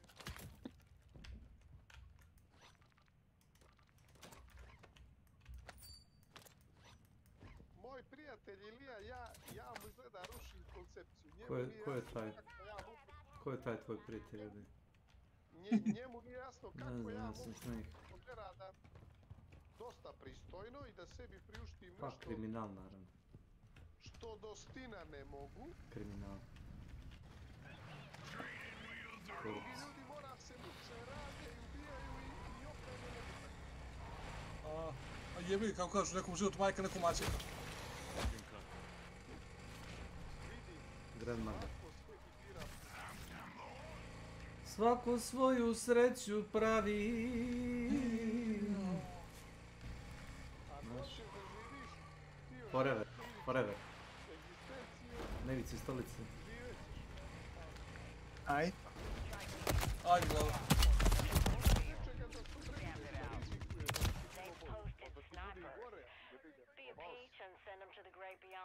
Je li tako sve? Nos. Ne znam čega se ti to odreka. Sad sam htio da pitam baš. Čega si to rekao, Milane? Čega? Čega? Da ne budeš Koji predstavnik si jezik je preuzeo Srbije. i kako odretnije? Kako mi se rekao? A da, ja sam zaboravio s ti htio budeš duhovnik. One ikone po sobi i kandila i to. Zaboravio sam. On je to bude duhovnik. Svešteno lice. Gdje obećavao je mnogo. Što nisi duhovnik, Milane? Ko zna, možda će biti ja.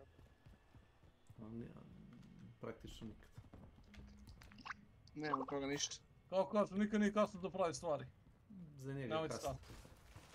Za njega je kasno. Kasno je, kasno je. Nemojte tako, nemojte. Kasno je, kasno je. Tako je Kecmane, tako je. Nije to Kecman.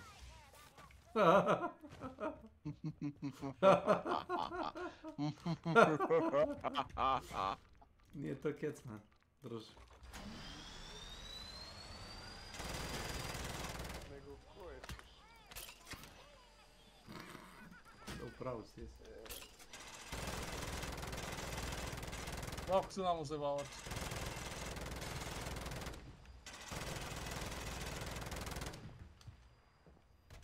Ja mislim da mu ja rušim integritet i suverenitet. Ne, nego jer on ne kako postoje neki ljudi koji naoko lako prolaze života na mrtve kuce i uz to niko ih ne pita za to uopšte, znači, onako ti se da ti tako. A ne znam, baš da to nije Snake, drug naš. Tako ljubomoran. Nisam rekao da je ljubomoran, nego jednostavno on kaže, je li moguće da se ovako može? Kako? On smatra da je nemoguće ovako.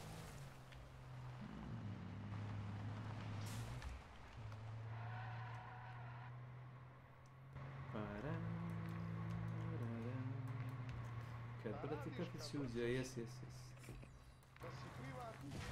Ko je privatni? Evo, reci mi, ili imaš na Facebooku sam svoj gazda? Imaš svoju firmu otvorenu. To me najviše ne vede kod ljudi. Kad vidim to, ja mislim da je taj čovjek govno. Šta, sam svoj gazda? Da. Znaš šta meni? Piše na Facebooku gdje radi. O, to. NASA. Aha.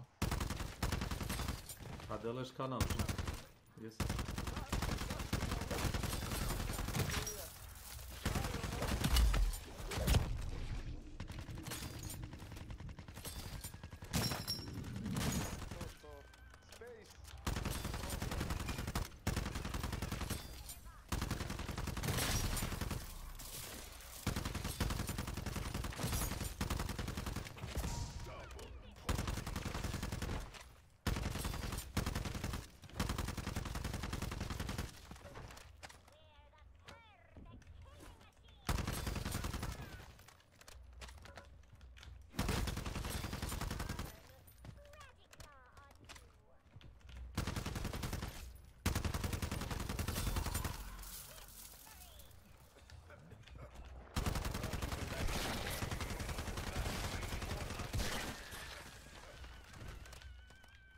Ti javiš u nas.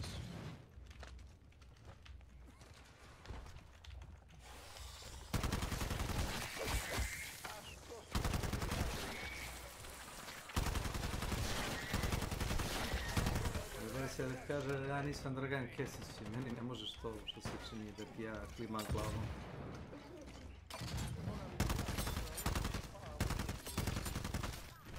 Koliko?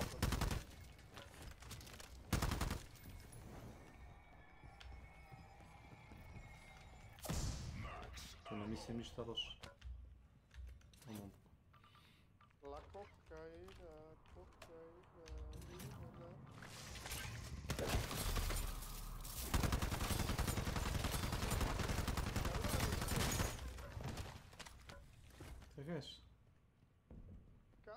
šutu ili drugu. Čekaj, šta to tebe stalo da te samo to pitam? Da me vodiš na posao? Hoćemo li burek? Pa donesi ti burek. Neđe oko pola 10 u firmu, donesi pa ćemo jesti, nije problem. A, da dođem ispred firme, ja ti trudnije, no. Da ja izađem po burek. Ovi momci su naručivali pljeskavice, samo to da znaš. Njih 4, 5 naručuje pljeskavice i ono donesi mi se. To je to. A jedeš li ti na posao? Ne. Nema potrebe. Doručkujem ujutro ili ručam popodne ili večeram prije što odem na posao i to je to. A ovi momci naručuju, a? A mladi momci, njima treba dosta energije, oni su tek počeli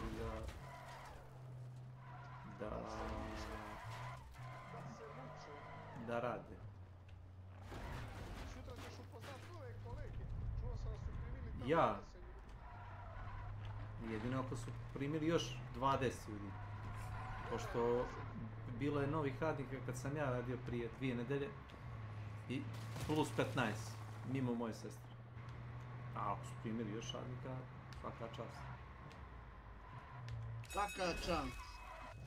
Ilija, što znači da će se raditi onda ne u 3, no u 2 smjene. Ne, nego će se raditi u 4. Kako ne znaš?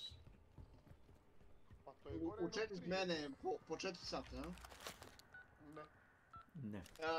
Evo, u Austriji ubacuju... 2 dana prva, 2 dana druga, 2 dana treća, 2 dana te pokriva, ona je ekipa 4, razumiješ? Pošto ima 4 Nije ekipa. bolje recimo da radiš 7 dana? Ne znam ja da li je bolje, ja nisam vlasnik preduzeća. Loše, bolje u 3 smjene, no u 4. Bolje u 2 smjene nego u 4. A u 2. Da se radi u 2 smjene, to ne bi bio. Po 4 sata. Ko radi po 4 sata? Pa ću dolazi 2 puta na dan u film. To je Nenad rekao. Kako Nenad? Dolazi, ću li ići kući? Ili da noćim tamo? Gledamo, u Austriji su uveli 4-dnevnu radnu nedelju. 4 dana radne nedelje. Da ti vidim.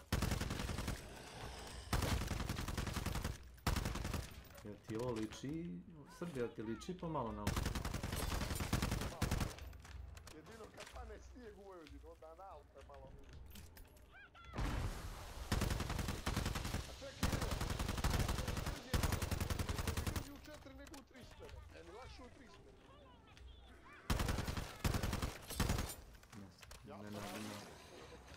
Nenad ima neke čude. A isto ti to dođe u 4 smjene. Isto ti. Opet radiš noćno, znaš?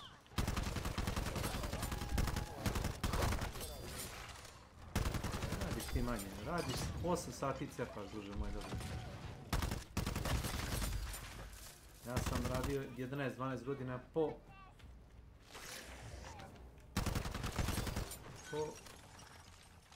9-10 sati u prosjeku. 8 sati i nikad ne možem. Uvijek je bilo neko posla plus, znaš, mimo kraj radnog vremena.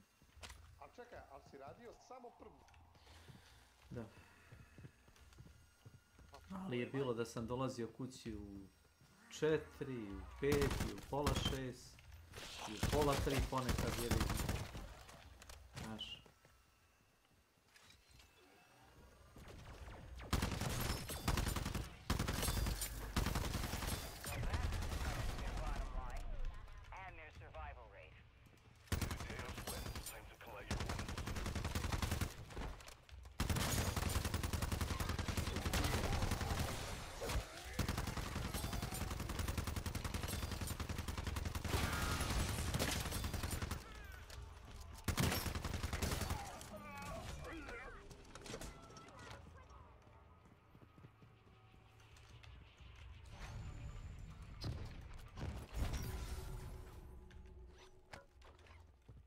A što se radi?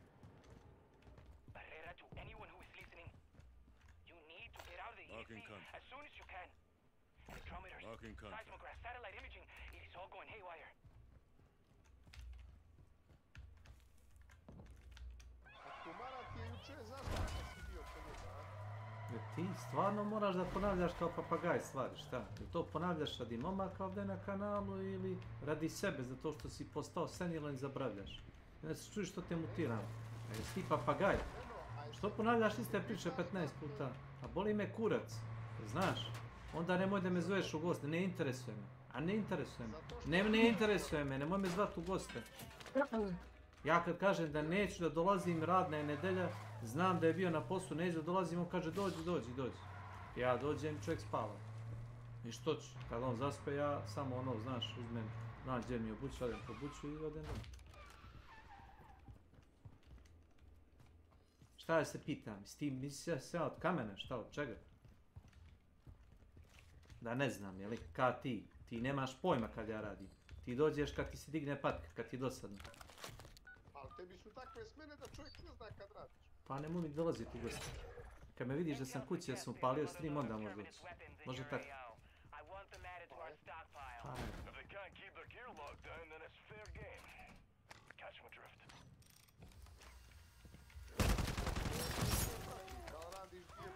ma, pratiš, što ću ti ja. Eto, pratiš što mi priče kućama, onda pratiš to, ili šta ti kažem.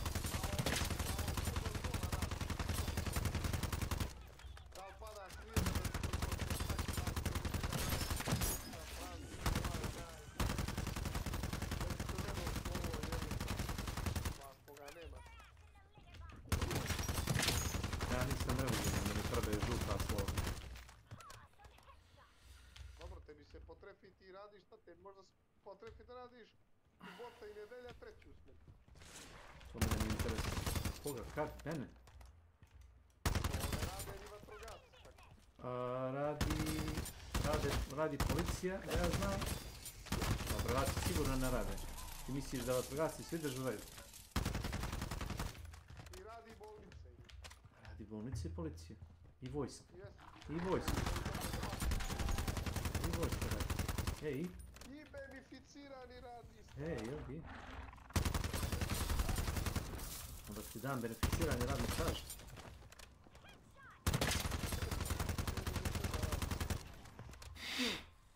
Ti da vidiš za jedno 10-15 godina.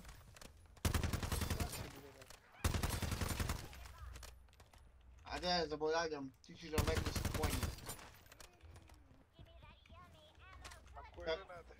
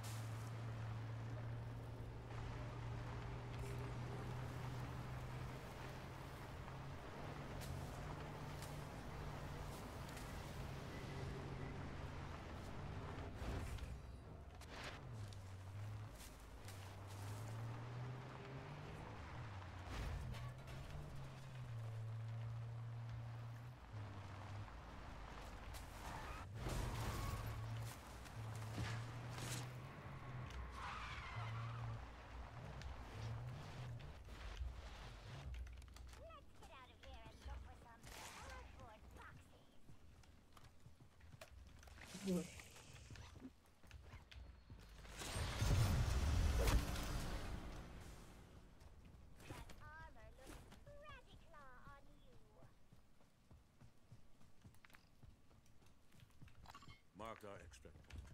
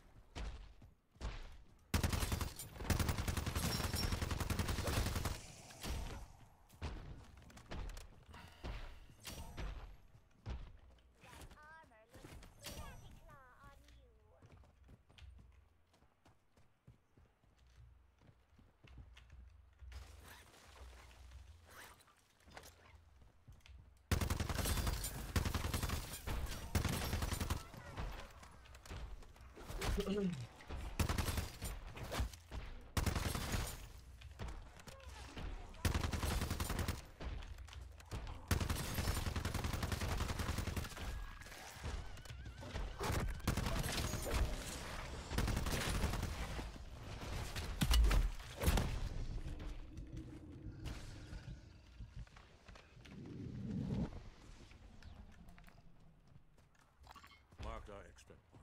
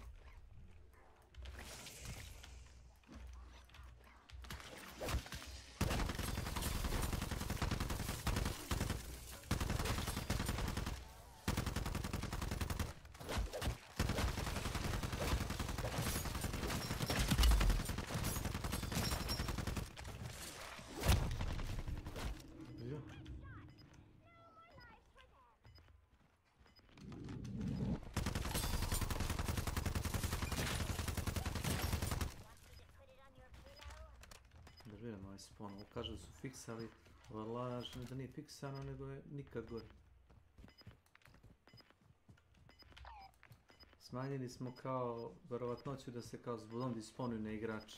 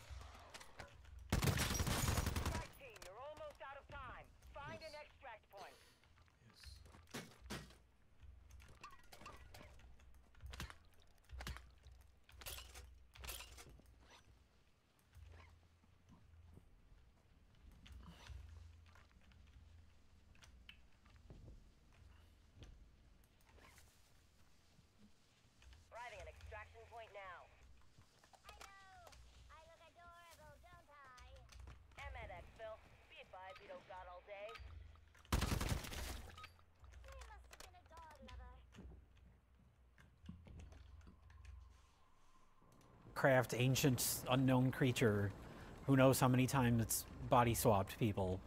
And it hops into Heather Graham's body, and it's like a weird horny demon thing that's never been in the body of a woman before, and realizes that it kind of likes it. That's the premise. Okay. It's like soap opera meets like a 90s erotic thriller, and then it turns into a Stuart Gordon movie. It's really unique for types of movies that are made now. I'll take that. And it's not 3 hours like an Ari Aster film. Suitable. Flesh.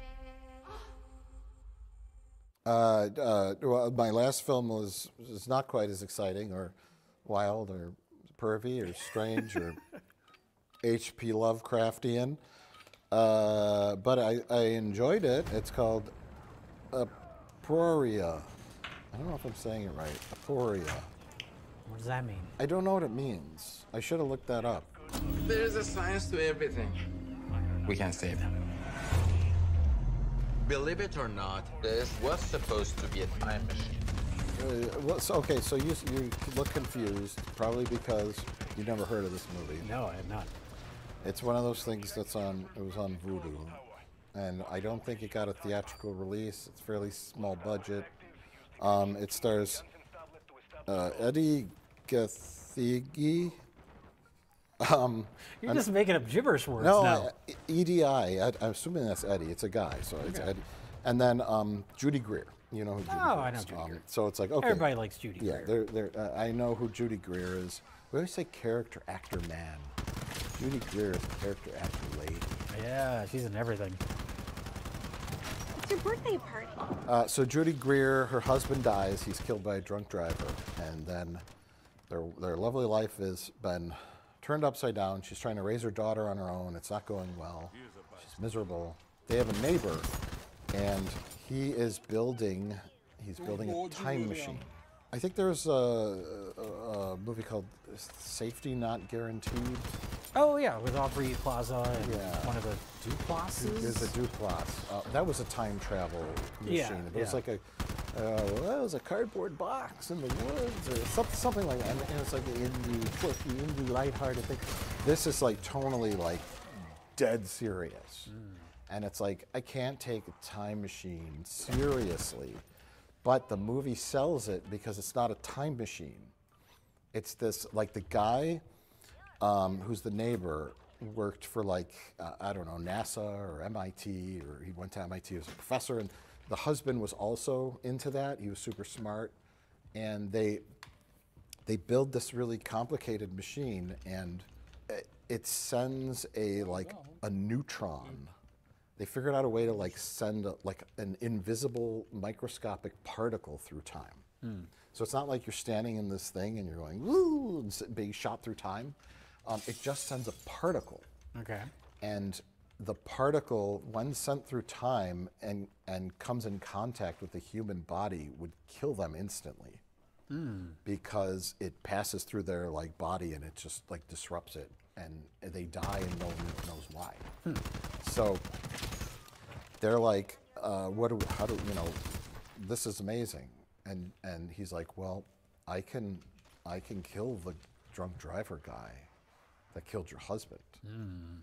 And so he goes like, he's typing on a computer, and there's like a DOS screen, and he's like figuring, so they figured out where the guy was at like a couple of years before, and they just hit the space bar.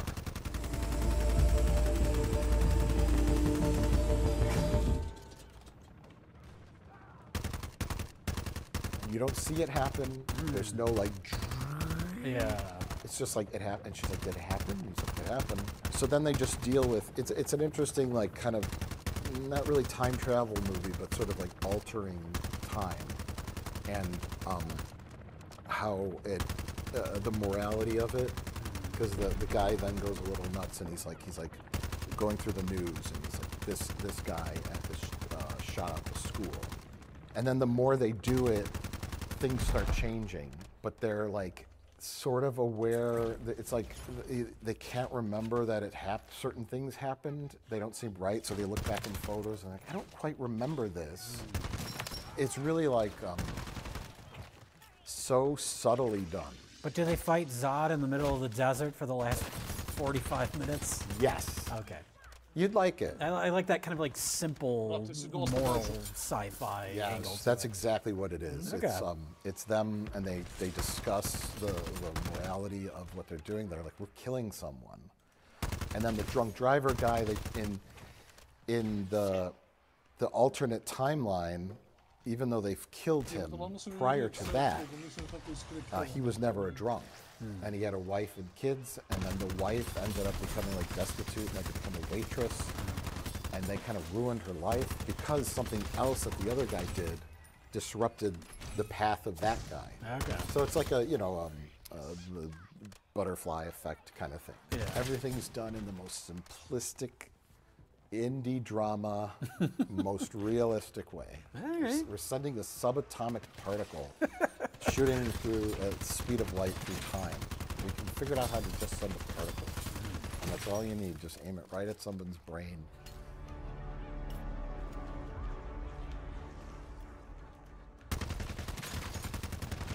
Well, kind of TV, my last movie, direct to Netflix, David Fincher's new film, The Killer. I find music a useful distraction. I think I was talking to you about this off camera. It's like, oh, David Fincher, he's one of the best filmmakers working today. He has a new movie out. That's just on Netflix. I'm just gonna watch it now. It doesn't have that, like, I don't know, the grandiose feeling. Because like you miss the movies? I kind of, well, I miss the hype. Like Scorsese's new movie's out, and everyone's excited for that because it's a new Scorsese movie. And David Fincher, you know, he's kind of moved on from theaters. He seems to be happy making stuff for Netflix. It's like, that's his choice. He's a talented filmmaker. He can do what he wants. But it's just weird to think that there's like a new David Fincher movie out. It's like, oh, it's just content. This movie's good, though. The Killer's good. It's a dark comedy, and I think it maybe is... A comedy? Well, sort of. It's almost a comedy in an abstract way. It's too subtle to, like, be anything you, like, viscerally laugh at. Because the setup is Michael Fassbender is a contract killer, and the first, like, I don't know, 15, 20 minutes of the movie is him hiding out in this loft watching his subject who he's supposed to kill, and he has this voiceover narration, and it's this very, like, serious, pretentious. I think some people have complained about the voiceover, but I think it's very intentional, where it's like he's talking about all of his rules and all the steps he follows. He's very, like, precise. It's almost like the Hitman version of David Fincher. How he's so, like, analytical and precise in the way he does things. He won't take the shot if his heart rate is above a certain, certain rates, and so it's all this, and he's going to all the details of how seriously he takes this. And it goes on for like 20 minutes, and then he takes a shot and he misses. But it's so drawn out that it's not like describing it as funny, but in the context of the movie, it's not. But there's this disconnect between all of his voiceover through the whole movie and what he's actually doing, because he's just like constantly screwing up.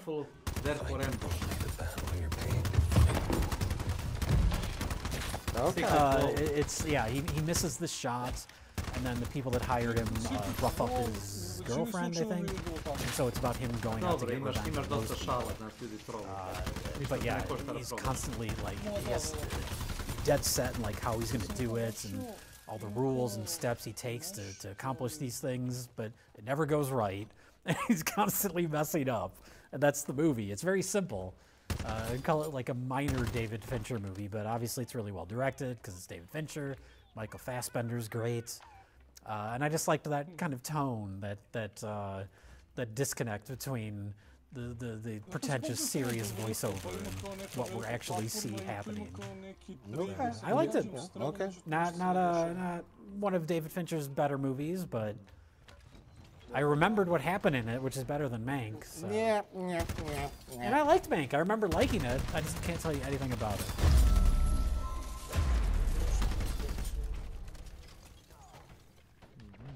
What other TV shows did you watch? The only TV show I want to mention, and we'll mention it briefly because it's not done yet. It's still airing. The Curse. Oh, okay. Emma Stone and Nathan Fielder. And I've only watched the first episode. okay, I've watched the first 2 episodes, and it's funny. Every time there's a new episode, the Rotten Tomatoes like audience score goes down. Really? Because I think it's just like too awkward and uncomfortable and Yeah. like, gross for people. There's But like I really liked that. 50 different kinds of uncomfortable in that first episode. Yes. It's I don't know if we ever talked about The Rehearsal, his last show. I really like The I Rehearsal. think so. Yeah, of course. That's great. But this is just so much darker and so much more like dry and weird and uncomfortable. There's a little bit of like Curb Your Enthusiasm, but much more cynical and dark. Like the scene where, they're filming like an HGTV show, basically. Yeah, he's like, go over to that little girl, buy a bottle of water from her. And all he has is a $100 bill. So he gives her the $100 bill, and she's so excited, and then he walks away, and they're like, all right, they got the shot. And he goes back and tries to get the $100 bill back from her. It's like right out of a Larry David routine or something. Right. Oh, yeah. I really like it so far. I'm a little worried that level of dark, it's barely comedy. It's like kind of like when I say David Fincher's movie, like you laugh at it after the fact, but when you're watching it, it's just really uncomfortable. Well, I just like, so far, I like their 2 characters, and they're not transparent. You're starting to get a sense of his character. You can't tell if she's earnest or you know, Is she really trying to do good with this neighborhood? He's cheap. He's calling, trying to get a refund on the frozen meal that was sent to him without the chicken. Like, there's something wrong with him. Yes. And but then her, is she trying to do good based on her parents? And he's talking about like how much they're buying the property for. Now they want to resell it. So it's like, are they really dirtbags, or are they delusional? What's going on? Yeah. And so I like that they're not just like cardboard characters. Like these are. We love the community, and then they close the door and they're like, ha ha ha, I can't wait to make so much money off these suckers. It's not that clean. A lot more subtle and like psychological than that. I'm hoping it goes that way. I mean, like I said, I don't know much. That's my only concern, is like that level of dark cynicism. Can that sustain for a whole series? I don't know how many episodes it's supposed to be, but we'll find out later. But so far, it's been great. I keep watching it, but right now I'm watching Bodies on Netflix. Also a time travel show with an actual time travel device. 4 identical bodies.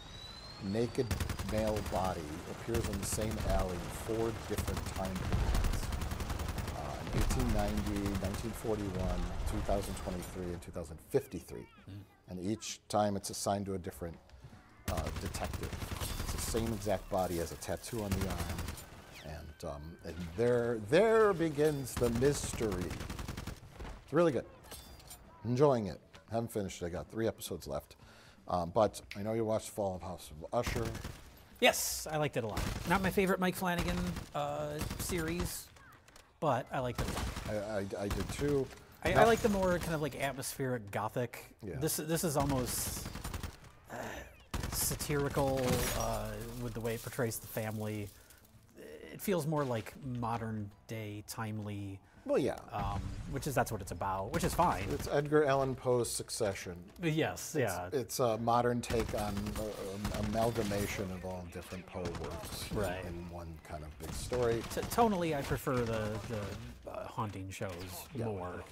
But I like the way he incorporates all the different Edgar Allan Poe stories. Yeah. Although the Pit and the Pendulum's a bit of a stretch with how that comes across in it. The Telltale Heart, the Cask of Amontillado, all those were well executed. Yeah. All the acting's great. Great cast, of course. Yeah, all his usuals.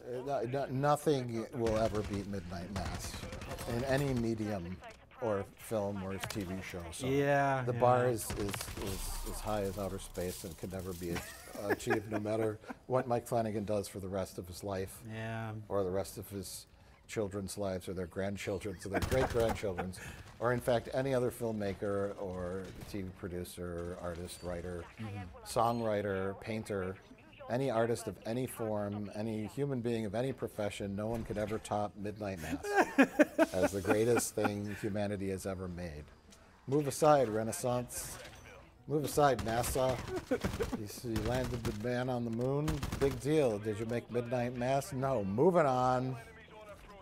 I just wish Mike Flanagan would stop killing cats, though. Every show he does is fucking dead cats. Dead cats all over the river. Please stop. It's affecting me psychologically. Yeah. Kako loše ili šta je? Zbog čega je šta? Igrice kao dan... Welcome to my channel. Daj, day before. Zato što su mnogo obećali, a nula je. Igra ima nula. A nula smo spustili to. Nisam pratio... Evo da ti ja objasnim. Obećaš kule gradu i daš kure. Gdje mi gdje se to radi? 5 do 10 godina. Nije to ništa novo.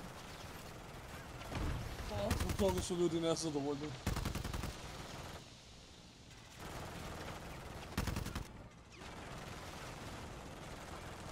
Košta be? To nije malo mnogo za jedan DLC. Da? Još ako... A za ovaj fighting.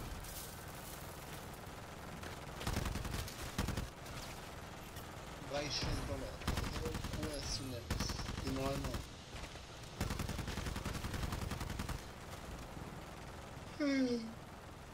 Dodam još 4 kupine, ja pe ovdje ne vidio.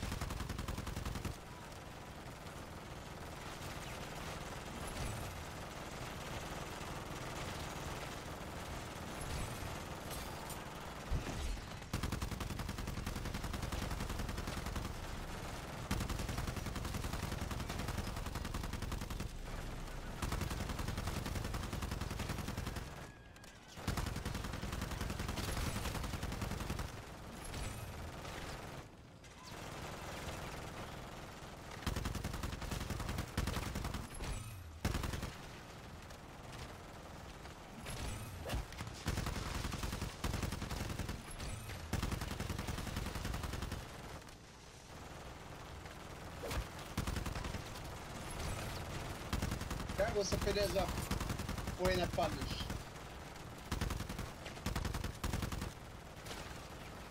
Mogu se ja sećam, ako imaš 52 poena, si pjesat.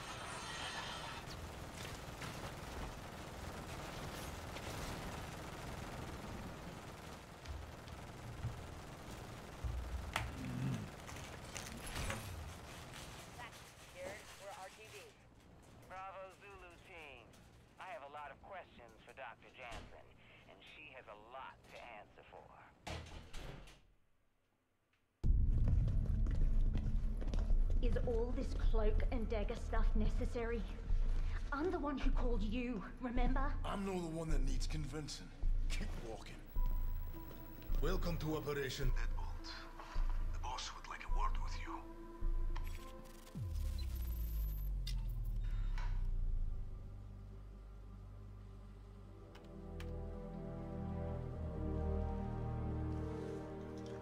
The company hired me to continue my research on energy production from n-dimensional interactions. It was purely theoretical, right up until it wasn't.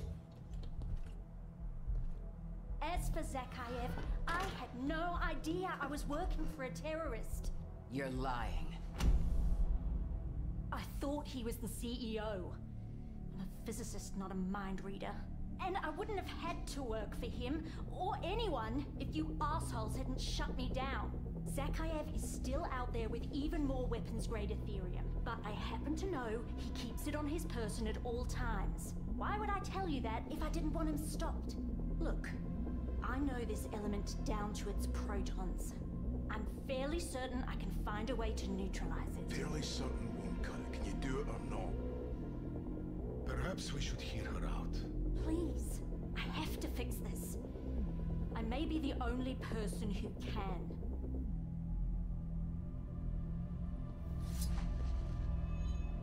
You better be right.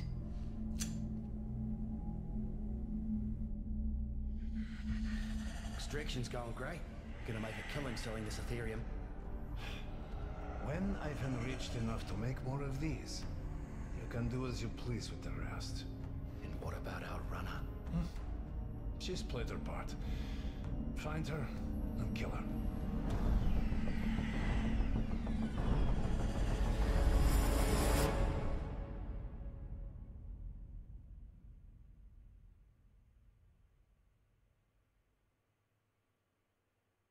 Time is about the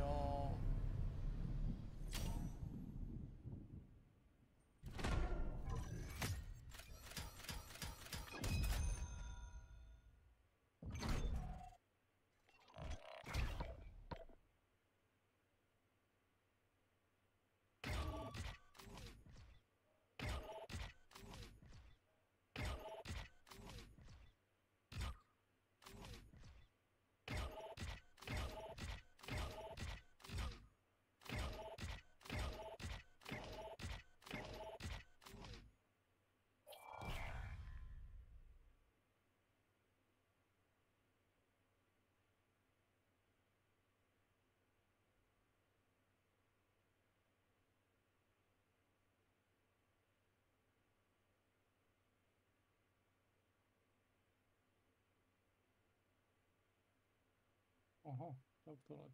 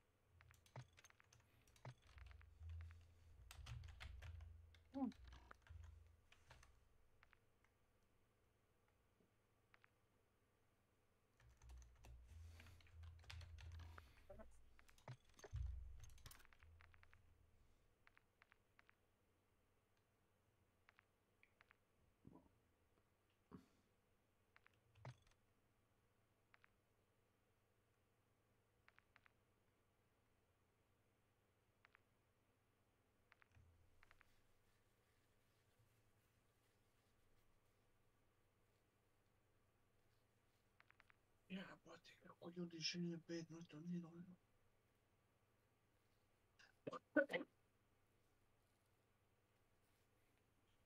Bedno. Da.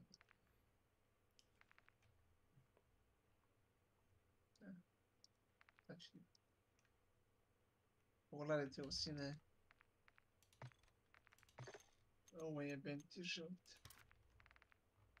A nama najveći problem koji ćemo proces da kupimo i matičnu.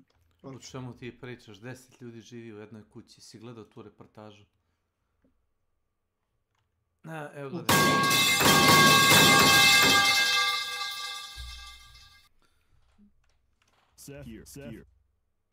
Seth. Kako žive bedno? Pa treba da gledam drugi ljudi kako žive bedno da bi se osjećao bolje, šta? Malo ti je logika loša. A ne, nego se naišao pa. Ta kako žive deca u Africi. Na televiziji, ono kuće snova, ili kako se zove misija? Jest, je li to? Ja se sam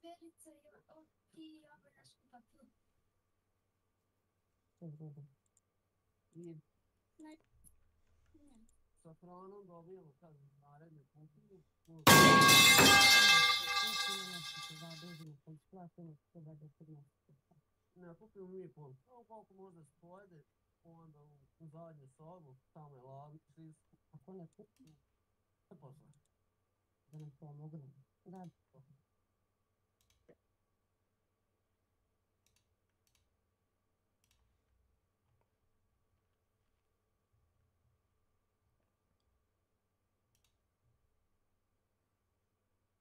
Before, I managed to sneak my way into the artist's room. Oh, that was something your mum doesn't know. My mum doesn't know that I'm sneaking backstage at Spillmill. Going for a bit of a 70s vibe, I think. Groovy, we love that. Mean. My body says to mean. You can buy one of those cats. Like a prop from the show? Do you want any? No. Okay.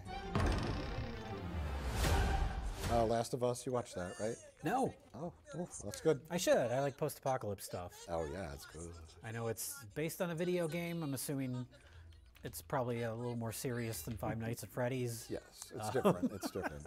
It's a different twist on zombie stuff. The zombies They're are like weird fungal things, things, right? There's a real life fungus that can infect like insects and animate them, you know, after they're dead, and like move their bodies around. And so it's like it couldn't happen with people who are too complicated, but that's the premise. That weird fungus from space has animated dead people, and it's creepy and disgusting. But the storyline's good, and there's some great set pieces and action and episodes. Great show. Gen V. You still haven't watched Gen V? No. Finished it. Great. How does it compare to The Boys? It's equally as like cynical and social commentary-ish. Okay. Just in a different realm, the school realm, but it still has kind of like the same like vibe of corporate exploitation, because it's a school with soups, but they're kind of like molding them to be corporate products once they get out of school. So they're not really like learning anything. They're learning like how to deal with the media, you know, stuff like that. All right. But like the cast is good. There's no superhero uniforms. There's no like they don't, with the exception of a cameo by Homelander, but it does its own thing. Okay. And it doesn't go back to The Boys too much and rely on them. Although it's a very special cameo. And it kind of felt like when they brought Luke Skywalker as a robot CGI back. Like, no, leave the boys' characters out of this. I like that they're doing their own thing. Yeah. Just leave the boys to be in The Boys. There's a crossover, like the Ashley girl who's runs The Boys corporate. Oh, the redhead? Yeah, lady? yeah. She's like all like crazy and like she's there, but she needs to be there because she's kind of running that department. But they don't delve into the boys' characters too much. But good. Jury Duty. Did we talk about Jury Duty? I don't think we talked about Jury Duty. I like Jury Duty. Jury Duty's good. Did you watch Beef? I watched Beef on recommendation. I watched Beef House. Beef House. Which you can't watch anymore. What about nice hot bath? No hot bath. The warm water could trigger a chain reaction and blow your ass out. Damn you, David Zaslav. Stop just removing things. Leave Beef House on there. I'll watch it. Bring Beef House back. Make a new season of it. Beef was different. It was good. Okay. And then lastly, my favorite show of the year, Silo. What we see is not what's out there. It's fucking great. Post-apocalyptic. Okay. People living in a silo that's like 150 levels down into the ground. It's just, you have to take the stairs. Everything's concrete. There's this big reactor in the bottom that powers everything. There's a whole society, but something's amiss.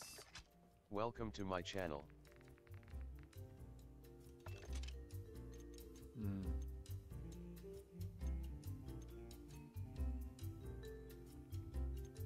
But yeah, it's great. Well, That's 2023. 2024 is going to happen, and because of the strikes, there won't be anything out for the first half of the year. We'll just have to hear Trump and Biden commercials all day. I'm going to go live in a silo. Yeah! I don't want to hear about any of that. We're soon going to have the post-apocalypse.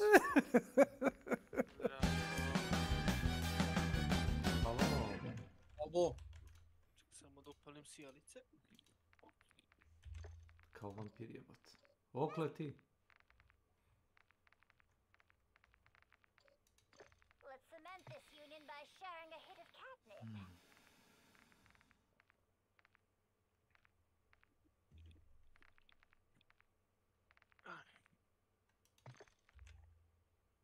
Šta ima? Gdje si, Drakula? Gdje si Vlado, gdje si Peđa? Nema ništa od toga. Gdje ste bre?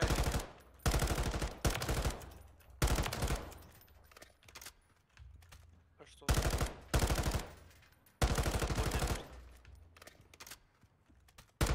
Milan poručuje Matija Pisa. On poručuje sve stalno. Znaš njega. Kako njega boli pil. Odakle mu pare? Odakle mu? Bože moj. Reci mi da ti kažem. Pa mi ona pravi pare samo tako. On priča nešto s nekom, gori nego on. On je... I kad smo ga jedan nego on ne uzme ovu ploču, treba uzme još neku skuplju. Ko je objasnio, moraš da preuzmeš neke rizike i ne znam šta još. Zvuči kao se bavi organizovanim kriminalom, baš rizik. Radi on uopšte, znači mi neko objasni. To daje smoki. Hoćemo Diablo s njih. Može. Vidiš Peđa, štete što nisi stvarno predaješ smoki. Sad bi ti imao pare kom je on. Samo što ja sam prodavao smoki za legalnu firmu, za Hrvatsku, a on prodaje na crno, to je drugo. Pršut se pere na zeljer 8 mjeseci. 3.000 dinara kilo.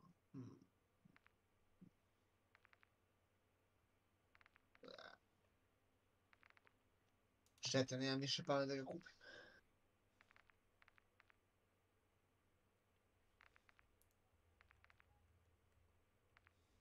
Sinoć pustio početak. Onaj cinematik, usro sam se vred. Od Diablo? To ono kad s onim vukovima, kad se šetaš s konjem kroz šumu i dospeš u selo. Ne, to, pre toga. Koji je prvi? Kad Koji je prvi? Pakao dole. A verovatno će da bude ovo i neki DLC nastavak. Već su najavili. Seth, mapa je dovoljno velika da mogu da je prošire na 2-3 strane, tako da nemaš ti frke. I ono, se završava tako kad ga prevode onom paklu ili šta već. Blizu si. Postoji kao proročanstvo da će kao anđeo svetla, jeli, kao probusti demona pakla. I to proročanstvo je tačno, ali to ti ono kad je nešto dvosmisleno, znaš. I kao ono, non stop se trubi o tome kako će anđeo iz kao raja, koji je sišao živi među ljudi, ili Tinarius, probosti kao Lilith, koji je kao demon, i kao ono, svetlo će prevladati, kao koplje svetla će probosti kao srce demona. Da, tako je stvarno bilo, ali... Aj, bit će tako. Yes. Battle Authenticator is being retired. Šta ovo ima Battle Pass? Oh my god. Ima, ali ne mora se trudiš oko toga. Kao što rekao, to je kozmetika. Ne volim kozmetiku, pravo slang. Pa volim da nijemo isto mišljenje. Mislim, ja sam go uradio, zato ste rekao me se trudiš.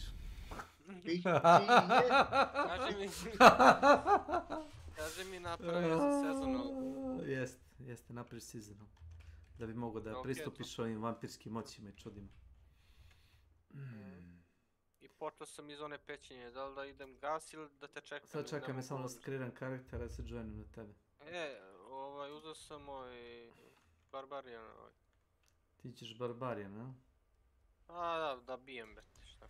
A ja izuzmem druida. Htio sam Roga ili njega, ali eto, Barbarian. Na space skačem, šta je na Q? Heal? To je to za sad. Bambija si pojava. Debela. Mnogo jako se čuje ova igra, da li je moguće ovo?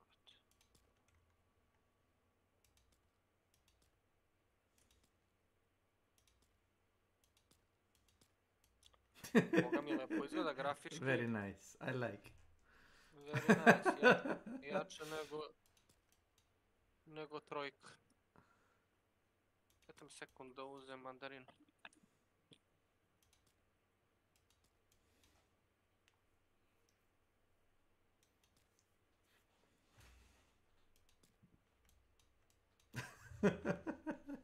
Ne mogu. Strong independent woman.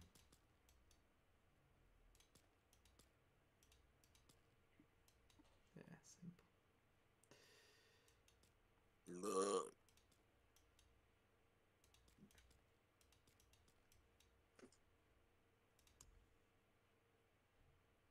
Season of Blood.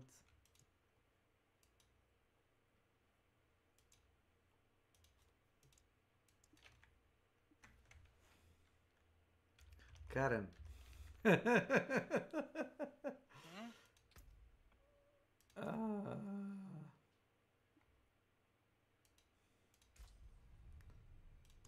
Seasonal. Stavio si World Tier 1, jel tako? Kad te napisalo nivo težine. Da. Nisam stavio da sam pro. Stavio sam da sam početnik u svemu. Ne, sve je u redu. Realno jesam. Bolje lagano. Ne volim tenziju. Već se osjećam sa 25 godina. Da mi se gadi ove više igre. Ajde, ovamo, tamo, čekaj, samo da odem, stani, da odem na social. Imam li tamo među prijateljima? Kako ti se zove account? Dracula.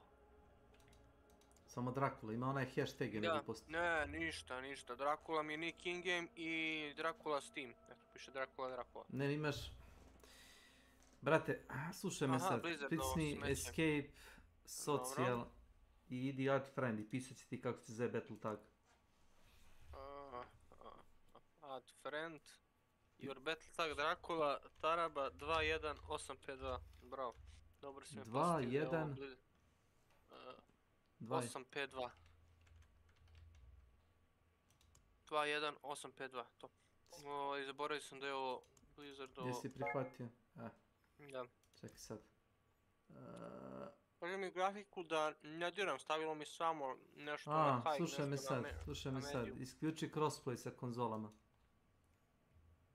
Idi... Zato što će ti brže raditi igra, jer se ne konektuješ sa Xboxom i sa PlayStationom. Znam šta ti pričam. Dobro, gdje se to konekta? Ideš... Social... Gdje je to? Escape, options, ne collections, već... Da, connect. Imaš, piše ti cross network communication. Odštikiraš. Odštikiram to, save. Da ti kaže da restartuješ ili se u redu? Ne kaže mi ništa, to je to. Dobro. Vjerovatno zato što još nisam... Ne znam je li treba da nastavim priču da odigram ovaj tutorial. Ne moraš, samo snimi. Samo snimi i vrati se u glavni meni. Aha. O, gdje je Dracula? Gdje si beđe? Šta ima? Jesu tu Diaboli, a? Počeli malo da... Jesi krenuo da igraš ili tek krećeš da igraš? Aj, prihvati ovo. Tek krećem, ali igrao sam trojku, nešto. Aha. Davno. Jesi prihvati ovaj invite? Neki je to druida napravio. Ma da, novog druida. Ne može. Idi pravi maga, ne može. Ma boli, Igraćeš tu orb build, lightning orb build i sad trčiš u krug oko neprijatelja. Dracula? Slušaj me. Odbij sve zahteve od Snake-a dok ne napravi maga sa lightning buildom. Važi. Da samo trči u krug i ništa više. To ti igre. Profesore, ti si. Ovo možda moraš da uradiš iz glavnog menija. Znaš? Nije možda nego sigurno. Cross network play, vidiš? Pre nego što uđeš u igru. Ne, to prihvati. Idi pre nego što izabereš karaktere, imaš tamo kao settings. Čekaj, vratit ću se ja. Stani. Ok, delete karakter. Ne. Odeš escape options. Znam, nego tu sam. Odeš options, escape options, connect. I odeš Cross network play, odslikiraš. I to odslikiram, jesam. Znam da sam komplikovan, ali... I sad mogu stargam, nisi komplikovan, neka si. Nemam ništa protiv konzolnih igrača, nego provalio sam da zato što ih ima... Kako igraju oni na konzolu? Ne znam. Igra je prilagođena i zato imaš 6 magija. Imaš 4 na 1, 2, 3, 4. Imaš levi desni klik miša. Evo, prilike koji u trojci ti je sve isto. Možeš da stavljaš skillove kako hoćeš, gde hoćeš, imaš isti broj i to je to. Top. Šta sam teo? Daj invite. Možeš ti i mene? Mogu. Social, S.W.Frost, invite to party, crossplay settings must match. Pa isti nam je. Znači, pogledaj moj stream, jel ti ovo isto, tako? Čekaj, jeste završili onaj tutorial uvodni prvo? Ja nisam. Morate tutorial uvodni jedan i drugi da završite da biste mogli uopšte da otvorite to. To je to. Okej. Pošto ne znam koliko ste dugo igrali, ono šta ste radili. Nismo igrali. Šta si radio, Drakula? Uopšte. Barbarijanović. Super ove sezone. Ja sam ti taj tip, to ili rogue fazon. Ne mogu ja nekromancer i druide i tako to da gađam sa brate magije. Druid isto ima melee forme, imaš... Da, znam. Znaš, zanimljivo, veruj mi, dobro, ne veze, ako si igru Diablo nekada... Ne, igraću svakako, ali prvo ću da ovog izlevelujem, pa ću onda napravit ću ja svaku klasu proći. Pogotovo što sam kupio sad igru na Steamu, to ću da igram ne... Da, na Steamu sam još. Kako to? To je nešto novo jebote? Stavili, da, prebacili. Aj, kupi ti na Steamu, kupi na ti Steamu, molim te. Blizzard prebacio igre na Steamu, pošto im opada sa one njihove platforme. Kažu da je Steam najbolji i onda... To je nešto novo jebote, baš onda novo. Meni je to super, ne moram... I za Overwatch, i za ovo, i za Call of Duty, sve na Steam, top. Samo što je Call of Duty mi postao smeće, dobro. Vidi, vukovi me napadaju. Gde ste vukovi? Gornji skill, neto. Snake, pogrešan skill si uzeo, Snake, ne. Čekaj, jel ti imaš karaktera ili? Ja? Da. Pa imam u sezoni Barbarijana, nego... Ovo hoćeš s nama da počneš? Ne počinjemo se od početka igra Elden Ring. Evo, sad imam u stvari... Ček sam vidim kad se završava sezon. Ako hoćeš čisto ovako casual s nama. Pa ne, nego rekao ne znam da li želim da imam 2 heroja ove sezone, rekao šta će onda sledeće, nego baš vidim... Snake, znaš ti kad se završava sezona? Ne znam. Čekaj, sad ću ja pogledam.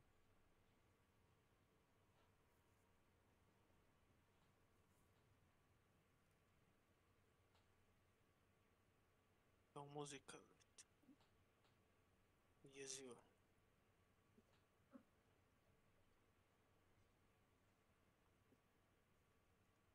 Zašto mi Battle.net izlogovao? Zato što je Battle.net. Kažete mi grafiku da ne diram nego samo kako mi stavilo ovako. Nešto je medium, nešto je low, nešto je high. A? Ne možeš. Znaš kako, ja sam stavio sve na minimum. Na minimum? Da, pa to ti je isometrična igra, nemaš tu sad ne znam koliko stvari. To mi je too much da stavim, onda bolje da... Ne znam ovako neka bude. Jel vidi, mislim, ali opet kažem ti zavisi koji pristup. Znaš koji ti je moj pristup, ono kad pušujem... Znam, tebi jasno... Znaš, kao neću da imam nikakve štuci ili nekad ono... Znaš, jedan štuci može da bude kraj. I onda, znaš... Samo mi reci je se igra instalira na SSD-u, toliko ti dobro. Onda to je to.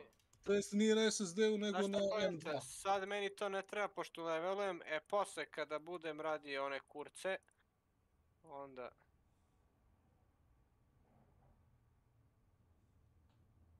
Evo ga, grad neki, ja. Ja generalno nemam problem sa grafikom u igri, znaš. Kinda dark. Komplet. Je, malo su mi pečenije, ali... Ovo slo.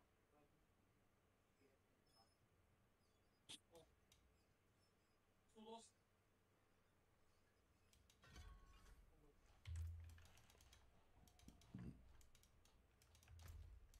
Imaš prvi quest da odeš gore u neku podzemlju. Ja. Znaš kad možemo koop da radimo? Kad dođemo u Kjovaša, to ti je grad gore na severu. To ti je tipa 10-15 minuta. Ovo ti sve intro. Mislim, u suštini možeš i ga speedruniš ako hoćeš.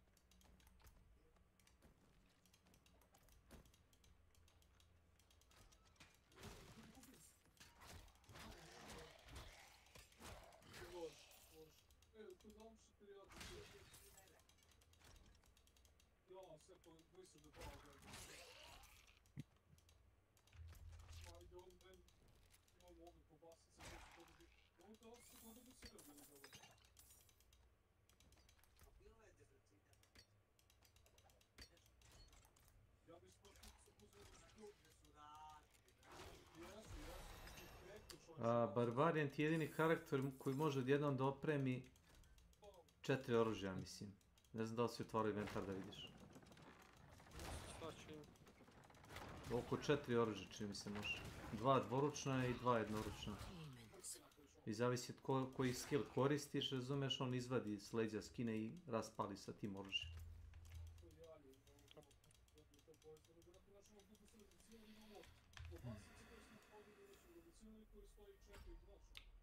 Pa da vidi, 4 oružja, već sam sad kupio za two-handed ovaj hammer i za short sword. Znaš kako ti ide ti, imaš jedno tupo oružje dvoručno, imaš 2 jednoručna, imaš jedno oštro oružje tipa sekira ili mač.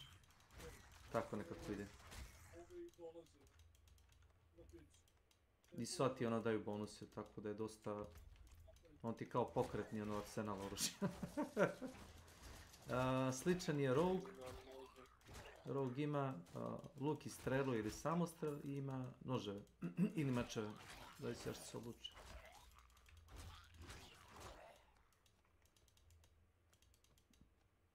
Ok.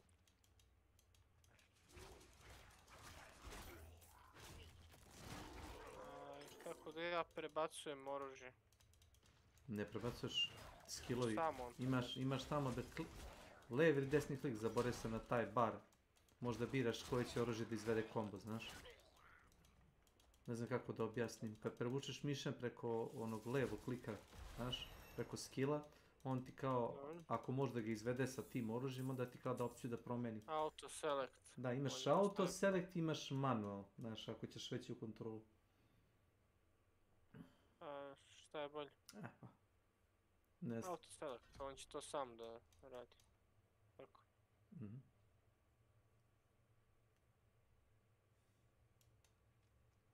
Skeleton i la.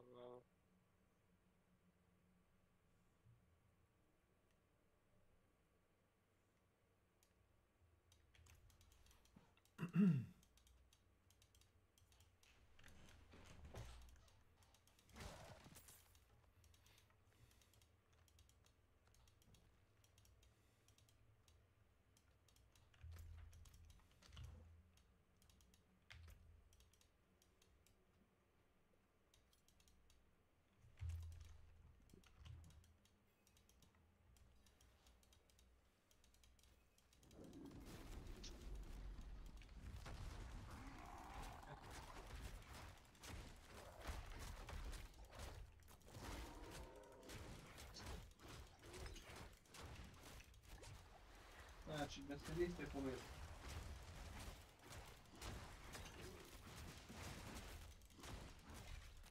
wait a moment.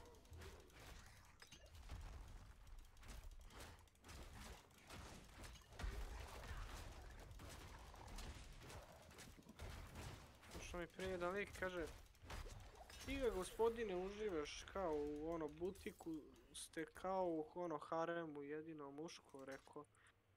A ja u brate fazonu rekao, dođi ti pa radi vamo. Dođi ti pa ovdje radi, neka te za mene ubrate mjesto mene.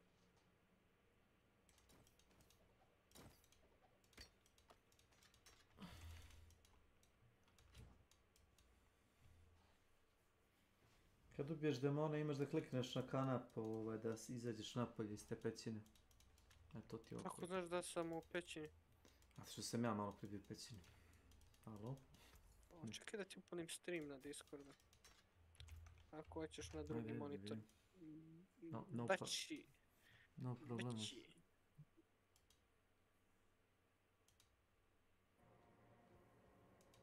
Kako da ti mutiram stream? Jer da tebe mutiram već će... Mute, tako. 4+, može. Dobro. The old ruins are clear. Your town should be safe now. Truly. Kako si stavio grafiku s tim? By the light, lost soul. Ćeš da vidiš? Čekaj da ti stavim na drugi monitor. Ja nisam ni hvadio stream.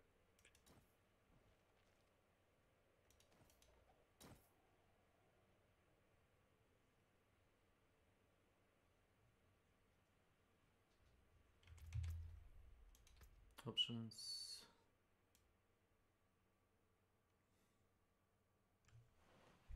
Imaš da ograničiš FPS, znaš. Isto. Meni je 150 na nešto. Recimo smanjio sam moj SSAO malo. Stavio sve na high bet. Pa skoro sve vidiš. Sve na high, sad ću ja tako staviti. Isključio sam jedino distortion. I ovaj low FX. Znaš, a ovo je sve okej. Top dynamics što imaš tako kaže.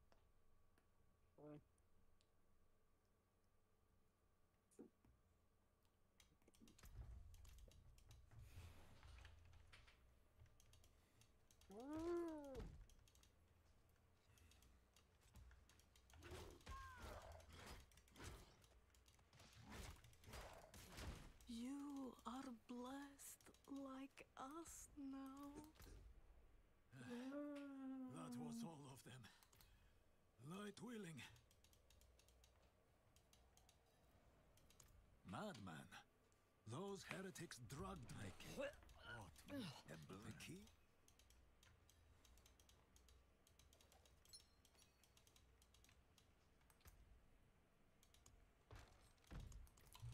Dobro su radili ovu sezonu, znaš, drugu.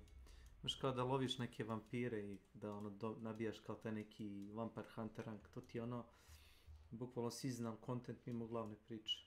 Ja sam bukvalno samo to radio. Sam prešao već jednu kampanju. Samo sam lovio vampire. Interesantno je bilo. Prva sezona je bila onako. Nekakve zombije si jurio po mapi. Ja znam prva ona sezona Varšana. Ona je bila... Ok, napravi se sezonu. Skill point. Abilities. Šta da može moj... Ne moraš ti sve to da uzmeš, možda ideš dalje, znaš. Poenta je kad napuniš vidiš ono što ti ide na dole, kao na krv, šta li već. Dobro. Ona se otvara dole tu stablo, znaš. Znači moraš da je potrošiš. Ja obično uzmem jedan skill i pasive na njemu, a pasivi su ti oni mali kvadratići, viš?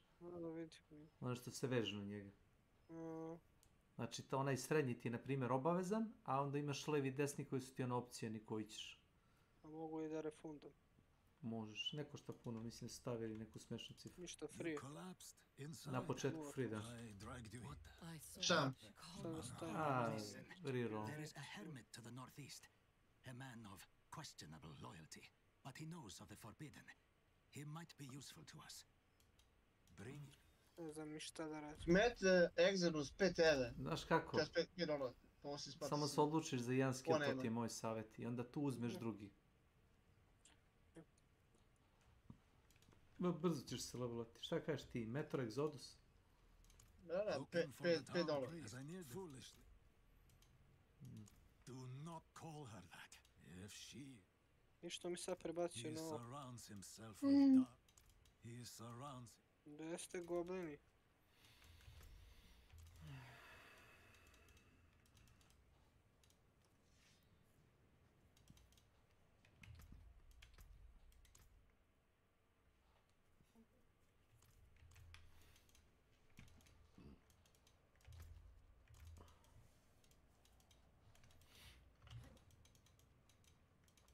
Ne šta da buramo, pičo.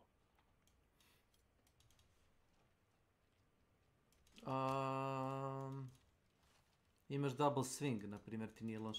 To ti sa dva oružja, jednoručna, da odjednom potegneš.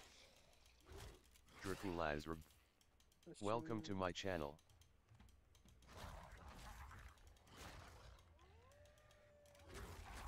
U suštini klas specijal ti je za barbarijena ti je da blide neprijatelje.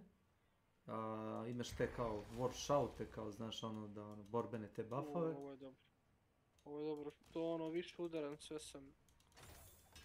više charge-ujem, beti, skupim. A to ti frenzy onda nevjerojatnije. Frenzy, dobar je frenzy. Yep. Kad će više patching da se završi? Samo gledaj minimap. Tab ti je mapa, ja mislim. I onda gledaš da ne izbija. Nije to potešno. Pa mislim, ne znam. Da bi se joinovali. Gdje ste goblini? Pa na kraju te pećine ili podzemlja imaš jednog Sotonu, jeli? Kad ga pobediš onda ideš napolje. Idemo ubijamo Sotonu. Nek idemo. Muđi.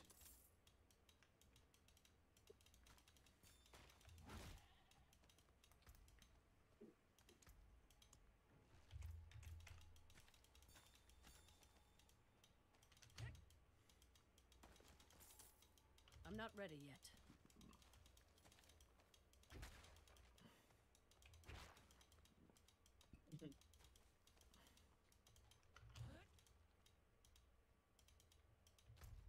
Kako je šiba.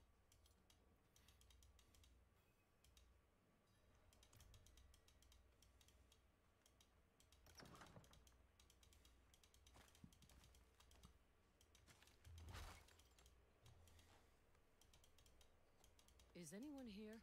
What are you hiding back here?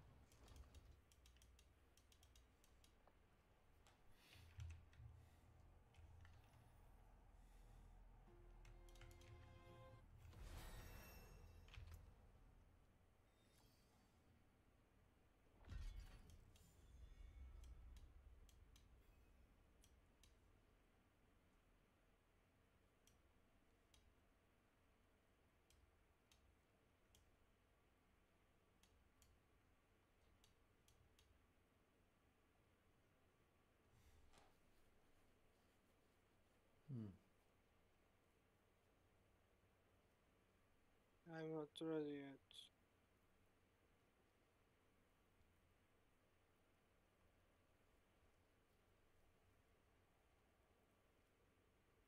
Dolazi mi danas slikuša jedna.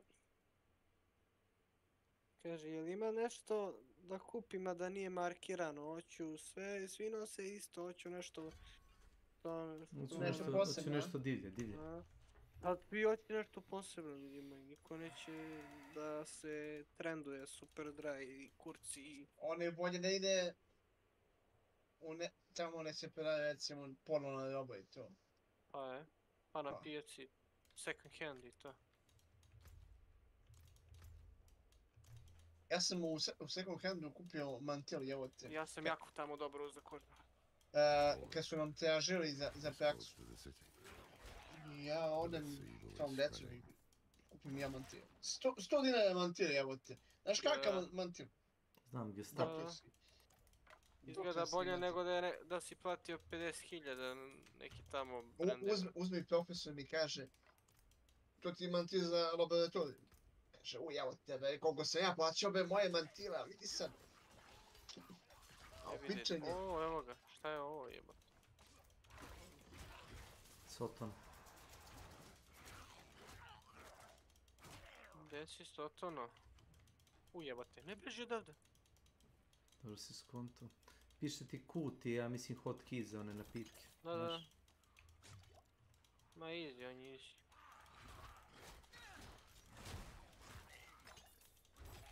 Never thought I'd live to see your Imam u pičku, ja.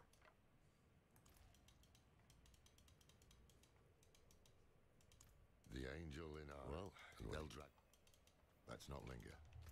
Kiyovershad lies just ahead. I cannot do that here.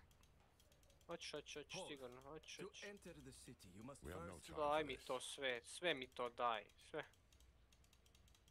Okej, daj mi.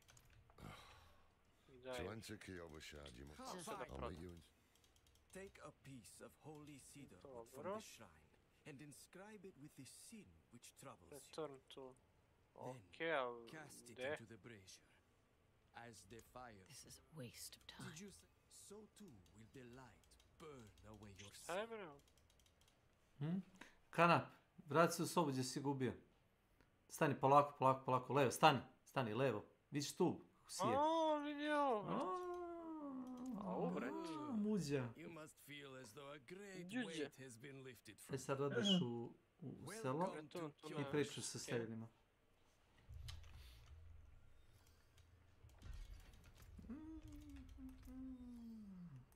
Yes. Okej, vidim da je safe, čim on skanja oružje. You returned. A pogledaj ovo je dosta dobro. Znači očistili smo im. Da, kao. Progres. Jel ti pratiš ovu priču ili čisto ono? Ponekad da, ponekad ne. Ja ti savjetujem da završimo prvu sezonu čitavu i onda da nastavimo kampanju, pošto sezone ti traješ neko vreme da... No dobro, nego te pitam ovako, ispratiš skroz, da. Ispratim. Prvi put kad igram uvijek. I gledaj se, sad će žurka.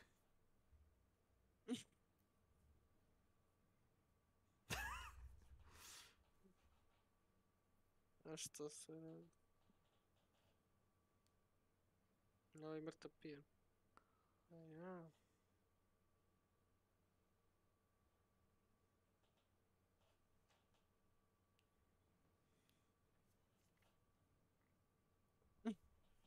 Nijemo dobro.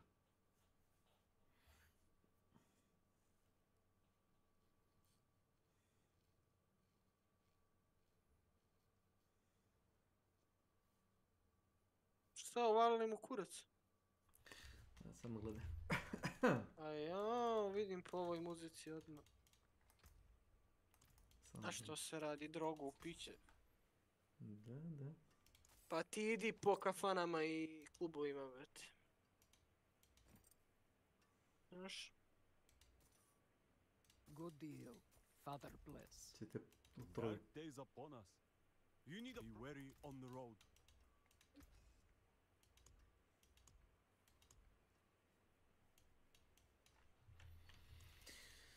La.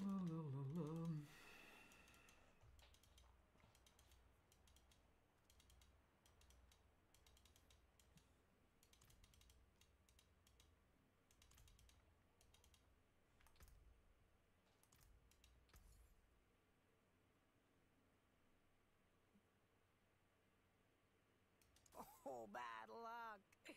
Try again. Not much, is it? It seems your prayers have been answered.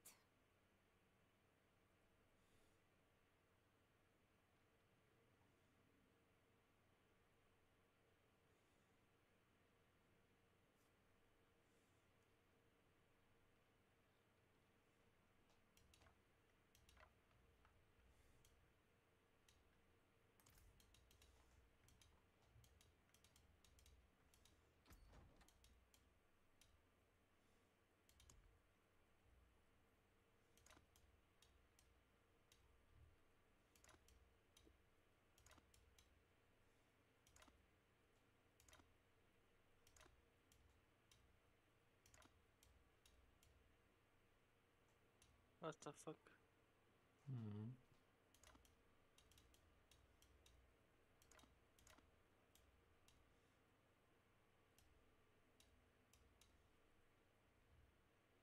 Hoće da ga eksorcize. Pa, u suštini si žrtva, vidiš te ljude isečene na komediće tuga. Kuku majko mi, ako je bolest. Stvarno bolesno. Pa ti si žrtva. Aha, da.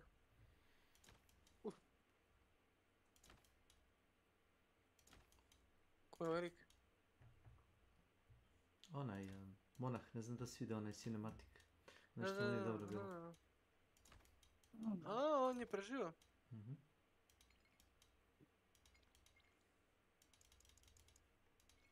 Oni su ga bili logirali, on je trebao da bude naš žrtva broj 2.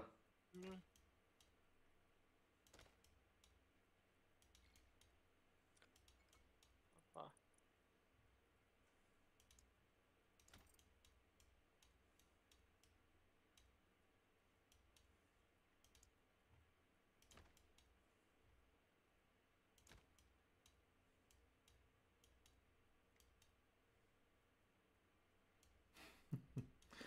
Okej.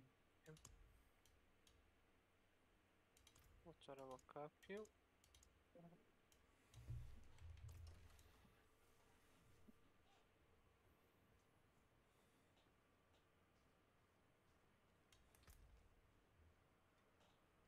You're blessed.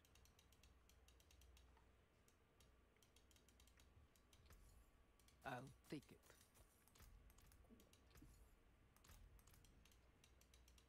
No i njega su drogirali. Ne sećaš ti ovoga? Sve neki drogoši, bre. Sve neki narko.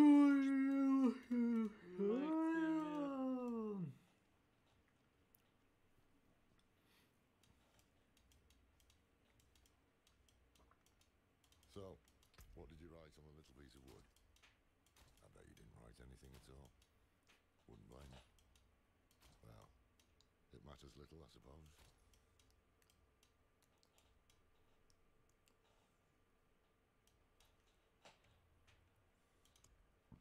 A on ih vodio, dobro. Ljudi da bi otvorili kapiju.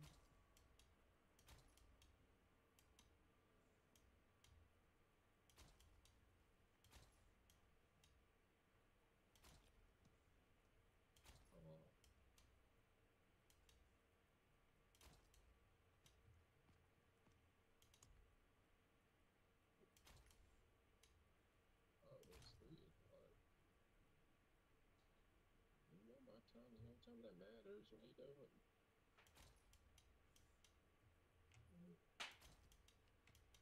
Take care, traveler. I didn't know I could have another. I mean, nah. Sell it. Husky love you. I'm off to the dry steppes in search of that pale man must know. But first, I'm sacrificing someone. The cathedral, they never. There was a propinari. Cracked hooves, sway back, cloudy eyes. Come se molio, Bogorodic. This thing is practically crowbait. With what you're paid, you're lucky she has 4 legs.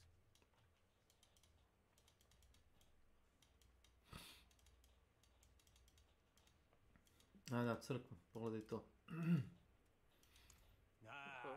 So the old man's finally decided to know if he wants it. Koji ti je tag ili mail, Dracula? Čekaj, cinematic. Sad ću ti ja reći. Ono, hashtag i to. Pa ili e-mail, ono, to mu je ono, isto. A može to hashtag. Znam da je Dracula, Dracula, pa sad šta dalje? Ne znam nije. Samo meni.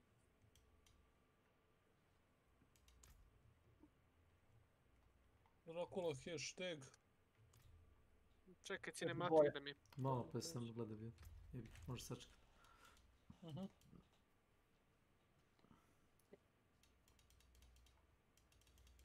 When D4 season 2 and S. 23. januara se ovo završava. Imaš vremena koliko hoćeš. Pa svak se da kažem mesečin, tako. Još jednom da pređeš. Čitav Battle Pass. Vidi si ti, kockali si se. Što si rekao? Gledaj cinematike. But don't forget about it. Join me when you... To jeste. Tako i to dan danas. Svi se klade, kockaju, kurvaju. Sve.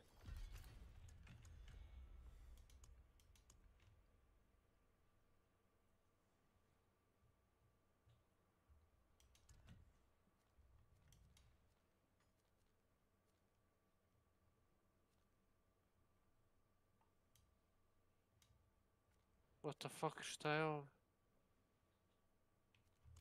Lilith, majka demona. Ako si gledao onaj uvodni cinematik, ono što se pustili bili iz onog zatvora. Ali izgleda je katastrofa, ovdje je makar normalnije.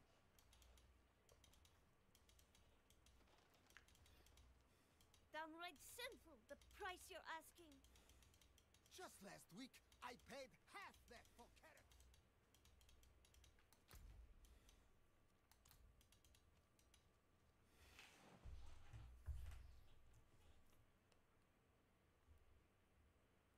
Vidio si taj skin u ovome ko si vidio Call of Duty. Model. Ko to može da koristi? Tamo je bez veze. Nije nelogično skroz. Ovo je kao ajde ono... Kao demon iz demonskog sveta. Magije, čuda, anđeli. Da će ga srediti ko zeca.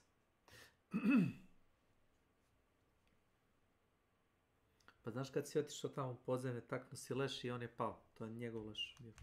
Ono sveštenik. Šta radi demoni? Si vidio, a? Kuku majka, mija. Ovo je baletno, bre. Može mi prsti.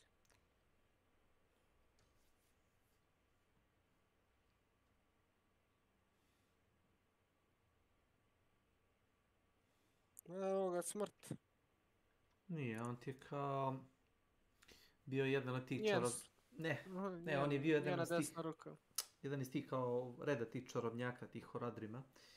I on je kao izučavao te mračne... Oni imaju kao dostupno kao sva ta stara znanja, razumeš, o anđelima, demonima, o tim ritualima i on je, znaš, pročitao negdje u knjizi. I skonto je za svoje ciljeve da može kao da dovuče kao tu demonicu da slobodi iz pakla. I to je radio.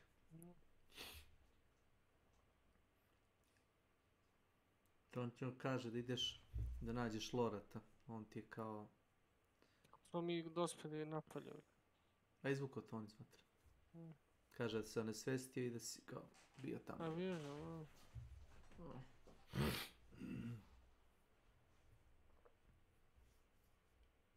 Kako ti je grafika? Ima dosta lepih efekata. Senki, svetla, tih iskri.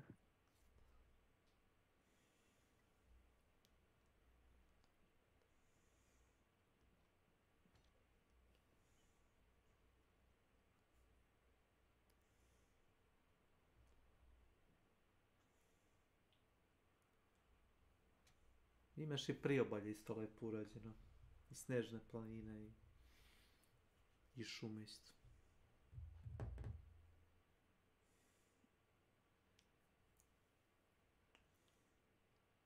To je to. Okay. Hermit, who is this hermit? Da. Okay. Tu ideš. Tebi je to zatvoreno, ali tu ideš.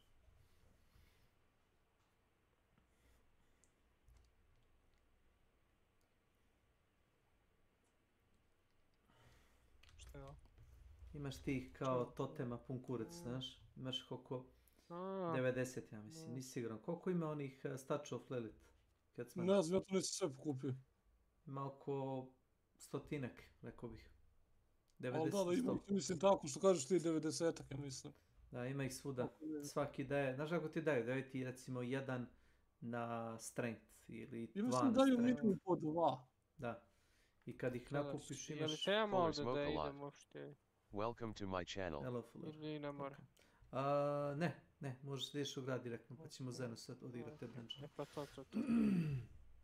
Okej, isto idem gore. Aj, hoj debili. Ja sam odradio čitav taj tutorial i čekam te u gradu. Ja, da, on mora sad radi story probu. Ma, treba samo da ode u Kjevašad.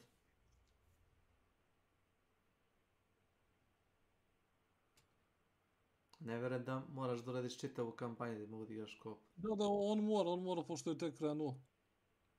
Ne mora čitavu kampanju, valjda je dovoljno samo dođe u glavni grad. Kako da preskočimo ovdje, ne možeš? Ne, ide okolo. A ne možeš, to je zabranjeno. Mislim, kad kreiraš lika, on te pita da li da preskoči kao kampanja. Ne, to te ne pita kad prvi put igraš. Ne, to ne pita. Ne, prvi put kad kreneš, to te ne pita. Tek posle. Kad završiš ono prvi put i ubiješ Lilith, onda se to... Ja nisam preskočio ništa. Ja sam samo odradio sve što i on, samo što ja znao te da idem. Da, ali drugog lika kad si kreirao i krenuo ono, onda te krenuo te pita. A da, ali nisam prihvatio da bih ono bio isto dio. Pa da.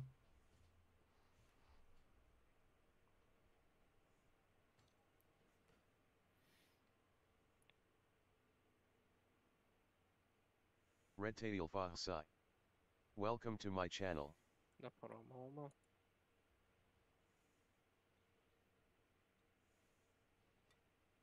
Suštini ti treba bolje oružje, nije skill u pitanju. Skill ko skill, razumeš? Nego testiram sve, čisto. Ali ono one shotuje skoro. A to ti je u suštini generator, znaš.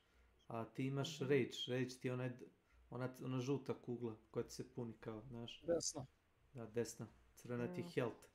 I kad se napuni rage, onda šibaš udarac koji ti je u toj drugoj. Vidiš da ga veže tu dole, levo. Da. Ti ability. Ta 3-4 ability okolo. To su ti kao spenderi. Ja ti trenutno samo... To je ono što radi. Trenutno samo puniš taj rage, ali ga ne trošiš, zato što nisi uzeo ni jedan spender. I ti ujebate, ovo se charge-ujem. Da, dobre. Sada dati. Ovo to čini mi se sam i ja to koristio. Da ja ne moram da se cimam toliko da priđem. Skače na njih bukvalno. Da. Brate, da ja ugasim ovu, brate, muziku. Možeš, smanji na minimum. Ne mogu, brate, satanistička mi previše. Meni je ili ugašen ili minimalno, sad ću ti odmah reći. Option, sound, 0%. A imaš ti ima ambijentalna muzika. To ti je ono kad odiš negdje pa se čuje nešto, se čuje. To nije problem, ne, nije to problem. Muzika, baš kao muzika, to je problem. Dođe ona ti peva na ulici ko da je pored tebe. Ima muzika se čuje, recimo ako gledaš cinematika, to ono, pustiš se ono ide, znaš, filmić. A to opet kažem ovako sred akcije, to sam gledao kad Milan igra onog Witchera 3. On, razumeš, ono, nabrije sve, ono, tutnja. Da ti sam došao. Pogledaj mapu pa će ti jasno gdje ideš. Ma samo malo zoomira pa šveti. Da. Tu. Samo da ja sključim, tu sam ja već.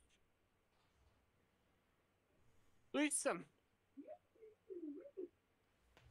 Moram da prodam ovo sve jebote. Ne moraš da prodaš, bolje ga rastavi, sve rastavi na početku, imaš ono... Isto kao ono u Diablo 3, pa odeš kod kovača i samo staviš da ti razbije sve stvari. Skrepov. To da mi pretvari. Dobiješ materijala za craft.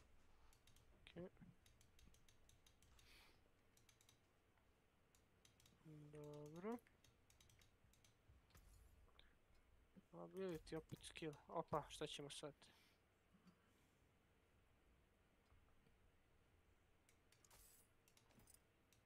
Double swing. Tako, početi u pičku, meti. Probaj Hammer of Ancients za početak. Ajde. Ćemo vidjeti. To ti je ono klasičan udarac maljem po zemlji. Ono, zviz.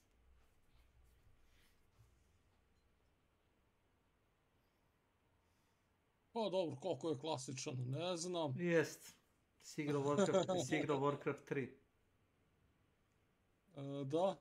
Pa šta je default Arthasov, ono, imaš Smite. Isto kao Hammer of Ancients, nije to neka velika filozofija. U World of Warcraftu isto Paladin ima nešto kao Smite. Da kao dekne kao zemlju, bam. Uspori kao protivnik i radi neki AOE mali.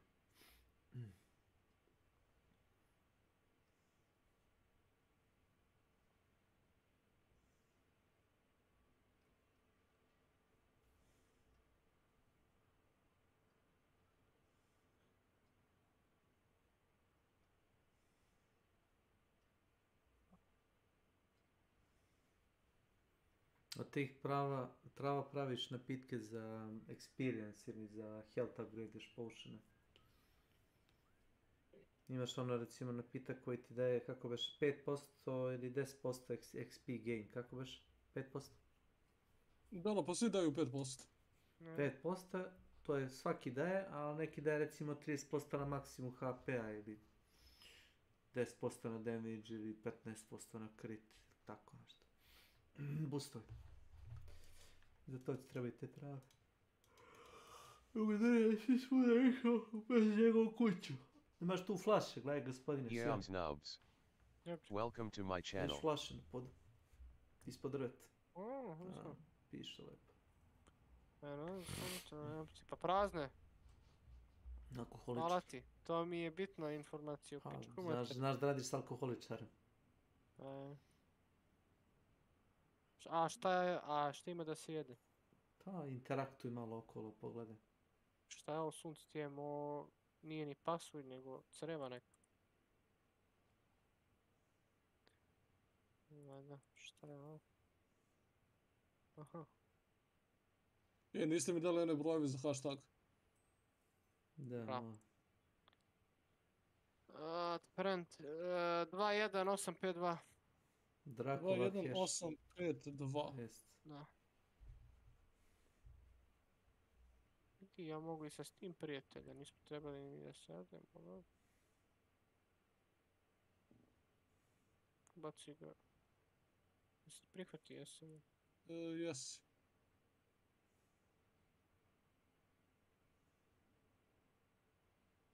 Imaš tab tamo sa kao knjigicama, ali već ja vam pročitao knjigu.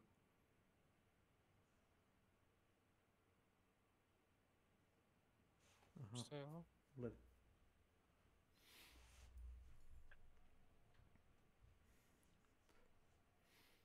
Ako si igrao Diablo 3, se sećaš Diablo 3? Da, ali nisam story se nešto. Dobro. Bio je jedan onaj što je nosio onu kao kukuljicu na glavi, taj kao Horadrim. On te prati okolo kroz kao kampanju u zadnji grad. To ti ovaj. A koliko sad sećaš što je. Koliko beše razmak između Diablo 3 i Diablo 4, 20 godina ili 30 priča? Pa nemam pojma, ali ima desetak i nešto, da li 2013. ili 12. Ne to, baš story wise. Baš story wise, imaš koliko je kao udaljeno vremenski. 20-30 godina, zato što je Lora tad bio ono baš ono momak. Tako nešto. Po njemu sudim, znaš.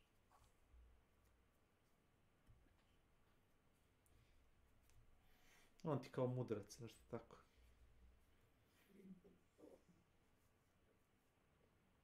The Grandfather Hermit.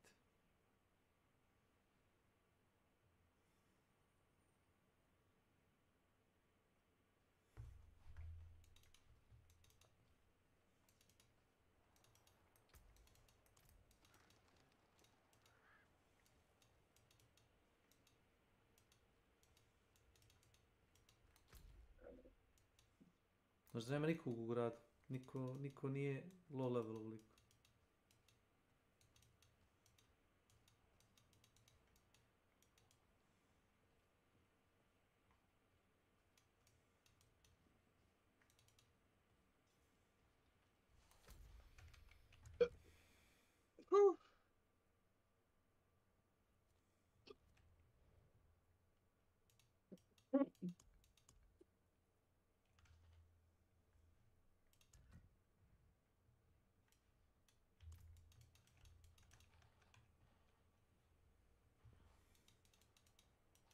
tell you, my neighbor is bewitched. I saw him skulking outside my door, muttering curses. Right.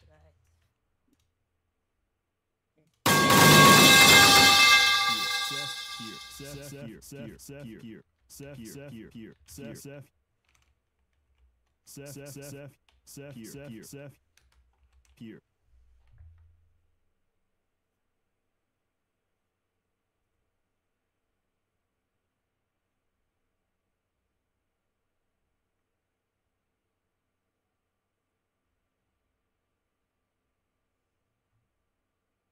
Dobro.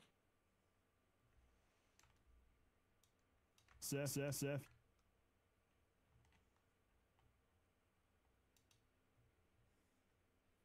On mene prati. A, ti mene pratiš? Sad ću ti da vidiš. Vidi kaki su. Koga treba ovaj tutorial jebote?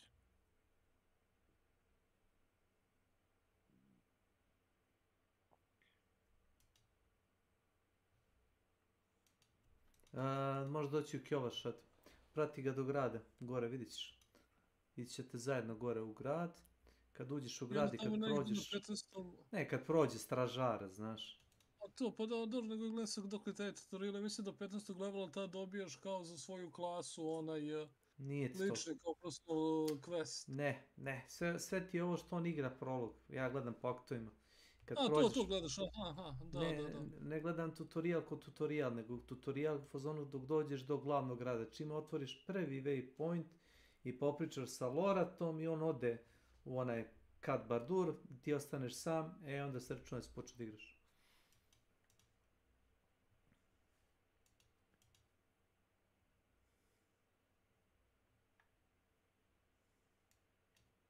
Dobro, dok dođe to već pustinja, znači... Da ta ću završiti taj prostorno quest isto za klasu. Dobro, mogu ja ispratiti tamo gdje on treba. Treba da ode u Cat Bardu i da tamo radi taj lični quest. Već ti sam ja došao do 40. 50. levela, tako neka nebuloza. Tek sam onda počeo da radim ovaj klasni quest, ma volim me ovu. Nisam to ni znao, brate, ono... Ne da nisam znao, nego nisam teo da idem da mi kaže igra mi kaže idi tamo, radi kao klasni quest, boli me briga. Išao sam svuda, a samo ne tamo. I onda kad kao da odim i vam, i onda Ma ja sam zaboravio, bre, nisam ni mislio o tome, nego išao samo ono... Ja sam prvi dan kad sam igrao, uzeo sam 30 levela, drugi dan... Kako si uspeo da promašiš glavni grad? Dobro, sad doradim. Ne, imao sam ja quest, ja ne znam... Ne, gledaj, Drakula otišao. Što je bilo? Pa ne, piči, samo radi to ti za XP, dobro. Što? Ma radi.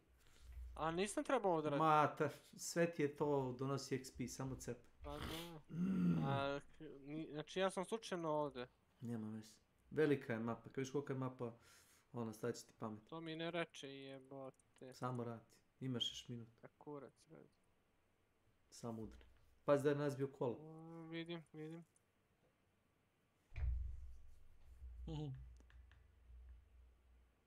A Snake mudro špionira ovdje na mapi, što radiš i kako se krećeš. Baci on, kako se zove, ne na mapi. Baci je stream, znaš. Na ovom Discordu. Sjebaće mi ovo. Jebem li vam familiju, pičku. To, udri ih. Koliko još, 3 sekunde, ne! Odjebi. Ajde! To je to, neće ga više udarat, znaš. Neće, kad istekne vreme neće ga udarat, samo tuci. Bravo. Dobro, idu kurac, jebote. Dobro. Sve ovo se kurčina. Piše, Dracula earned a challenge, world event novice. Sam iskočio. Dobro, kuda mi sad idemo? Gore prati cestu, kada sam, zumiraj malo, pa ću ti reći. Vidiš taj putička, stani, vidiš kako, ne tu, vidiš kako put ide, tu da si ide, tu. Ali pritisni Q da ti bude lakše. Otvori, pritisni tab pa Q. Ne, mapa pa Q. Eto, i sad klikni na taj quest tu, što ti piše prolog, eto ga. I sad ti je kao značaj na mapi. Aha, ovo je trak kad stavim, okej. mislim, teoretski možeš ići gdje hoćeš, ali ja sam ne bi čekao satima, a ja se mi nađemo pa ćemo ići gdje ti hoćeš, no problem. Gledaj što me gađa. Žukjela. Meni je nezanimljivo da radim bilo ne kampanju, nego one fortresse, znaš, strongholde. Ti trebaš Rite of Passage, Slay the Fallen.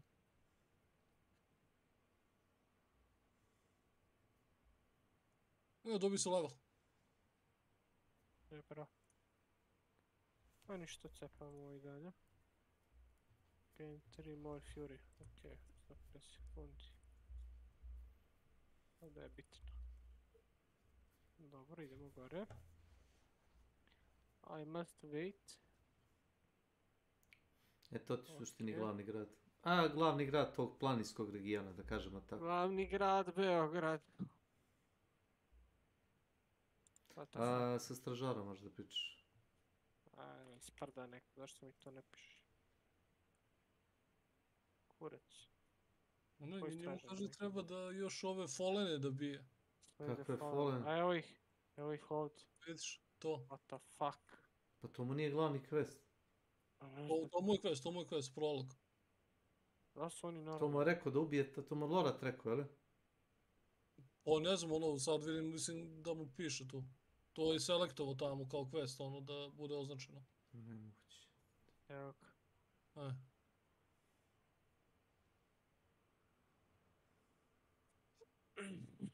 Vidiš? Ne sjećam se, ja sam samo prošao pored njih, pobio ih i otišao dalje. Uopšte ne sjećamo. Tebi to delo... Mene je to delo, ma ne, to mene je to delo normalno, znaš, ono ste evo idem, oni bap, pobio sam ih i otišao. Pa da, zato mi krećemo sa svim onim dodatnim poenima, skillovima. Ne, i kad sam bio level 1, opet sam ih sve pobio, znaš. O, to.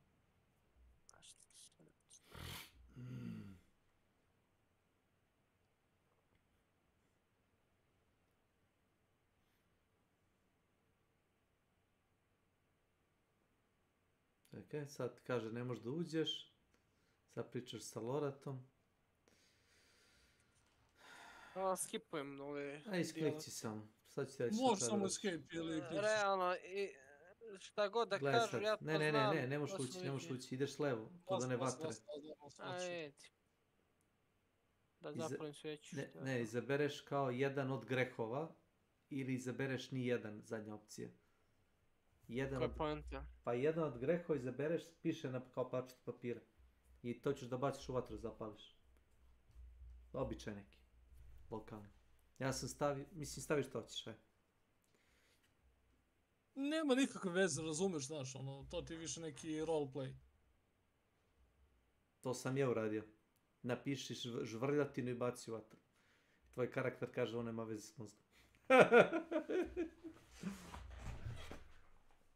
Dobro, ima i nema.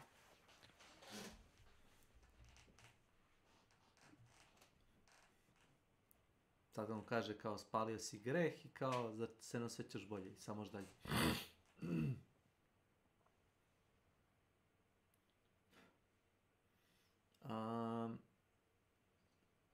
Levo kad uđeš, pored štale odeš, prema štali ideš. I pričaš sa tim Loratom. On ti traži da mu doneseš oružje. U suštini ti igra objašnjava da je kovač u gradu. Eto, na fin način. Ajmo tako reći.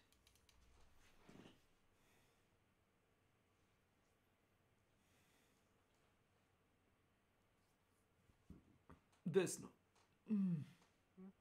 Ne, desno, iz cestu. Vidi koliki su ovi, jebote. Oj, pije, a ne, lampu drži. Lampu u sred dana. Ne obraćaj pažnju njega. Ovako je u gradu sad. To je ludi Milajci. Njega niko ne dira.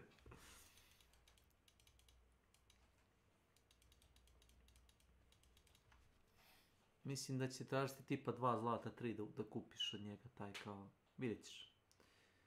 Halberd plavi. Prvotno. Da. Ima si toga. Pa gdje? To ti je, vidiš tabove dole, vidiš one male kao kesice, stani, otvori ventar.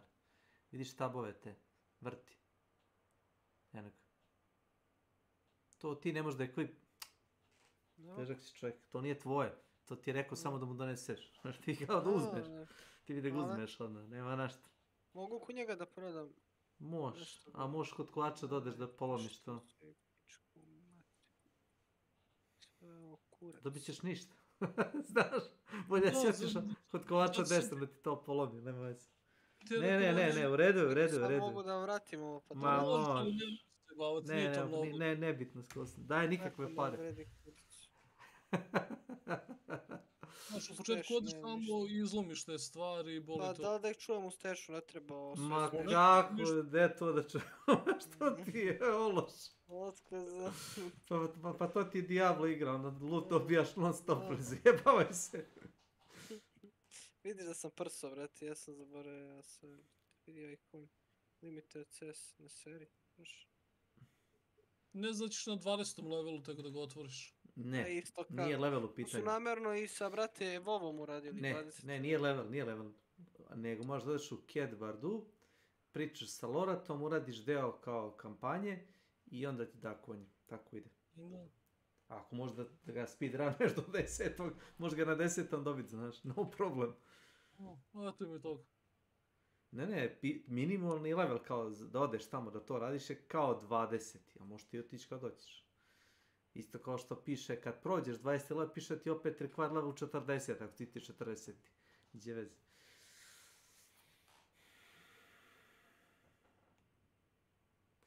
Mislim da sad mogu da te poznajem. Kad odradiš to. Onda ti prestaje prolog i piše ti kao akt 2 ili akt 3, zaboravio se. Akt 1, 2 i 3. Onda ti piše.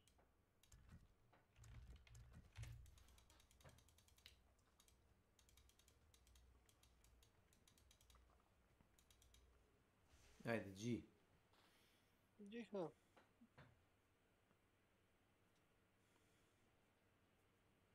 Vreme za alkohol.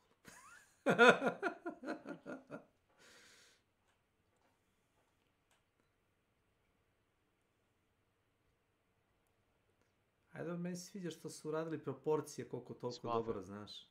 Welcome to my channel. Kao u Diablo 2, ono, znaš, kuće, veličine kuće, čovjeke, veličine čovjeka, stubi, veličine stubu. Znaš, nema ono da su ti karakteri ogromni, a da su recimo građevine male. To je bilo u Diablo 2 malo onako kao. Imaš piramidu, a piramida je tipa 6 piksela na ekranu, tvoj karakter je 2. A to je piramida, razumiješ? To ti u onom trećem gradu bilo.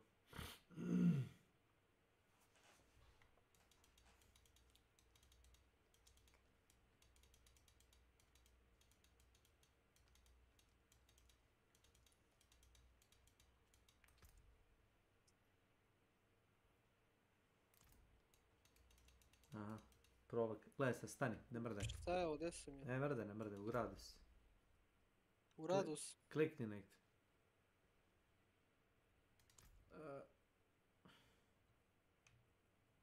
Što me sad jebe ova igra? Šta je sa skinom, bralo, bre? Pritisni escape samo.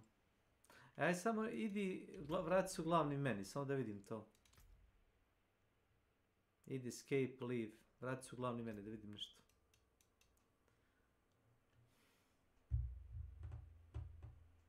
Idi escape, options. I stavi na onaj connect. Ti nisi normalan ako opet brate. Ček, stani sekund, stani.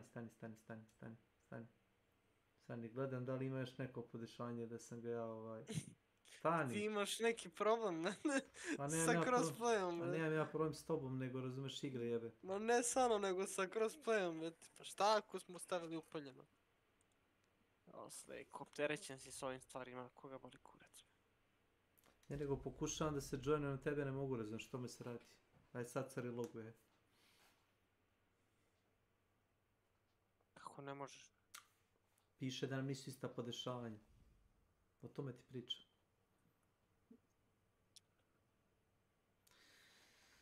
Escape, social... Ne mogu, vidiš. I pravo se joiniš na mene, paš da vidiš šta ti pričam. Crossplay settings. Ugasi ću Battle.net i palit opet. Aj ugasi ću ja igru. Možda je to do... Do njihovih servera je možda u pitanju, kao po običaju.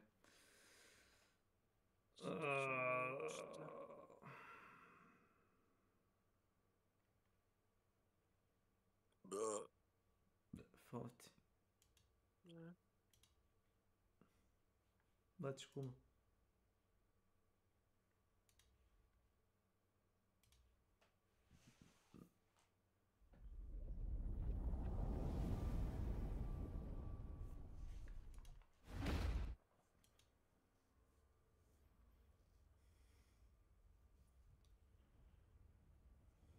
Kao da neće da prihvati, razumeš, ono promene, razumeš, tome se radi. Zato sam nestartao sve.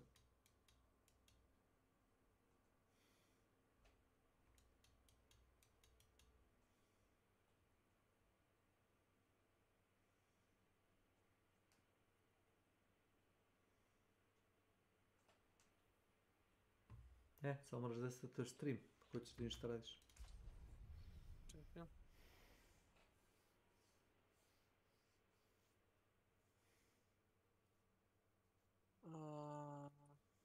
Samo malo.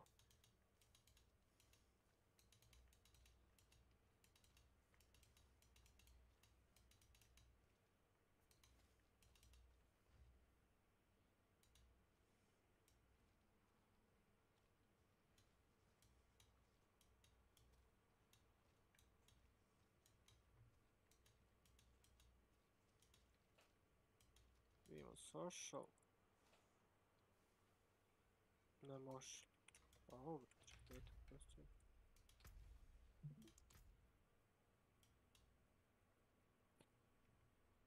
Šta da radim, da uključim? A?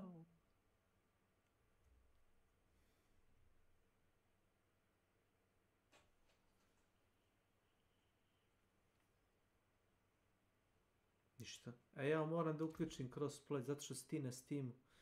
Joj. Jebi se. Ja kontam zašto neće, pa kako? Moraš da uključiš oba ta govneta. Vrati se u glavni, mene ključi oba. Pa ja zaboravim, pa te jebi se, pa nisam znao da ti si igru uzao na Steamu. On nju pokreće preko Battle.neta, a ti si uzao na Steamu. Zato neće, jao. Tako je. Pa kako veze ima jedno s drugim? A ima, vidiš. Eto ga reša problem.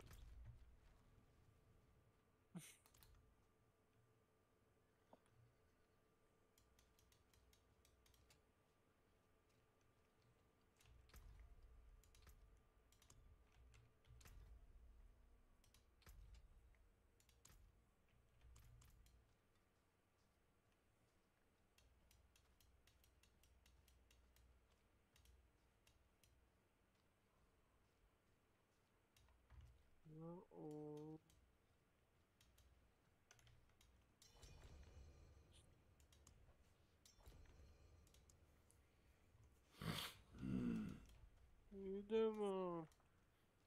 Ajde, ja sam jaka nezavisna žena, idemo. Ti si Karen. Ja sam Karen. Dobro ti nije. Znaš zašto Karen? Ti je ona klasičan ženski borac za pravdu, razumeš? Zato Karen. Da imaš, ti imam ovdje zratak. Yes, well, Bolzan has yet to return. Perhaps you could... Hoćeš sporne da radimo, a? Pa naravno, boli me kurac za glavne koste. Investigate road to Mestat for Monk Pozan, ajmo pa. Čekaj, ti to možeš uzeti i za mene ili ja moram isto da... Ovo pritisni M, mapu, ili tab, zaboravio sam koji je tab, ja mislim. I kada otvoriš mapu, pritisni Q. Dobro. I piši ti questovi. Glavni questovi ti ovi sa žutim. Ne vidim šta radiš, ali nema veze. Priority quest. Iseko ti je stream. Mislim, ako ti... Evo, palit ću ga. Ako ti igra secka, nemoj. Ne, sitska, nego ja budala navikam. Kako neko ostane penjen. Tab! Vidiš. Dobro, cool. Ideš na skroz levi tab. Tu ti pišu svi questovi, to ti prvi. To su ti 3 glavna. A mi radimo taj dole. Šta radimo? Taj dole skroz. Menestat Coffers. Ali ja ipak moram da... Ma ne moraš, za mnom samo. Activate the waypoint, mi kaže. Da, idi, aktiviraj ovo, ajde. Preko toga se teleportuješ. Iz grada u grad. Aha. Hoćeš li da pokupimo sve statue za ovu oblast gdje si sad trenutno? One ti daju boost na statue. Gledaj. Kada si ti? Je.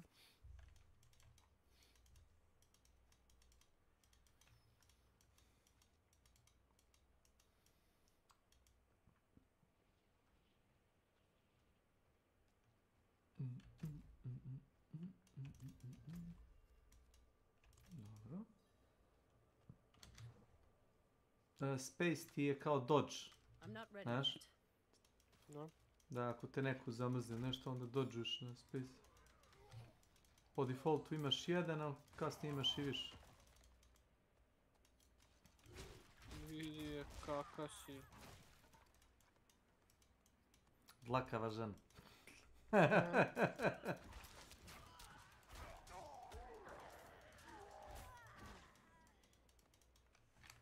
Jao, Miči, kako blokirati trade kanal? Šta je bilo? A? Ma blokirao se, ma trade mi iskače, znaš.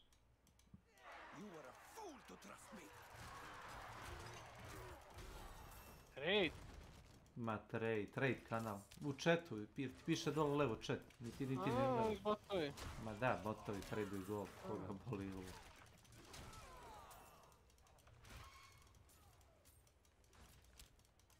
Znaš kako ti ide za ovo? Što ih više brže ubijaš, što ih više dolazi. I brže XP ide onda.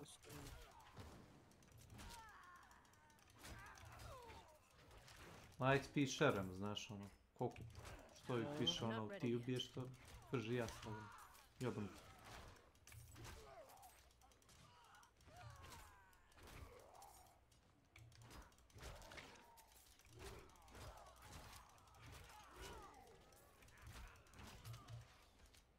I must wait a moment.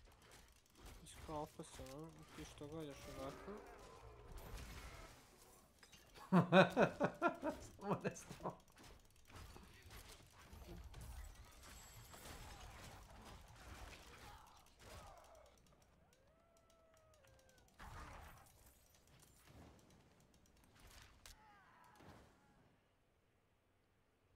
Ništa, trt.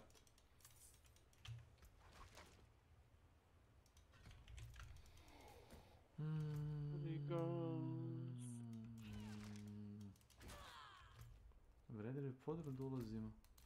Ne. Prvo možda i vredi.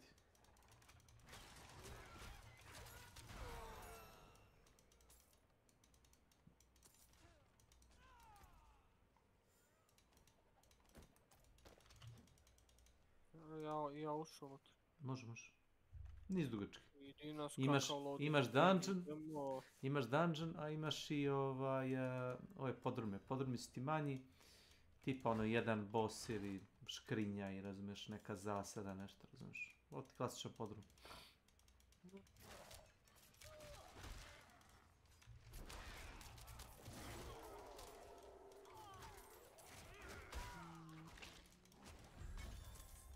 Bam. Aj sad ako, ono... Moj ti savjet da uvijek popiš po napitak na Q i pokupiš te druge.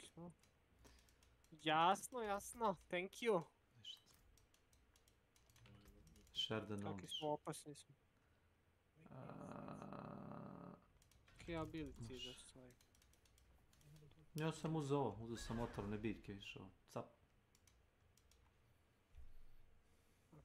Ja ne znam šta da uzmem net. Pa ideš dole. Idi dole ka toj grani, vidiš? Znači moraš nešto da napuniš da bi dobio. Sad možeš, sljedeći level možda biraš te dole, znaš. Tako da je bitno bilo koji spell uzeo. Mislim, sve dobro, to neki su ti ofanzivni, jeste, neki kako hoćeš da igraš, jasno. Da. Ali meni je ovo zanimljivo što ne moram da se trudim toliko, nego kliknem i on se chargeuje, no. Da, to sam ja igrao. Realno, što bi se ja sad cimao da lomim space toliko. Znaš, ako možeš da sam sebi staviš rutu gdje da ideš, otvori mapu i vidiš onu oblast plavu kad malo paniraš mapu. Dobro. I jedeš samo desni klik u sred zone. Ne tu. Dobro. Ne tu. Vidiš, mi smo kod Kjovaša da tu zoomire. Izaberi, će ti onaj quest. Imaš ti onaj side quest? Ne. Kako nemaš? Nemam, bre. Morao sam ja da ga uzmem. Nisam ga uzem. Ajde ga uzmeš. Ne, tako je to. Dođi vamo sa mnom, evo. Ne, dođi. A u pičku, moj. Nema veze. Ajde. Jebat.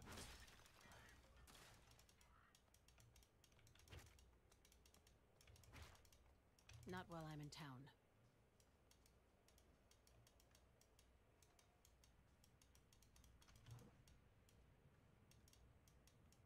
Još čizme koje ti daju 3 puta taj dash, znaš. Ali opet radi cooldown, tako da. Levo, ako se dobro sećam. Da vidim ti markere. Gdje? Tu, ta žena. Ara, boli me kura za priču. Si uzeo? Jes. I sad otvori mapu. Da, to je taj quest. Da, dobre. I sad pičimo vamo. Idemo repeat.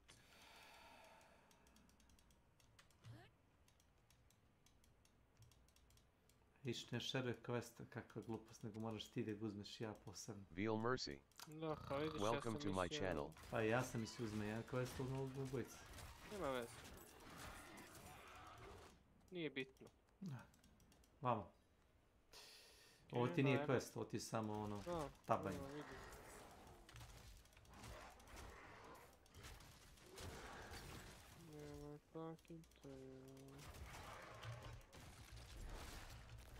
Ujebate.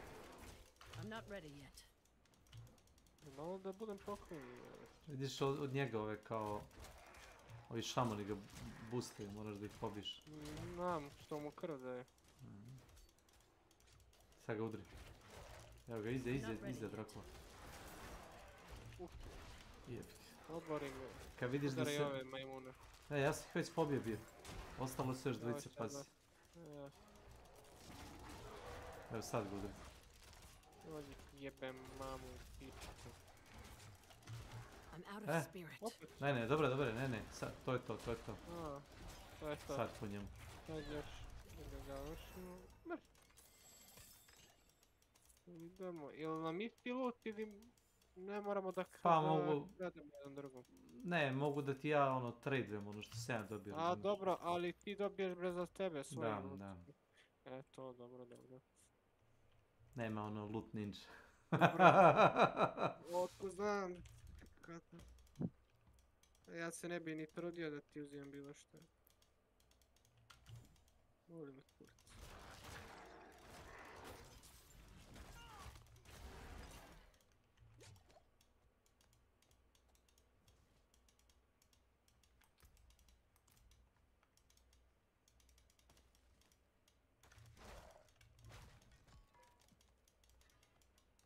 Znaš za ovo? Ček, dođi. Ima i toga. Da. Ne možeš. Možeš tu ideš, ali nema.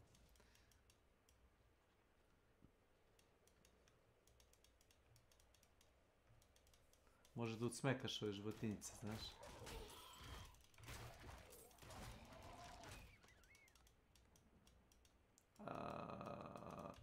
Dođi prevamo.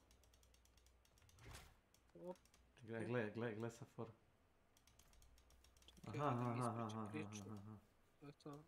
Indeed I am. I need to... To je to. Sad u neki rift. Ne, klikneš na ovu, vidiš sanduk pored njega. Evo ga ovdje. Isprći plavi kao dijamanti. Uzao sam i levo vodi. Ovdje imaš buff, gledaj ovo. Ako si uzeo to jesi.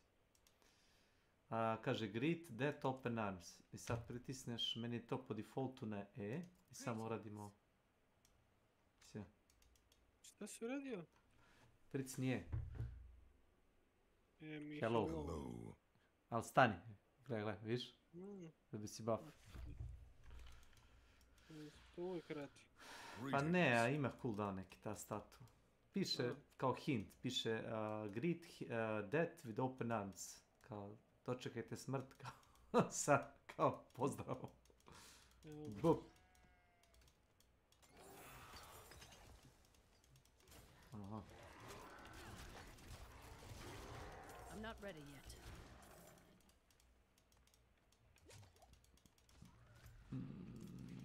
Da.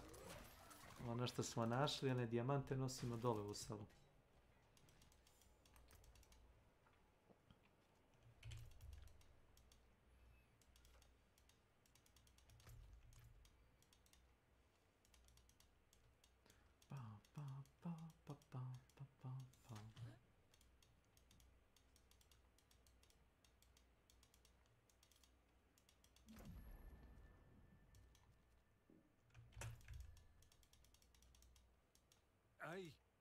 How did this happen? Dobiješ XP. E sad, možemo od ovog da uzmemo ko ćeš. Koji je? Čekaj, olik. Another arrangement I made with Get the payment of gemstones from Luškas. Dobro.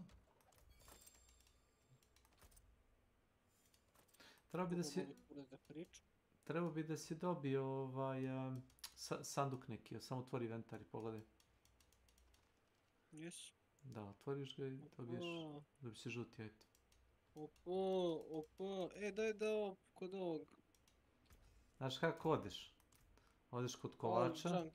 Da, ne, staviš common, to su ti bele da razbije i magic plave. One koje nećeš naravno da opremiš na sebe. Sve. To je to.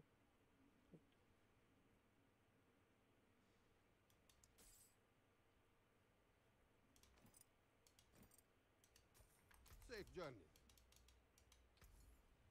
I cannot do that here. Ne. Nema dalje.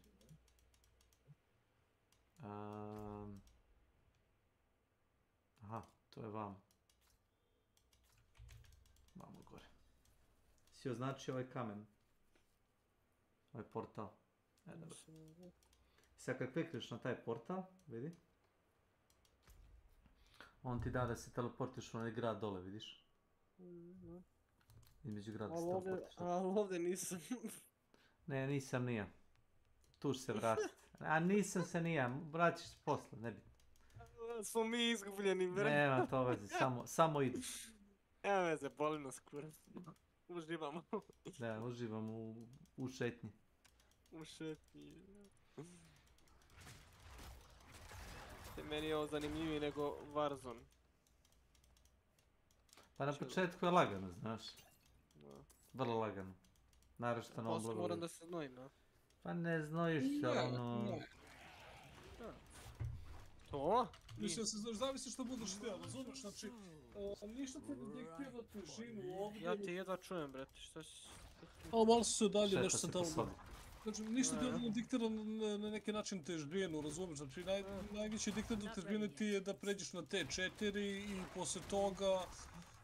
bukvalno samo odlučuješ koliko hoćeš da imaš teško. Ja sam ti ne veriti šta si rekao. U suštini kad ti igra postane prelaka, a kad si level tipa 20 i 40 i onda ako vidiš da ono sve pada iz dva udarca, onda odeš u glavni meni i samo promeniš, to jest... Ma ja i hoću da mi bude lagano. O ne vidi, trebali ste na svojku da stavim. Ne, u redu, pusti čovjek. Ne, znaš kako, vidiš na primjer sad, ovdje sve ubijaš bukvalno sa autotekom u klik ili dva. Kurec. Idi ti sad na 8. level Idi da uradiš onaj, kako se zove, Stronghold, pa ću da te pitam. No, dobro, Strongholdi su kepovani s minimum levelom. Znam ja to. Pisalo je Stronghold level 20 ti da treba. Ja sam otišao level 13 u prvom playthroughu. Pa da. Razbili su. Ja sam isto tako prvi nešto, pa da. Ja sam isto tako neki prvi, radio, bio sam nešto under level, ali ove sezone ih nisam radio dok nisam prešao na te 4. I mislim da je ono mnogo bolja stvar, jer imaš, daju fin experience.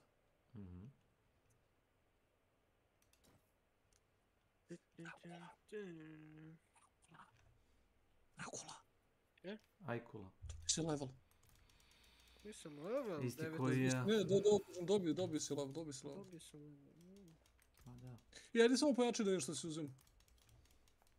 Ovu strelicu na level, imaš ovdje, vidiš crvenu strelicu, eto. Aha. Uzeo sam ovaj Legend Strike i... Ništa, sad imaš dovoljno pojena da uzimaš dole. Ako hoćeš, uzmi ovu zelenu žutu cipelicu. Da skinem onda odavde. Nemoj da skidaš ništa. Nemoj stalno da se respekuješ, nema pojente, nikad nećeš se levelovati. Ma da, i moraš još jedan point da staviš. Ne, ti si, eto, i uzmeš cipelicu i to gore. I uzmeš posle toga ovu levu. Ovu levu, a? Da, kad svaki put uradiš Grand Storm dobiješ 40 Fury, to ti je fino onako za levelovanje, razumeš? Da možeš prišli da spamuješ.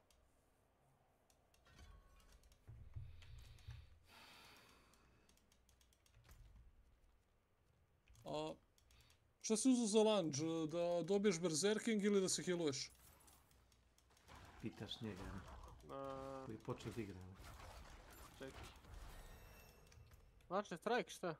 To, uzeo si za heal, to je dobro za početak, to ti na auto attack. Gore, eto, launch. Da, critical. Ne, prebaci novi dom. Life, maximum life. Ma ja, brate, random stiskam, ni više ni ne gledam šta mi treba. Bilo koji put da, brate, stavim da će mi na nešto.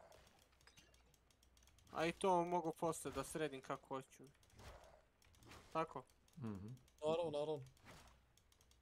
Evo ga, Ratomir, čes. Ne, uzeo si sporedni quest, ne. Ne, samo ću vani da radimo post. To se ne radi, da ćeš morati da radiš quest. To zbog Snake radimo sporedni. Samo sporedne kosti. Pa zjebam se, bre. Da, inače od cipelica što si uz ovaj stomp, to ih stanuje, a da bi dobio rage moraš da udariš nekog s tim. S onim na levi klik, tako? Ne, na kecu, to mu je ono. Jel? Tako ide. Dobre.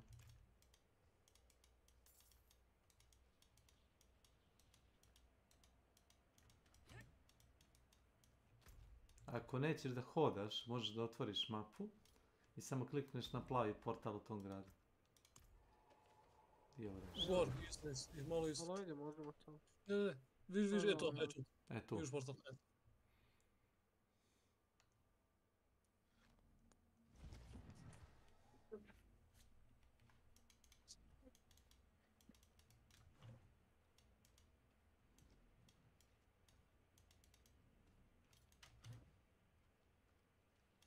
I taj lik ti ovdje. So, the deed is done. I'm sure you. Voli me kurac za priču. Ajmo dalje. Dobije si ovaj... Mogu ja da tako igram, ali Snake će da se smori. A i ja ću da se smorim. U suštini ni ne radimo priču, samo radimo side quest-ove, verujem ti ne. Volim skurac da nam prođe, vrate, vreme, brate. Jel ti veruješ da ja nisam pogledao jedan cinematik? Dijalog, pametno. Da te boli kurac. Znači, samo sam htio da da speglam i to. Ma da, level je samo gas. Op, čekaj. Ne, zamisli igram Diablo zbog priče, brate, pogledaj ću YouTube ako me interesuje priča. Realno, da. Dobro, čekaj, sad ništa, ajde. Pa nema ovdje, koliko ja vidim ovdje questa nema. Ma samo glavni, brate, ga vodi da radi, ono da... Ja. Da završi to.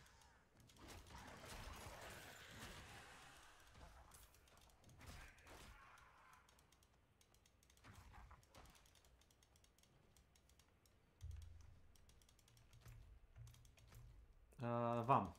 Ovo ćeš da označiš. Sad sam ga vidio.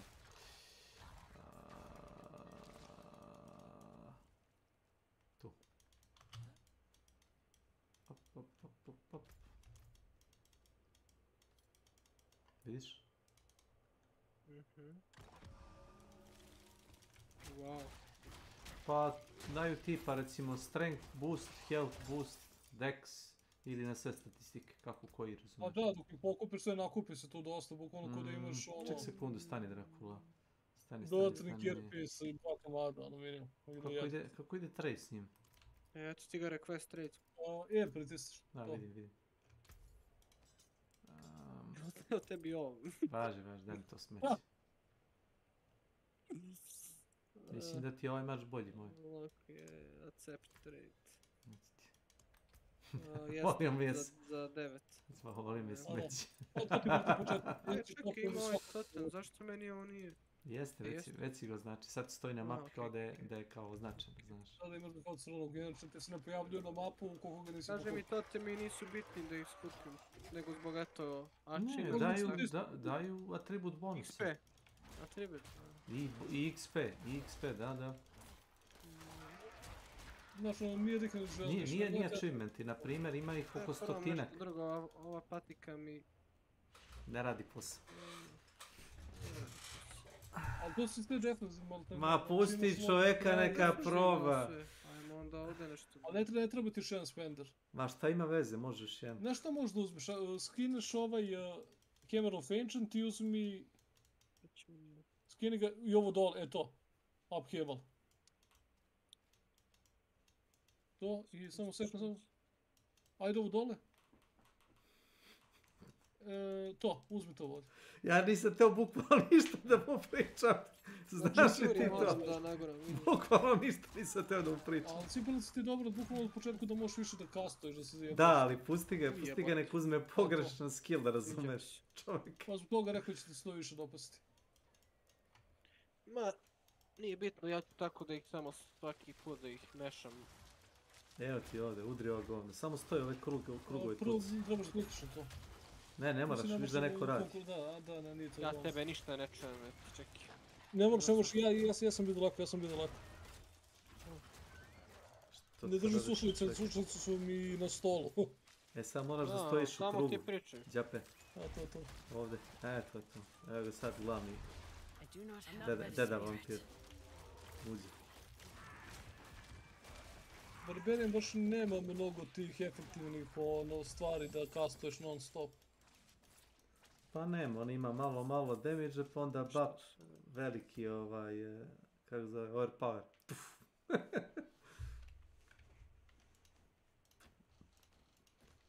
To je možda jedino što može ljude da smori sa Barbarianom. Otprilike imat ćeš, skoro svi su mu buildovi bazirani na šautovima. Stani! Imaš levi klik, desni klik i gomilu tu Stani ti levi klik, desni klik. Utility onda. Dobio sam skin za konj. A nisi... Wow, skin, jao! Nisi dobio skin? Ukoliko nisi uzeo ovo... Da, vidim, jebavam se. Stani, prihvati. Voli me kurac, bre, za skin. Gdje opet mi smeću da... Ja tebi ovo snik. To punimo inventar. Puni konja. Imam bolje. Ovo smeće. Zajebam se nek, nemoj. Nema veze. To si mi dao. Ovo će ti prevari. Idemo. Sam ja ovdje otpad, šta sam? Deponija.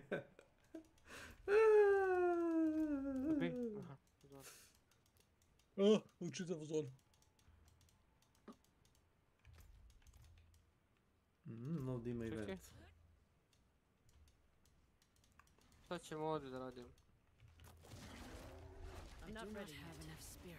Pa dole da siđemo da ih pobijemo.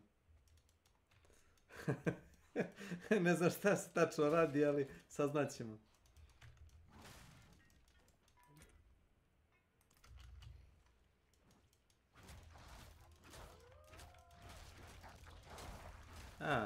Bukvalno to što sam da sve ih ubio.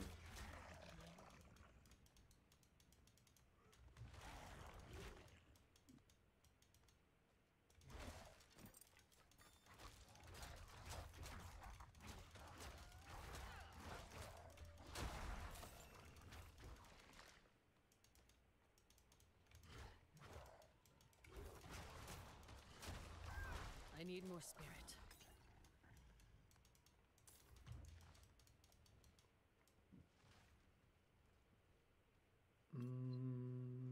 Možeš gore, ali tu već izlaziš iz...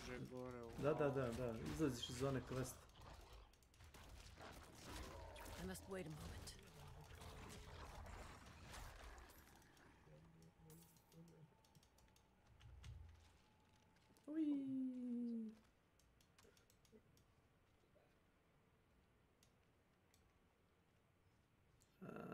Mislim da su dole. Inače, ovo je definitivno najsporiji karakter igri, ovaj je druid. To ću ti ja reći. Ima najmanji movement speed.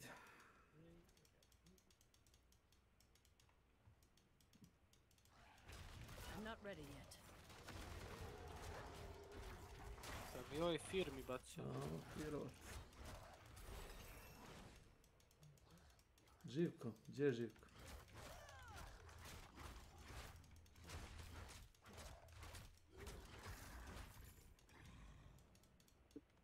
Imaš ovdje bossa. I must wait a moment.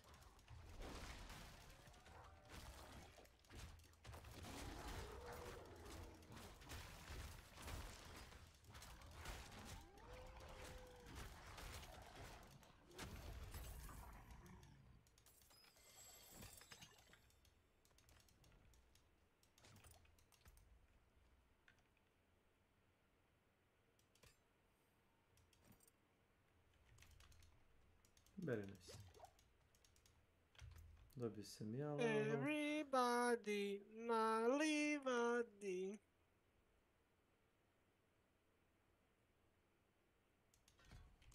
Okej.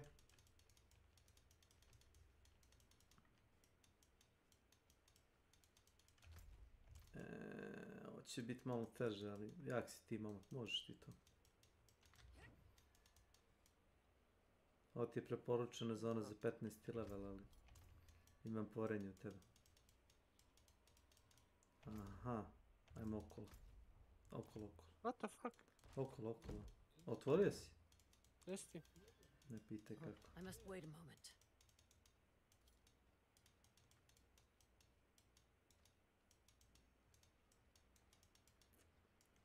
U suštini... Češ zvona? Selo su kao... Ošlo je slično kao ono selo gdje smo bili prvo, znaš. Ono, seljani su otišli u kurac.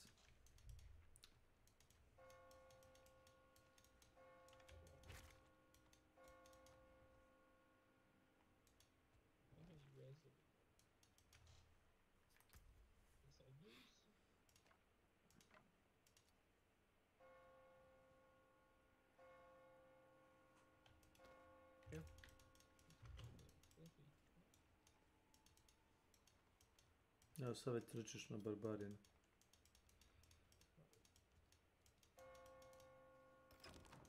Halo? Žurka.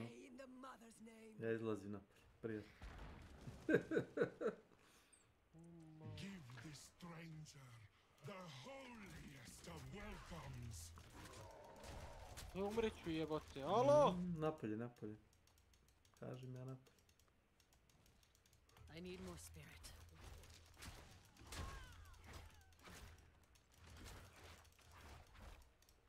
Dobre, izlazi. Sam bio zapaljen. Izlazi.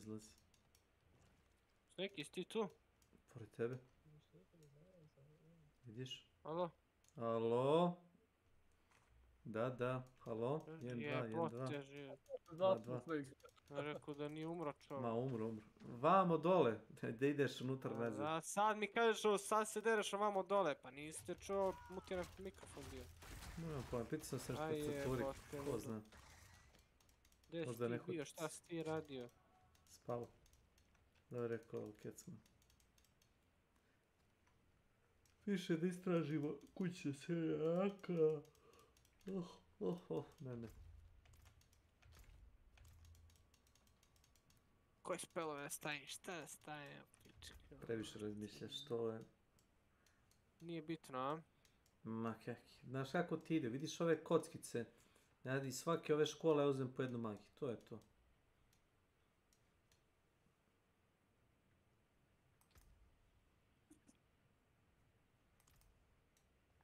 Mogu da prebacim.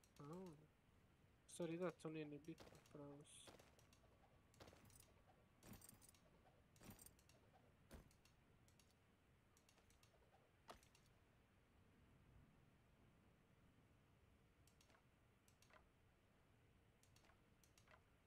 You have to phone, no, don't break connection. To free chat. Ne možeš da se respekuješ na nešto što je tipa u sredini, kapiraš? Moraš unazad da vraćaš point. Da si me skonto. Jasno. Marš. Sad ćemo mi to da rešimo.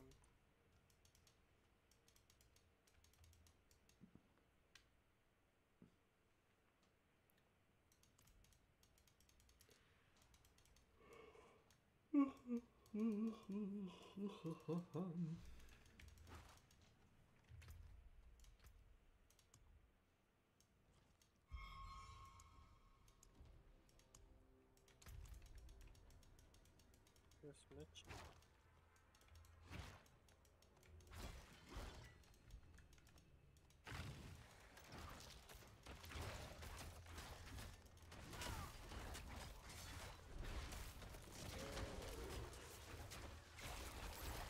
Ljudi, budite im pozvani na to se želim.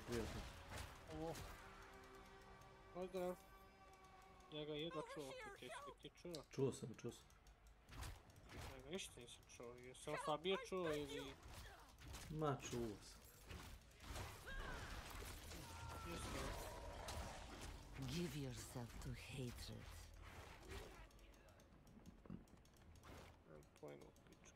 Help, please! These effigies reek of corruption. I must destroy them.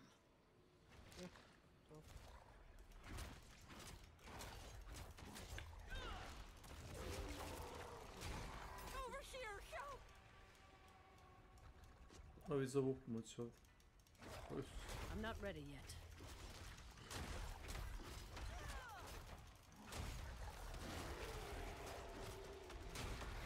Help! I beg you!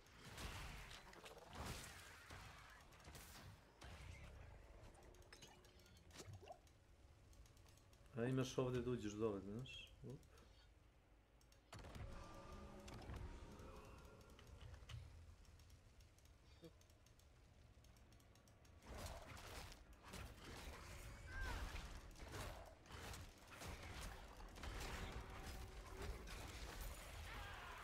Mrš.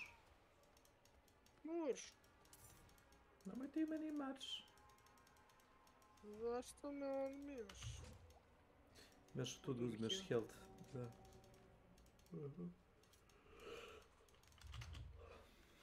Op.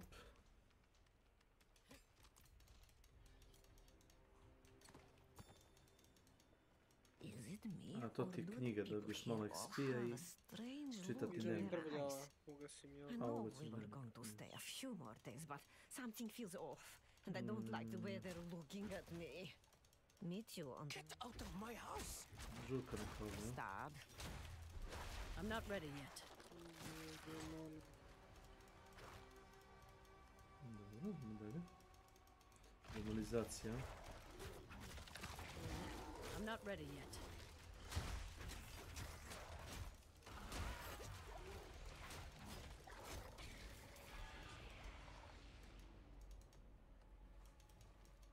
Aha.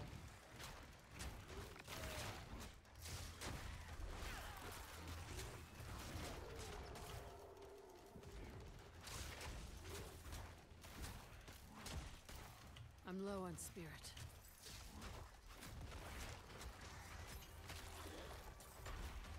I must wait a moment.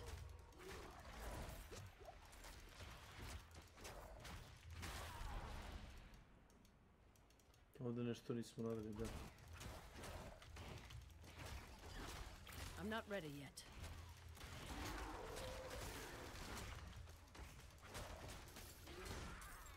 suštini hoćeš uvijek da ubiješ prvo. Ovo je malo teže ako si primetio, što su malo veći level. Malo. I must wait a moment.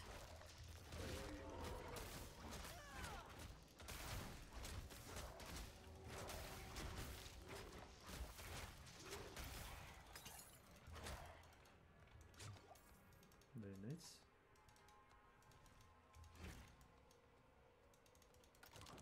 Go, run.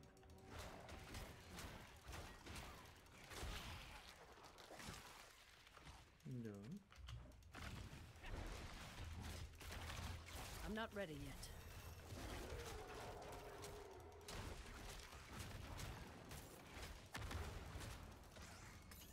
Onaj pentagram ne bacuje fear. Kad god baci pentagram, hoćeš samo malo da se izmakneš. Another lamb for the sacrifice. Vidite joj šta rada ovdje, brate. Samo sacrifice.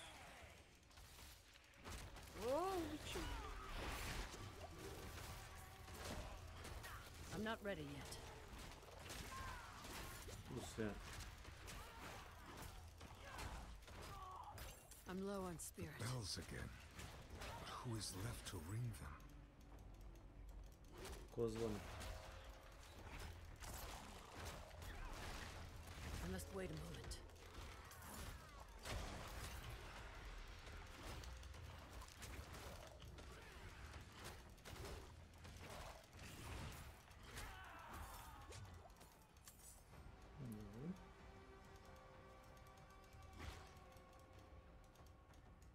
Mislim da imaš level up free si dobio.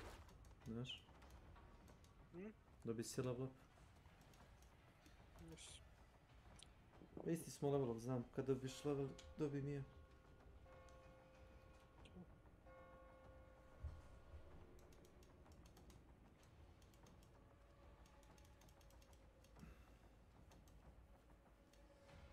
Tu smo već bili. Ne, ovo smo već bili. Može se reći da nas koknu. Malo smo došli ovdje ranije nego što treba, ali dobro. Možemo da odemo da dobijemo negdje 4 levela pa da se vrati, a možemo da probamo sad ih utabamo. I'm not ready yet.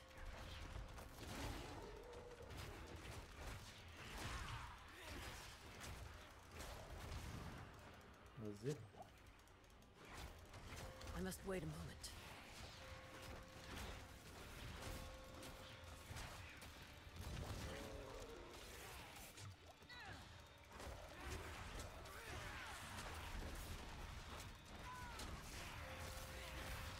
I must wait a moment.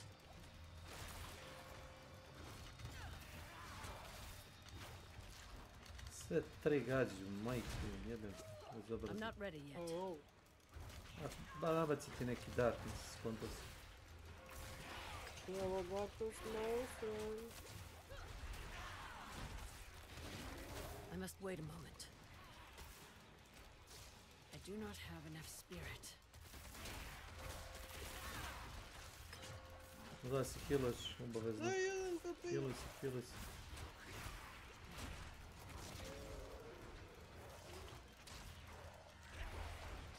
I'm not ready yet.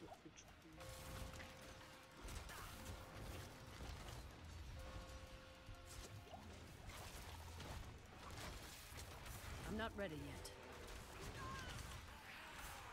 Pazi. No, pošao se još i...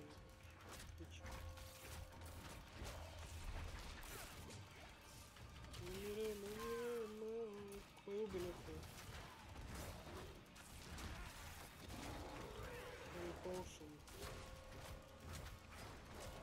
I'm not ready yet.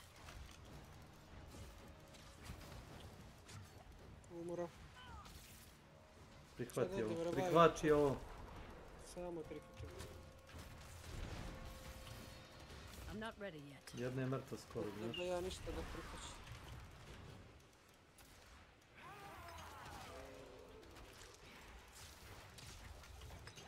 Ja svaki put napadnem ima. I must wait a moment. Neki iluzije baca ona, znaš. Veš koliko healing boxa ima. Ovako.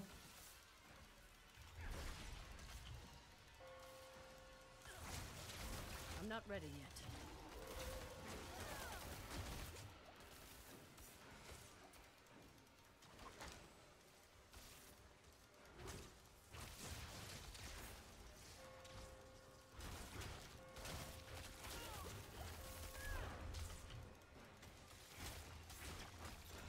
I'm not ready yet.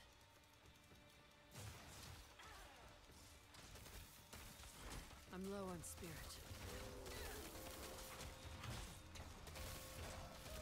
I'm not ready yet. Hadi pazi.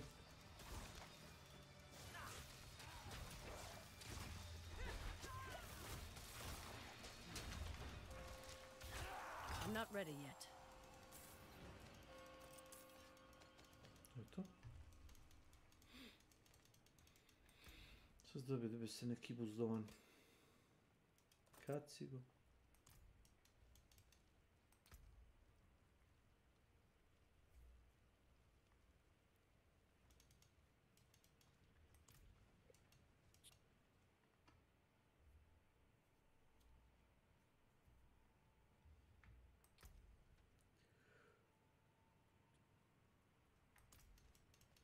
Da se. Kad zatraš demone, obično kad uradiš kao taj neki quest u tom selu, obično dođeš vamo. I to je to. Čistili smo selo od Sotona. Vidiš kako je sad zlo. Normalnije. Mi odigramo još jedan quest, ako hoćeš. Hoćeš ovaj dungeon da završimo? Može. Igrao bi još, ali sutra sam među smjena. Znam, ako nastavimo ovako, neće ustati za posao. Dobro, ajde, još ovaj dungeon odradimo i svako na svoju stranu.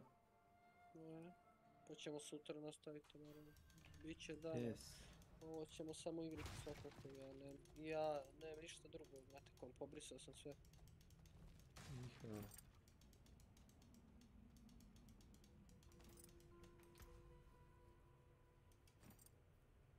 Okay.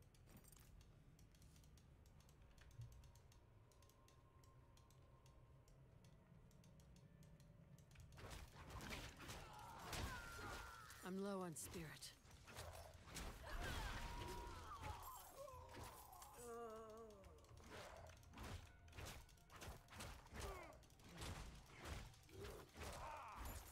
Ish.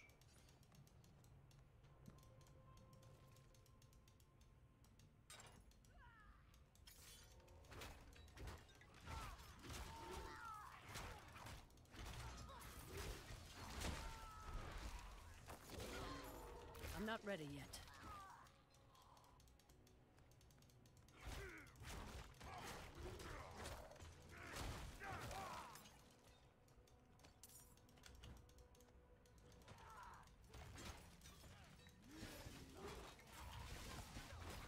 I'm not ready yet.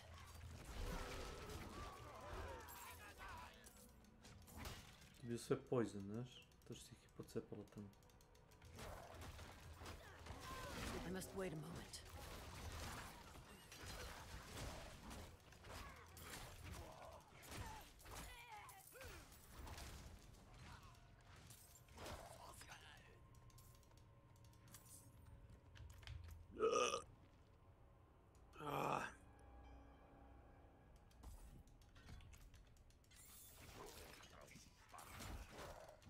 I'm not ready yet.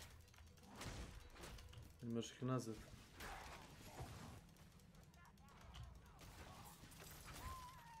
Meni nazad iza nas sektaši. I must wait a moment. Možeš i ovamo, možeš i onamo. Možeš ovako, možeš i Ja sam mu rekao, navicu je.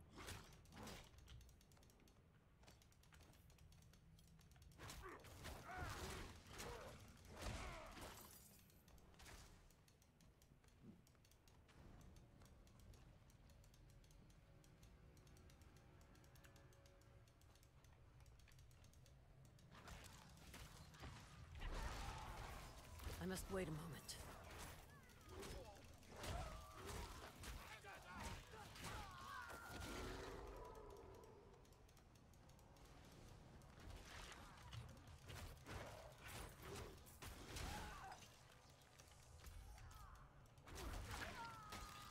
Ne gledam sad pokupio kamenčinu.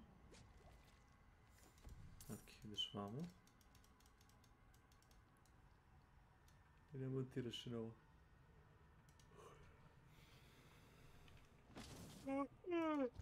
To ti je buff. Aha. Gdje je boss? I'm not ready yet. Su zaključio si.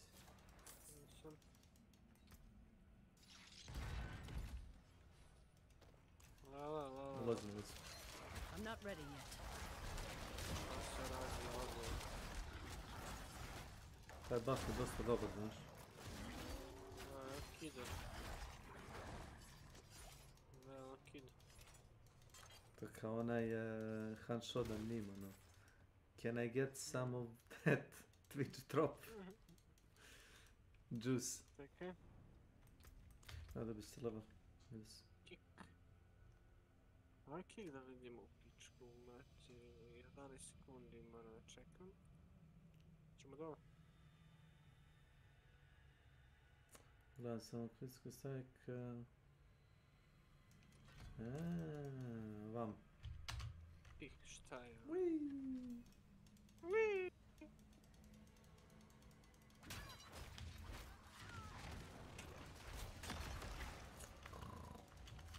Ujeva ti ima kick. I'm not ready yet.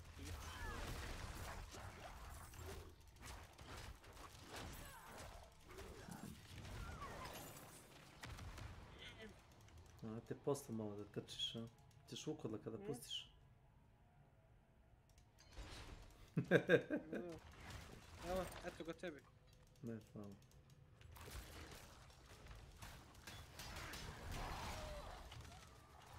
I'm not ready yet.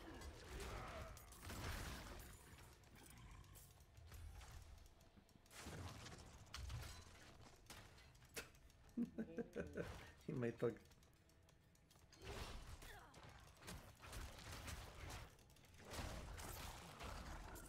An intruder! I'm not ready yet.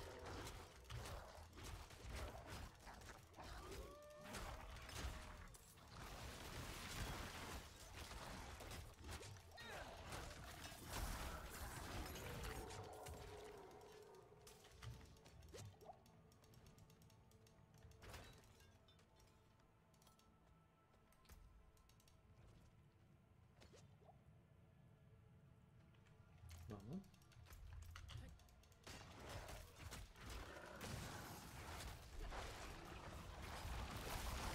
I'm not ready yet.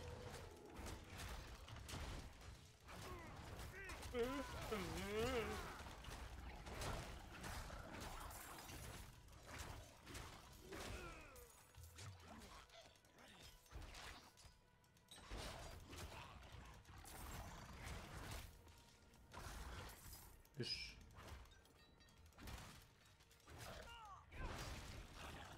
I must wait a moment.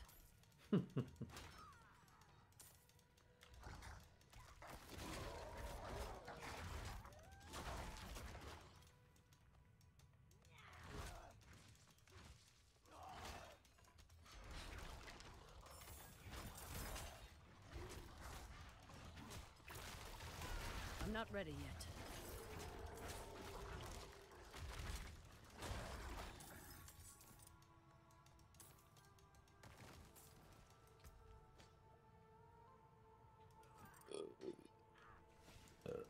Ja se izvinjavam.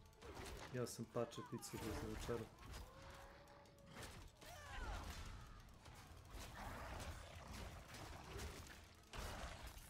Nije taj zadnji glavanj. Evo učemo da se...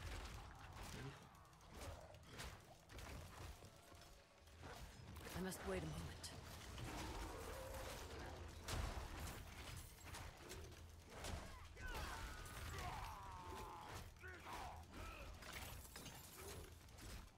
I'm not ready yet.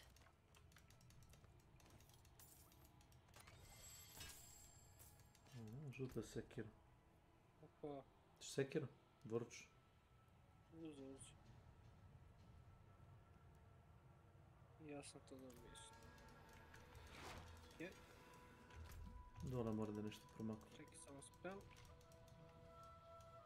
Ovaj kick izbaci. Da ima nešto drugo da stavim. Movement speed. O, može. To mi recimo. Ja obično, kad su ovakve igre u pitanju, pustim ljude da provale sve sami, čak i ako pogrešno radi, znaš. A ono, ako... Sad sam rekao Kecmanu da ti ne daj nikakve savjete, jer nisi baš toliko ono... Ne, Sing. Ko Sing? Da, to sam kažem, a nema potrebe za tim, znaš. Realno, on misli da je meni poenta života da ja da min-maksuješ. Diablo... Zašto? Ne, ja hoću da uživam u bratu. Ne, nego ljudi previše znaš kao optimalan način, pa nema optimalnog načina. Je li malo ženu ili nešto? Ima. Čudi mi je, bot. Nemaš optimalan način za ove igre, svaku igre kako hoće, razumiješ. Da, kako hoće, bravo, vidiš kako ti čovjek sa širokim... Pa kaže ti neko ko razumeš igra najgluplje moguće na svetu. Razumeš, uzme najgluplje stvari i ono kao okej, ovo radi, znaš, to je to. I kako se...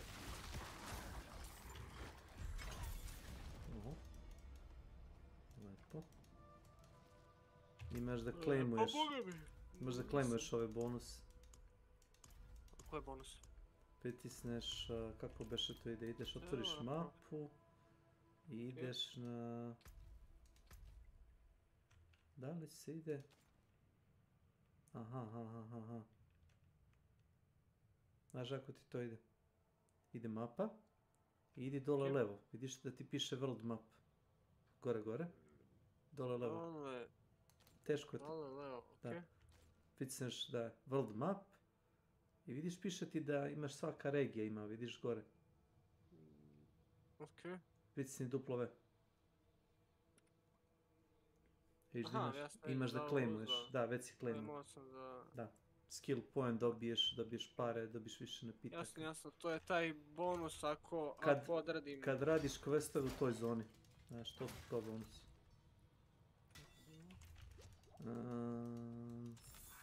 Ostalo još išta da se istraži. I'm not ready yet.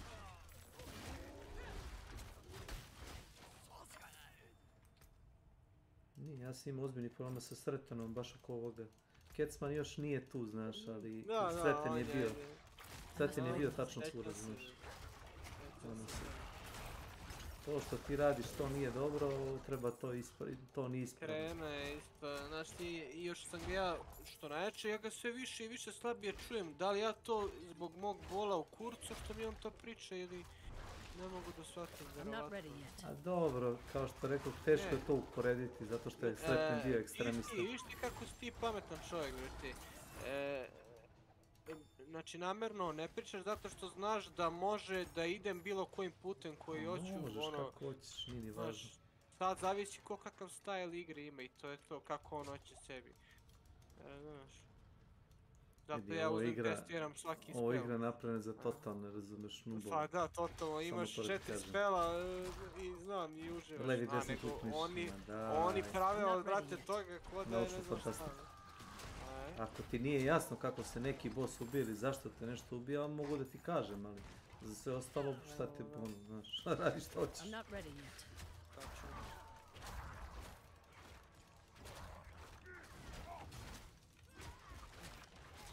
Generalno vidiš te efekte po zemlji, to u vatru i one pentagrame na govno.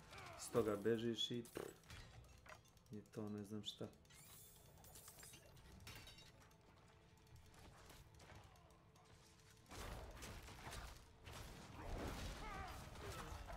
I'm not ready yet.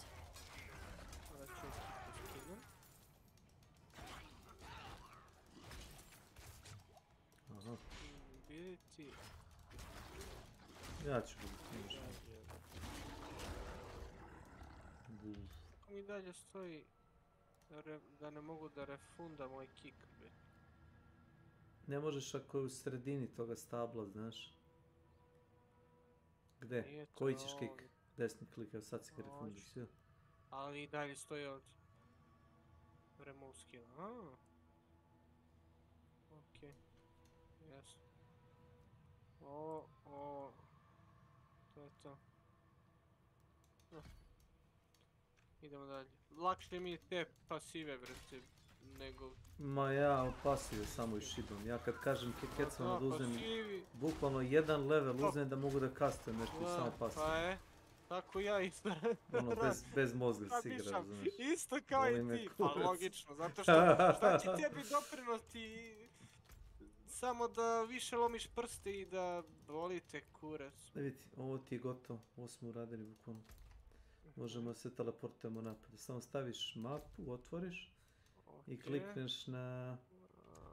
Kako beše... World map. Ne, tapni E. Tapni E. Zatvori mapu. Tapni E. Neće. Hoće. A možeš zatvoriti mapu full. Aha, okej. Leave dungeon. Leave dungeon.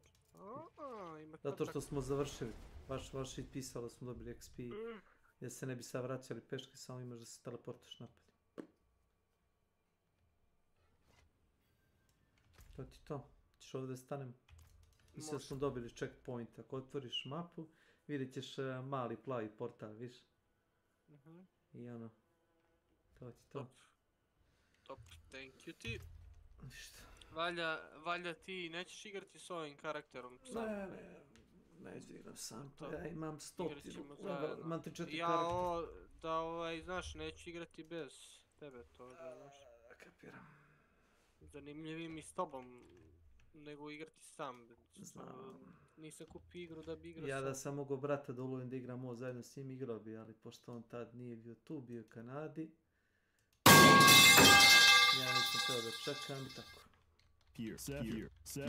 Znači čekam 3 mjeseca, 4 sam vrati. A i kad se vrati onda znaš ono, on ti ono stara cicija, ne